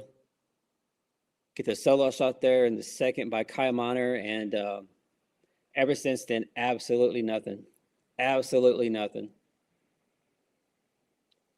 We have seen, let's see, we started with Miley, and then we went to Alyssa Parker, and now Audrey Lowry. But, I mean, you got to give props to Georgia. With 2 outs, with runners on, they're getting the job done, and Oklahoma is doing absolutely nothing. So maybe this is just what Oklahoma needs. You need to go out there. You need to get beat. You need to get embarrassed. Let all the social media, ESPN, just try to tell you that Georgia's the greatest thing ever and Oklahoma's overrated, and Texas is great and Bama is great and UCLA is awesome, and maybe that's what Oklahoma needs. Come into the postseason pissed off, taking an L, taking a embarrassing loss, just the way this game has played out, blowing a 5-run lead. Maybe it's the best thing for Oklahoma, because there's a lot that they can work on, ladies and gentlemen. A lot that they can work on. I mean, we know that they're going to be a top 5 seed. They're going to be at home the whole time that they're in the playoffs. So they will not have to leave the state of Oklahoma again. Hey, look, we got a hit by Bella Emerling.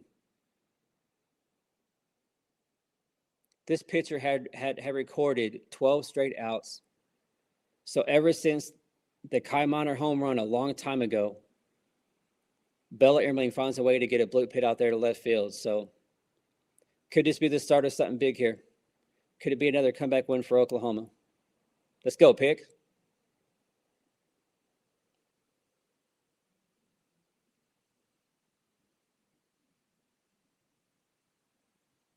Bob, yeah, there is a lot to work on. Lot to work on for sure. Cassidy here with the swing and a miss. But that's the great thing, the way it's set up. Oklahoma's not going to have to leave the state again. They get to sleep in their bed every night. They're going to be good to go. So But like I said, this could be the best thing for Oklahoma. You blow a big lead, you get embarrassed. Maybe it's just what they need.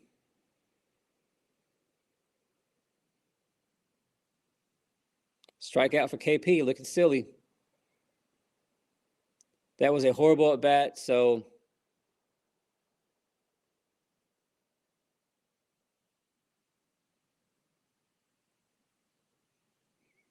swinging that hot garbage out there, way out of the zone. Horrible at bat there for Cassidy Pickering. Horrible. Alana's going to foul that one off for strike one. So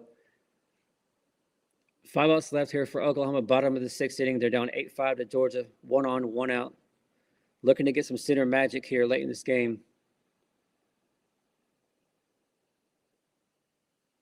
Ball 1 low in the zone. So at this point, if we can get a walk any way that we can get some base runners and find a way to pass the bat, that's all we can look to do here.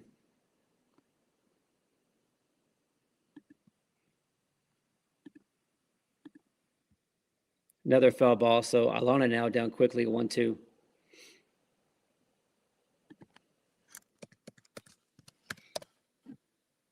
Yeah, this is a lot like the Arkansas game last year. They had their rally last year in the SEC tournament to beat Arkansas, so. Yep, can Oklahoma do that again here? Caught out there in left field for out number 2.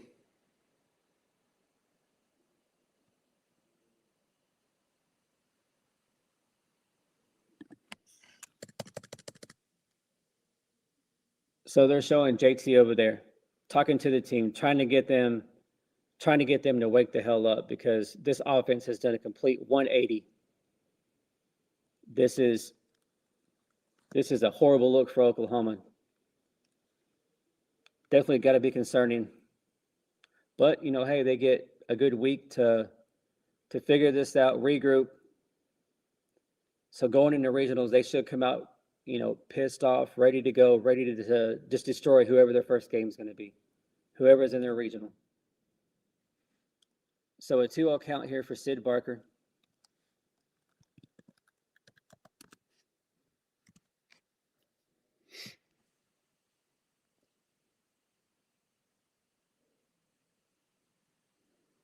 Ball 3 inside, so we will gladly take a walk here. Any way that we can pass the bat at this point. Try to get some base runners.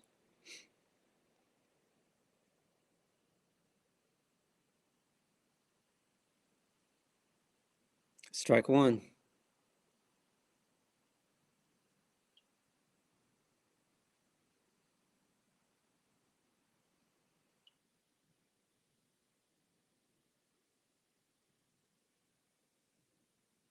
Soft ground ball. So still, this OU offense, absolutely nothing. It's hot garbage. Yeah, this is very, very concerning also.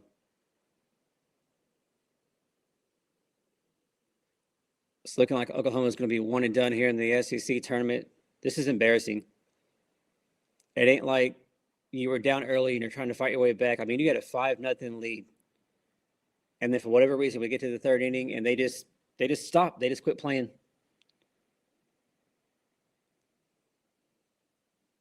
So Patty and JT, Jen Rutcher, they have a lot of work to do between now and next Thursday, Friday, whenever OU starts their regional. So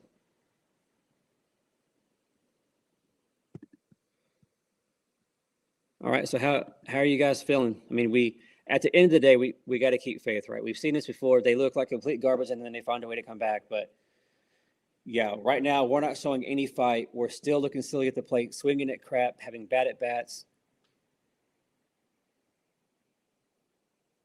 We're making this pitcher for Georgia look like freaking Najee Kennedy,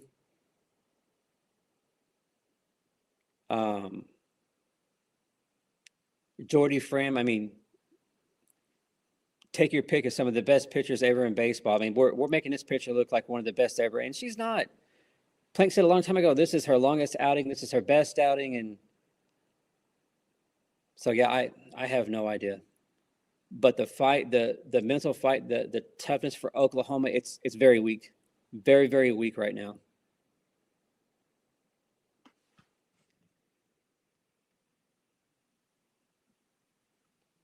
Yeah, Reg, I'm with you. Yeah, pick. I mean, but at this point, I don't know who's going to come up to bat first. I don't remember. I think we're going to have who,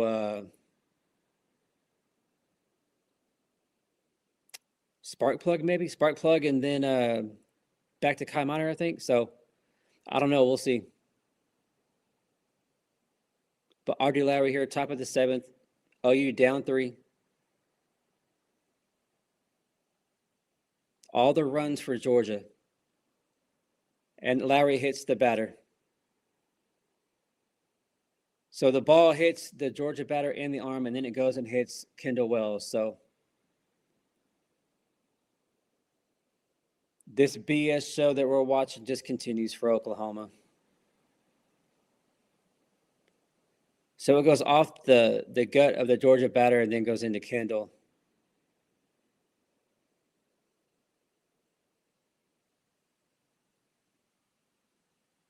But I got to say, with the just for me moving forward, if OU drops this game here, just seeing how Georgia's reacting and just how some of these fans are, I got to say, I hope Texas wins tomorrow. I hope they destroy Georgia. Got to say, Bama, Georgia, who knows? Or, I mean, Bama, Florida, don't really care there. But I got to say, with the way this is going, I hope Texas is going to be able to get it done tomorrow against Georgia. There you go. In the gap. So just like that, another ball hitting the gap to the fence, and Georgia continues to hit. They already have runners at the corners and no outs. So at this point, let's just get out of here. Let's get back home. This game is over. So, yeah, let's just get back to Norman. Not going to have to leave again.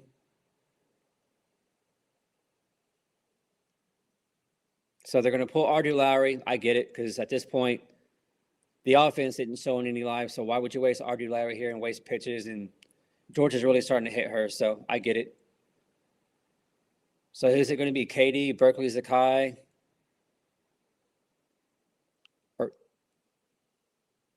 So here comes Berkeley. So at this point, I mean, this is going to be a good experience for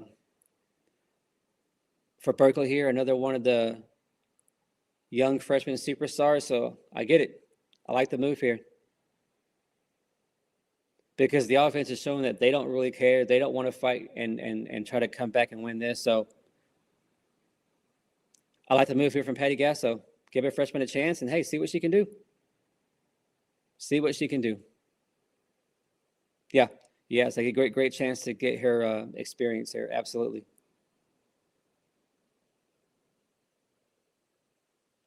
Oh, yeah, we're waving the white flag here. I mean, we saw Bella Eberling get that leadoff single in the last inning, and then they do absolutely nothing with it. So that's just very concerning going into the actual tournament. Oh, you can look great, and then on the drop of a dime, just like that, they can just turn it off and just quit playing and act like they don't care. They're just kind of going through the motions. And that's how this team looks right now. I mean, they look silly at the plate, swinging at crap. There's no discipline all of a sudden, no patience. It's just hot garbage. So I know if I was on a team and we were playing like this, I would be beyond pissed off. So whoever my next opponent was in the regional, I feel sorry for them. I feel sorry for them because I would be all over my teammates. Hey, we got to come out here pissed off. We got embarrassed. That's not who we are, and let's find a way to bounce back and just destroy everybody in our path. But you know what? This is going to be good. They're already propping up Texas and Georgia and UCLA and Alabama, and let the media just fall in love with this and blah blah blah blah blah. That's great. That is great. I love it. I love it. Allow Oklahoma to come in off of an embarrassing loss, and you're starting the postseason that way. Love it. Love it. Oklahoma is going to come under the radar. They're not going to give much thought about Oklahoma.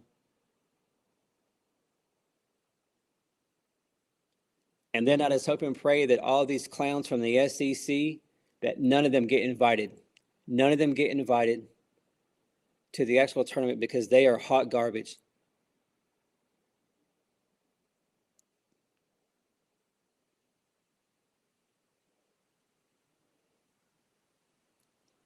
So 8-5 here, top of the seventh. Georgia has runners at the corners.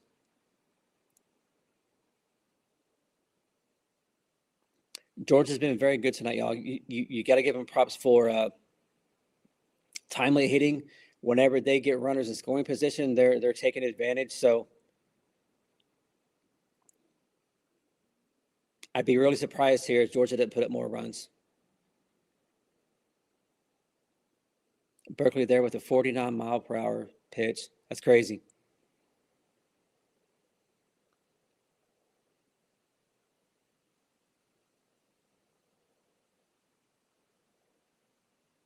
There we go. Another hit for Georgia.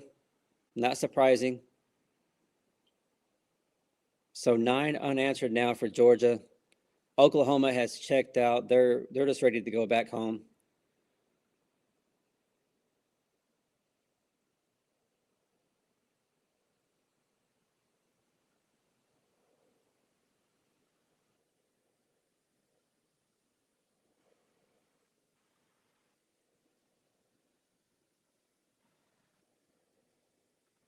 So it's either a pass ball or a wild pitch. Either way, Georgia now moves up to second and third. Still no outs here in the seventh. So,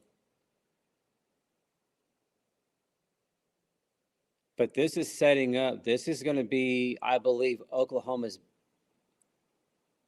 worst defeat of the season.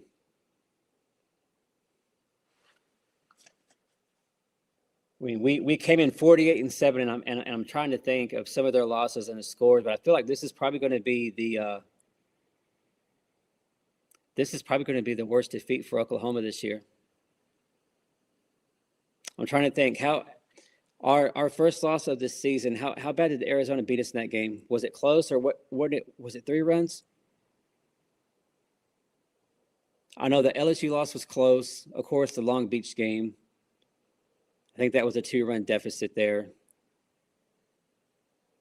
Of course, Texas, that was a walk-off loss. Arkansas, I think, beat us by a couple. So, yeah, I'm pretty sure this is going to be the worst loss for Oklahoma. And when was the last time that we only did not blow that we blew a 5-run lead, but allowed 9 unanswered? Like, I feel like that has got to be.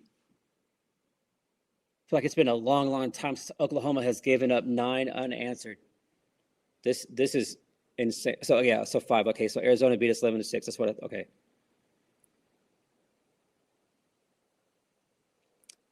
So another foul ball here. So 2-2, no outs, top of the 7th. Georgia's up 9-5. Georgia has runners out in second and third.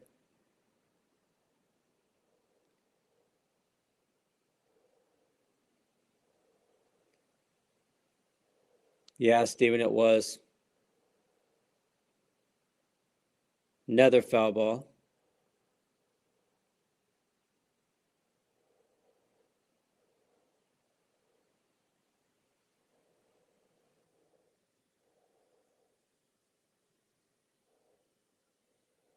Look at that SEC tournament history. Defending champion has lost to opener in each of the last 5 seasons.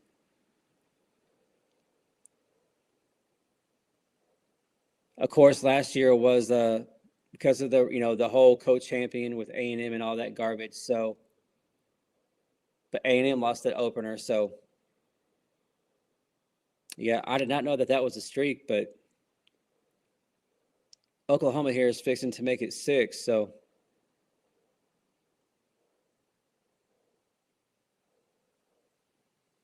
look at that, leading by 4+ runs in the last 10 seasons. So Oklahoma is setting some streaks are going to get broken. Records are going to get broken here with this loss, just how it all happened. So what looked like was going to be just a complete dominant win by Oklahoma will end up being one of the worst games that they've played in a long, long, long time, y'all. Just incredible. So if you're Oklahoma, I mean, it cannot get worse than this game right here. This is, I mean, a complete clown show. Complete clown show in every phase. So hopefully these girls can get back to Norman, regroup, refocus.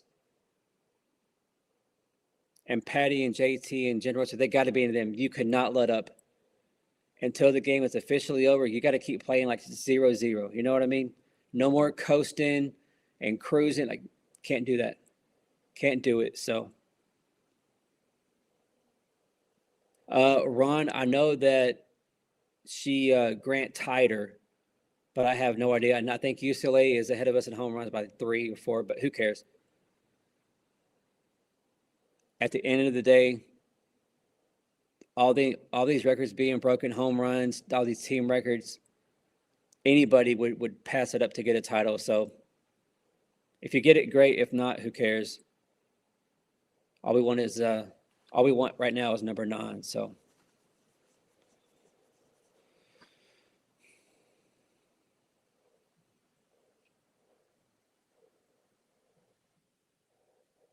a sack flies. So now the score is 10-5. 2 outs now, but 10-5 Georgia.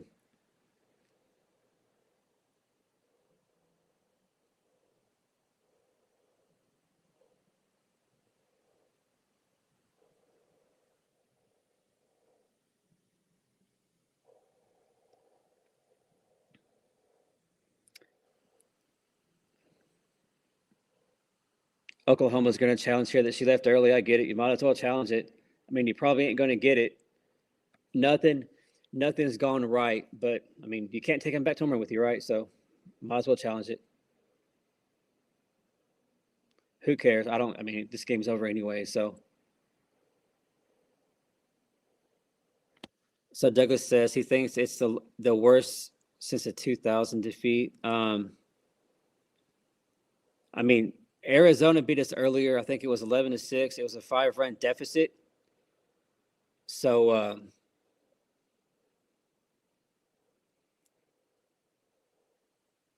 but it's not how it's not the differential in the scoreboard. It's just how it happened. That's what's so concerning if you're a Oklahoma fan. That's what's really concerning. That's what makes it, like Douglas said, probably one of the worst losses ever, where they just start out great, completely shut down, and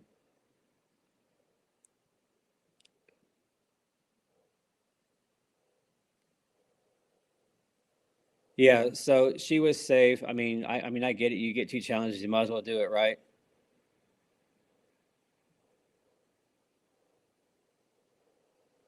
So they got to have security over there with all them crazy Georgia fans. Almost had a brawl over there. So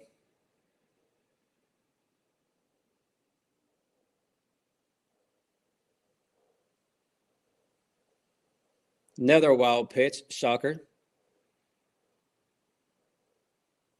But it bounces back so fast that the runner can't score from third. So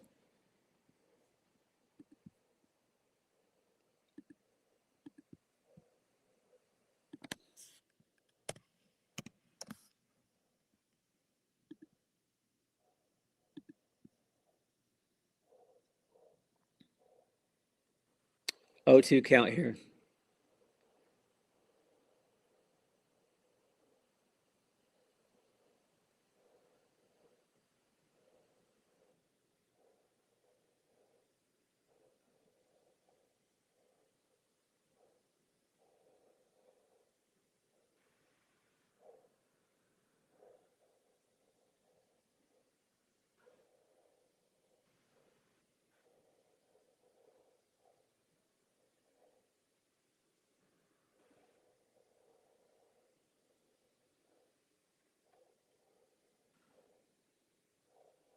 So a strikeout, but doesn't really matter.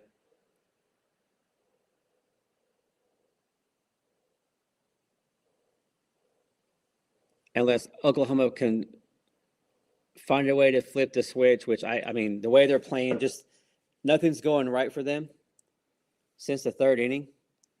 So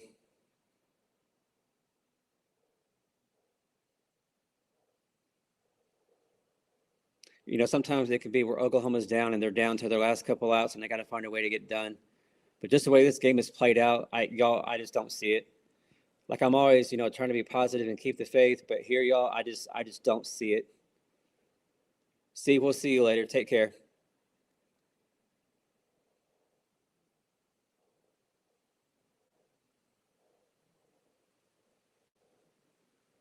Yeah, so unless there's some crazy miracle about Oklahoma, well, the next time that I'll go live will be Sunday for the selection show. So that'll be at 6 o'clock Central Time on, I think it's ESPN2. So we will get together, see where they put Oklahoma. Pretty sure they're going to be a top four seed. So we'll discuss and talk about their path to a ninth title and matchups and all that stuff on Sunday. So that'll be a good time, and hopefully the girls get back to Norman, and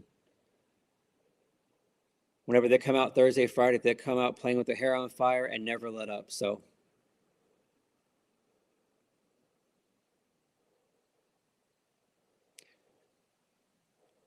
Doug, I agree.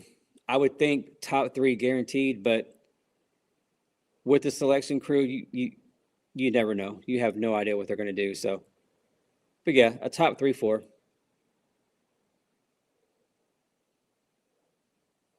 Yeah, so this is a lot like last year whenever we had a 5-run deficit to Arkansas and we pulled it off. But just the way this game is played out, I just don't see it, y'all. But miracles have happened, so you never know.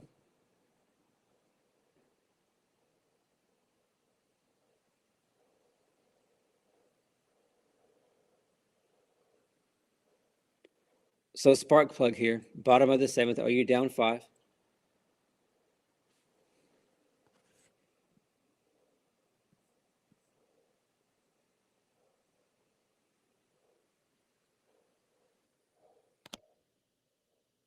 Yeah, we'll see if they put any fight up here in the seventh, or they just kind of go through the motions and.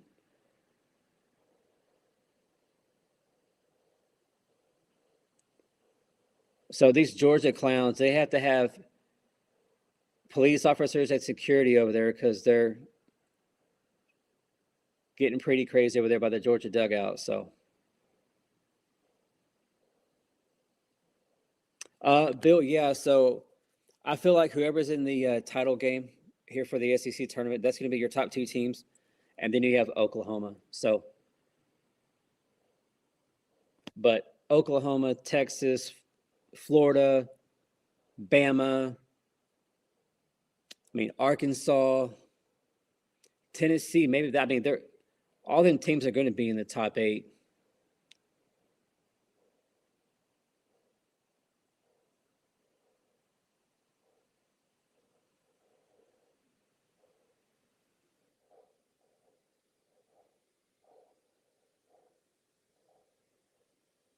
So pop up here, it's going to be an out.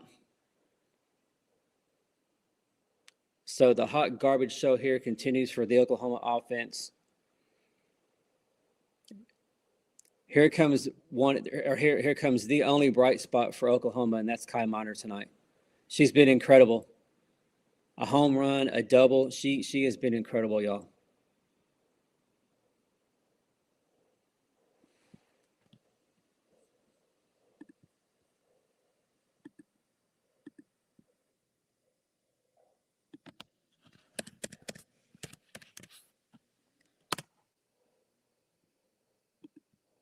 So it looks like Oklahoma is going to go into the postseason 48-8. So we'll see how it goes. I think a lot of us kind of predicted Oklahoma would lose 8 to 9 games this year, and that's about where they're going to be. So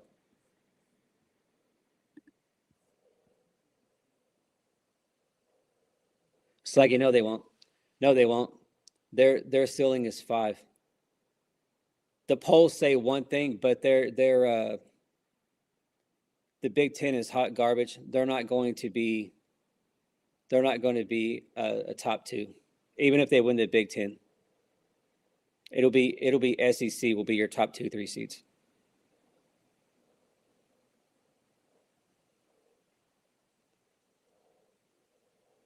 So Kai Minor, her third hit of the night, she's going to get another double. A little error there by the Georgia center fielder there. So, yeah, 3-hit day for Kai. She's been incredible. Here comes Kendall Wells. We'll see if she can do anything. I mean, there's no reason why they shouldn't pitch to her, so we'll see if Kendall can find a way to pass the bat here and keep any hope of some crazy miracle comeback here possible. Yeah, it's like, isn't that crazy? Or isn't that crazy? OU has 5 hits on the night, and 3 of them have come from Kai Minor. Incredible. Yeah, it's like hopefully this is just youthfulness. And this is going to be embarrassing, and they're going to come out play with their hair on fire.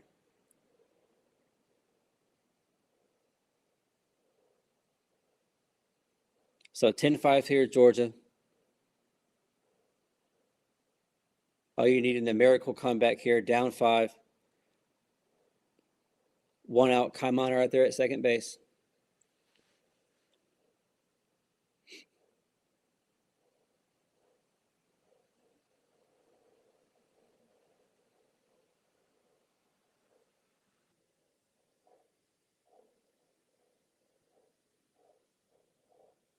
Foul ball, that was destroyed. Goes way out there, past the parking lot to, I don't know where that was, some practice field, but it goes foul. Look at the velocity on that, y'all. 87.4 miles per hour. It went 254 feet. That's whoa. Wild pitch, Kai Minor's going to get third. So Kendall Wells here with a 2-2 count. Kai Minor at third, 1 out.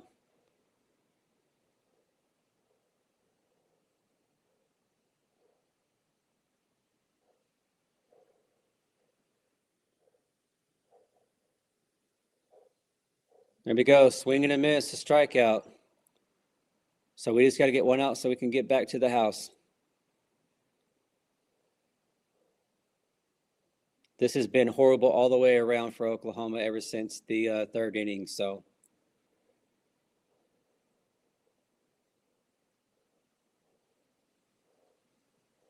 I really thought we were going to see a lot different team coming into this SEC tournament. We sweep Georgia.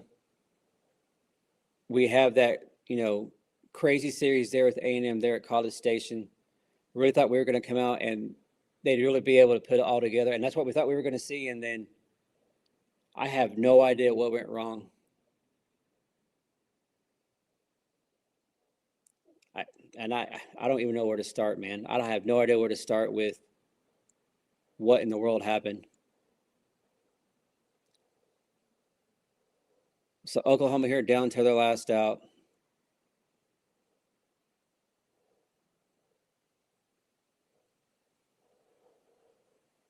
Yeah, Bill, it's going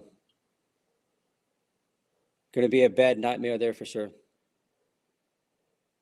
Yeah, Bill, a little bit. We'll see if Phillip Parker can't find a way to pass the bat here. Chris, that's true. We looked dominant. All phases of the game were looking good, and I got to say it, just seeing this clown show of Georgia and just how everything has gone down, I hope Texas beats them. I hope Texas beats them 20-0 tomorrow. Foul ball here for Ella Parker. I mean, it's pretty bad when they have to bring security down by the Georgia dugout to control a handful of Georgia fans. That's ridiculous. They have multiple security officers over there and police officers. That's ridiculous. There we go. A pop-up is going to be the game. So